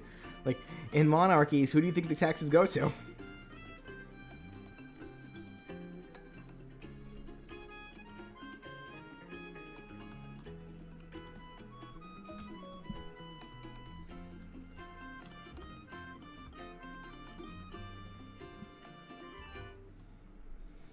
Who even died and made King DDD king? We don't actually know, honestly. He's always been a self-proclaimed king. Like, I think the idea is that Dreamland is just so laid back that when somebody when somebody came in and just declared themselves king, no one really cared enough to like say, "No, you're not."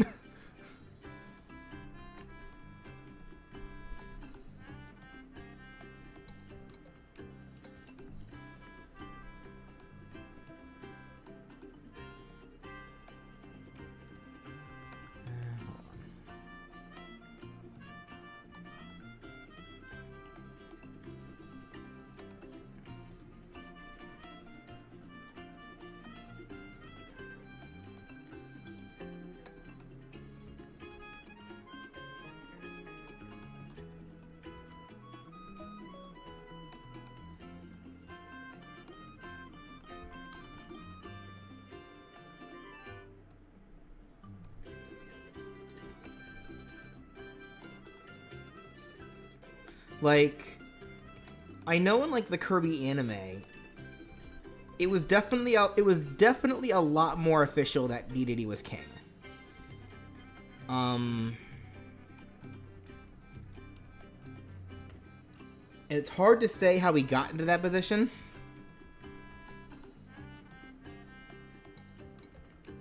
It might just be because he did have the Waddle Dee army. So he did have an army at his disposal, so no one was really willing to like oppose him. That said, we're not really sure why the Waddle Dee follow him.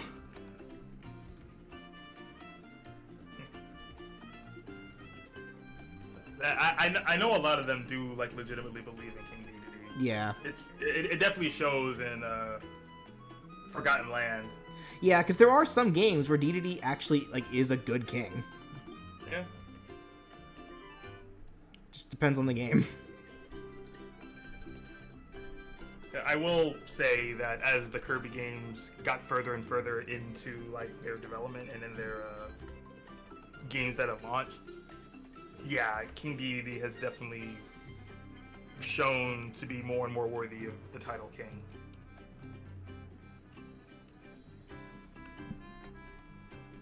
Like, it went from King Dedede not being as villainous as the earlier games played him out to be, to, yes, King Dedede actually does know how to be a good king.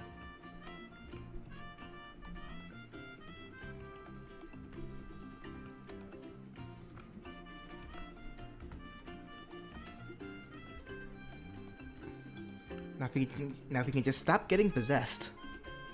Yeah, that would help.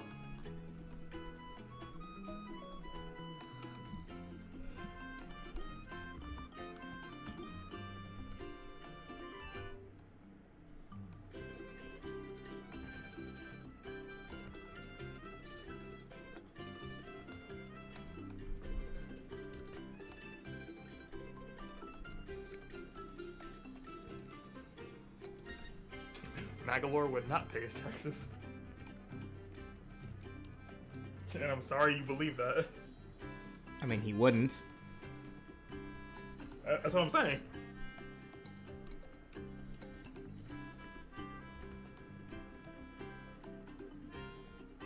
Shit, Susie's the type of character to do taxes. But would she pay them? Remember, she is a part of a corrupt business. And as we know, businesses don't actually pay their taxes. Well, no, that was a. You beat Planet Robobot, right? I own it. Did you beat it? Is what I asked. I own it. Did you beat it? I own it. Okay, BJ doesn't know what happens with Susie. I did. I watched the Let's Play. Just like... Well, I know what happened with her, like... Because she ends up taking over the corporation after Haltman is effectively killed. Well, no, she was a double agent. Is the thing. Well, yeah, but she still takes over the company. Doesn't she fly off to God knows where at the end of the game?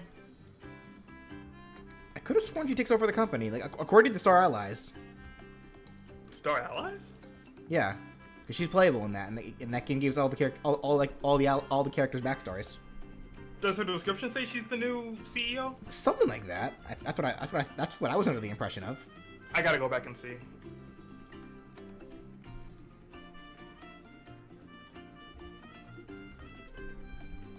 Because Haltman's gone. Yeah, Holtman's dead. Yeah. People are saying in the chat that yeah, she took over.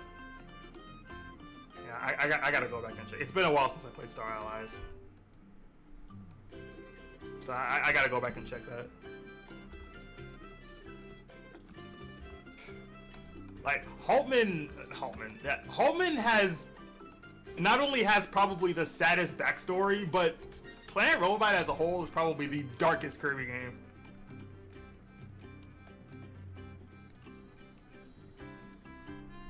It's like, I kind of like how people will automatically assume that Kirby games are these kid-friendly games, but unless you really look into the lore of some of these games, you'll start to understand, yeah, that's not the case. Why do these games have lore? These games do not need lore.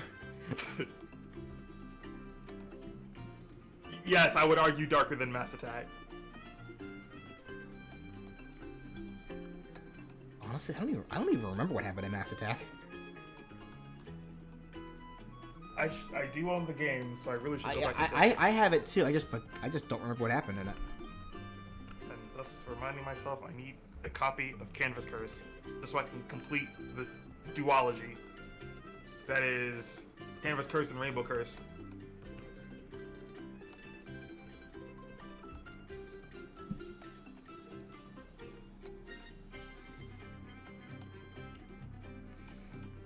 Favorite Kirby boss? I don't know. It's a lot of good ones. I mean, Meta Knight's always been a... Well, I guess the easiest one to say would probably be Meta Knight and DDD, because despite... Yeah, they're not evil, but you do still fight them.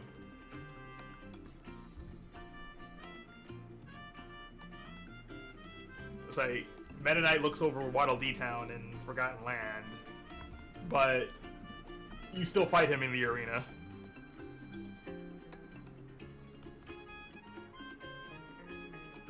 And they do still seem to have some kind of vendetta against Kirby, because I remember the that fighting game that came out on the Switch. Kirby Fighters 2? I think so, yeah, where it showed DDD and Meta Knight teaming up because they wanted to finally beat Kirby.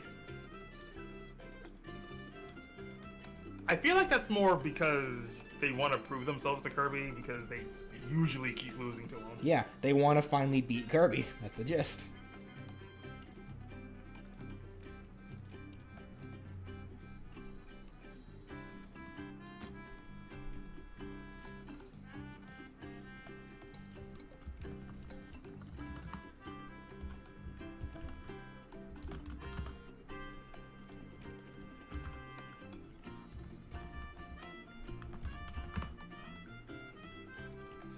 What is a Waddle Dee's favorite thing to do? Probably not get eaten. Is this a lead up for something? I don't know. I'd say not getting eaten is probably a pretty good day for a Waddle Dee. This feels like a lead up. What's the punchline?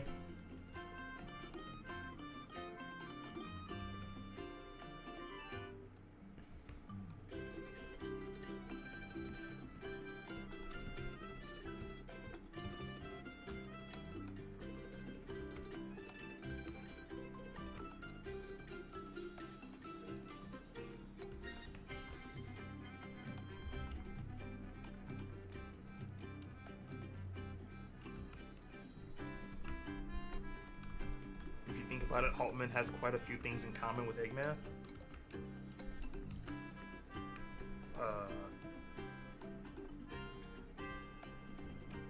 People might need some elaboration on that one. Actually, I saw this picture that I can't believe I'm only now seeing, because I was working on Eggman's sketch earlier for his thumbnail whenever I get around to it. And I saw, apparently for Christmas, they actually made some Frontiers promotional art, Christmas promotional art, that showed Eggman creating, like, shoes for Sage as, like, a Christmas gift to her. I think I remember that. Little tiny, little booties. Yeah. And I was like, that's the greatest thing I've ever seen in my life.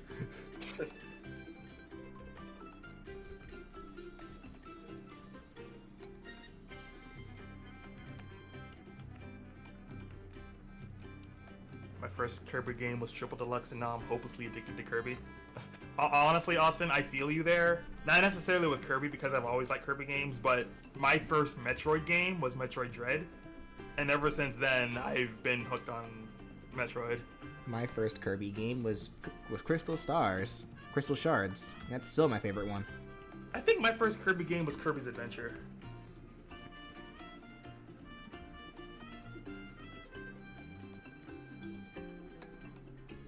Actually, it was either Kirby's Adventure or Kirby Superstar. I guess, if we're being technical, the first Kirby game I did ever play was Kirby's Adventure.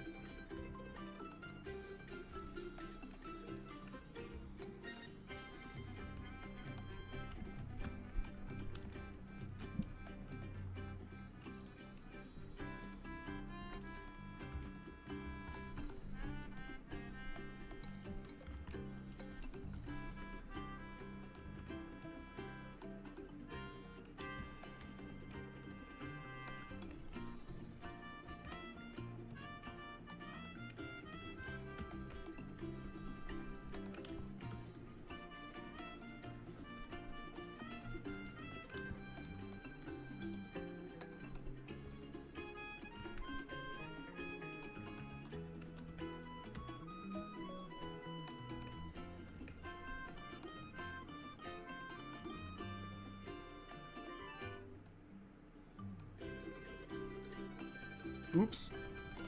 Wrong layer. Would you break? It's alright. I got it fixed. Who are the four horsemen of Nintendo icons in your opinion? The four horsemen? Let's see, There's Epona. Rapidash is probably pretty popular. Opinions on Magalore Epilogue? I have not started the epilogue, and I would greatly appreciate it if you said nothing more about it right now. Yeah, I haven't played it yet either, so no spoilers, please.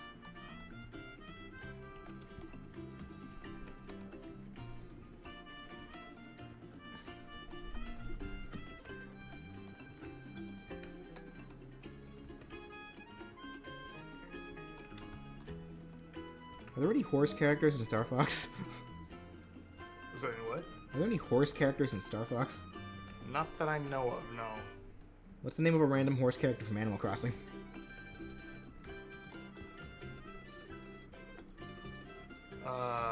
Buck, I think was one of them. Hey, okay, cool, Buck. That sounds like a horse character.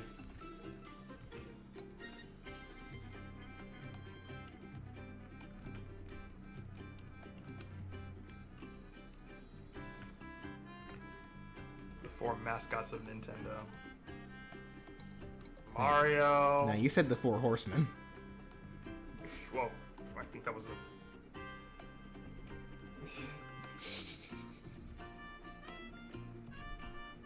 And thus I see where this is going.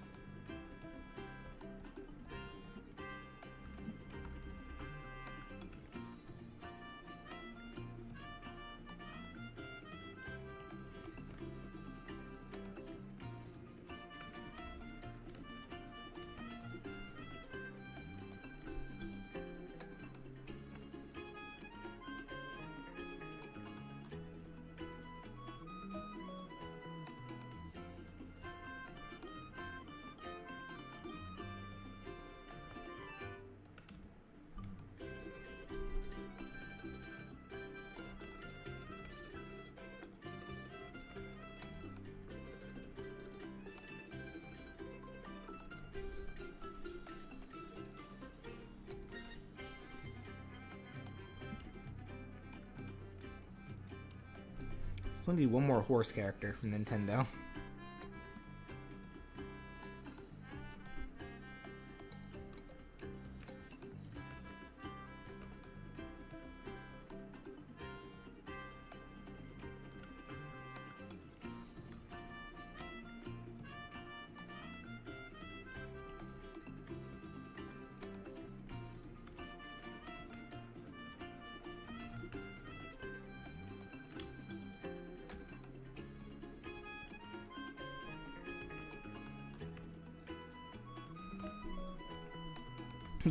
Yoshi? Yeah, you know what? Yeah, Yoshi's a horse. We count that. I guess. Yoshi's a dinosaur, though. Yoshi's a horse. Yoshi's a dinosaur, though. No, Yoshi's a horse now.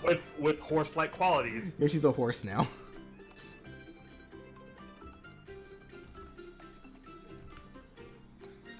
Can't believe this.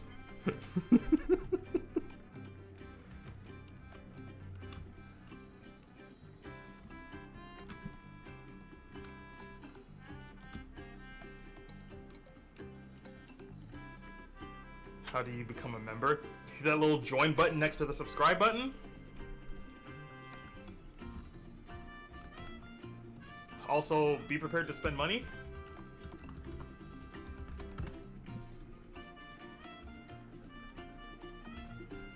Because joining to be a member on YouTube is the equivalent of subscribing on Twitch. Yeah.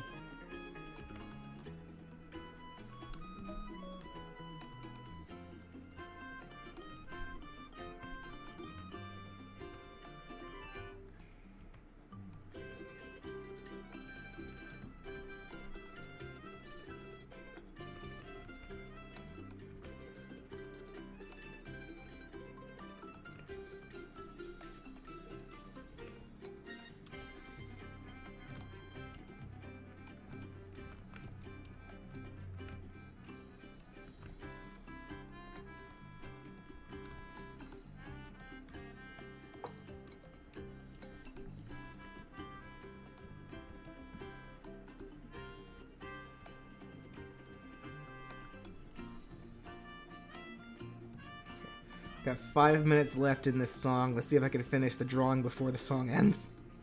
This was only a half-hour long extended version.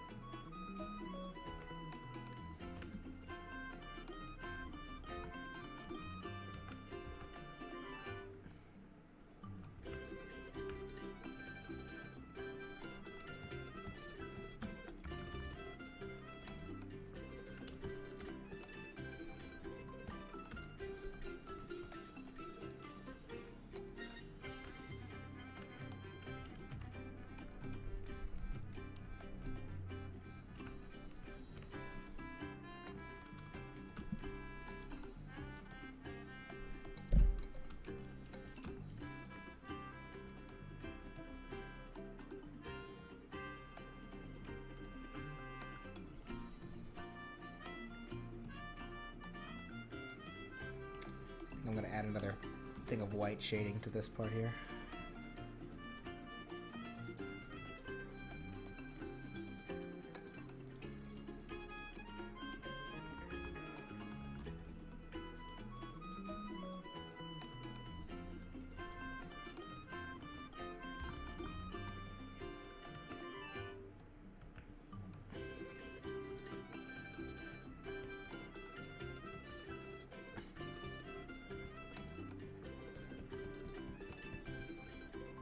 There we go.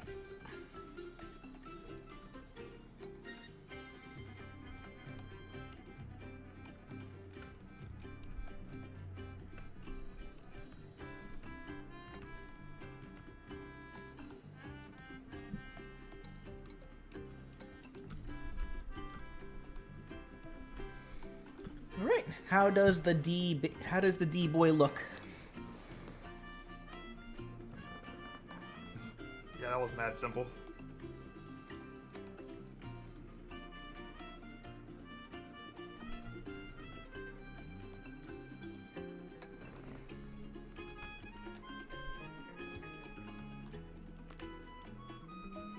He's ready for action. That's right.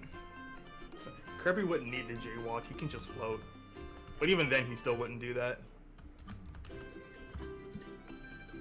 I don't think Kirby even understands the concept of laws. which means it'd be easier for him to break them.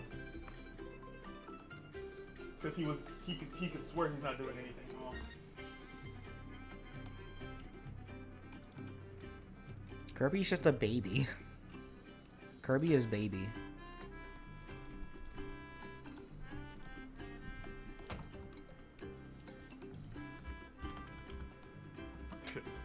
Funny y'all think we're gonna do Rex and Pyra now. $3,000 right now, and I'll do Rex and Pyra right now, along with Rock and Cosmos. $3,000 right now, and I'll do it.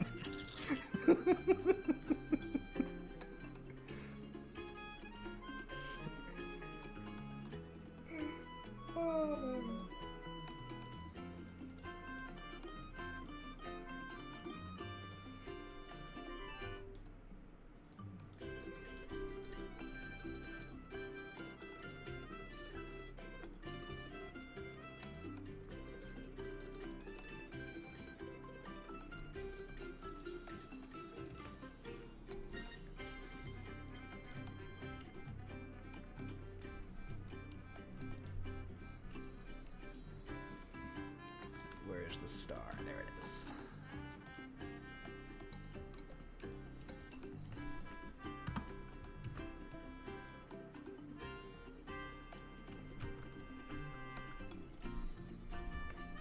Of course we realize you're joking. Duh. None of you have the stones to do something like that anyway. Not a single one of you. It's like, do it, you won't, I dare you.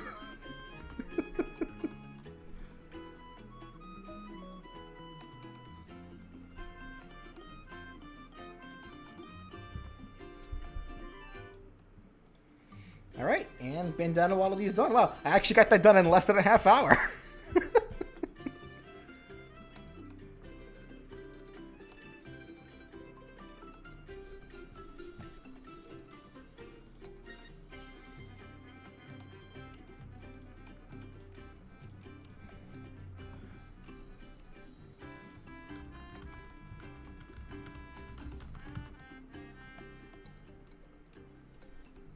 Oops.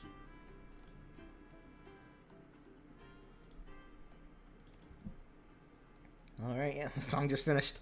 Right as I finished. Neat.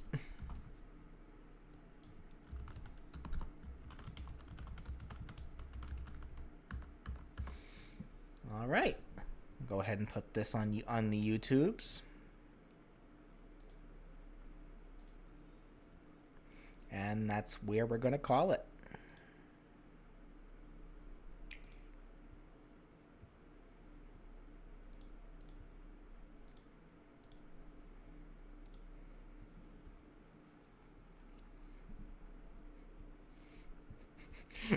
Like, if you guys want to see Rex and Pyra along with Rocket Cosmos right now, you gotta donate before I hit the end stream button, guys. I'm telling no one, single one of you. It's like, do it, you won't. All right. Okay, so we had another fun stream today, guys. We got done with Bandana Waddle Dee and Crash and Coco. Yeah, so we're gonna call it there for the day. Yep. So, I probably will try to throw another stream in tomorrow, potentially. Tomorrow's Thursday. Yeah, if I do stream tomorrow, though, that's probably going to be another stream, like another dedicated stream, probably just to Rex. Because then who's after... Oh, yeah, it's going to just be Rex. Because after Rex is Pokemon Trainer Hoenn. So, it's like... So, the next time I stream it is going to just be a Rex stream. Alright, everybody.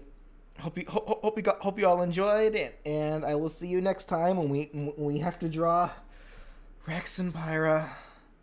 Sigh. Hope y'all enjoyed yourselves. Have a good night, everyone.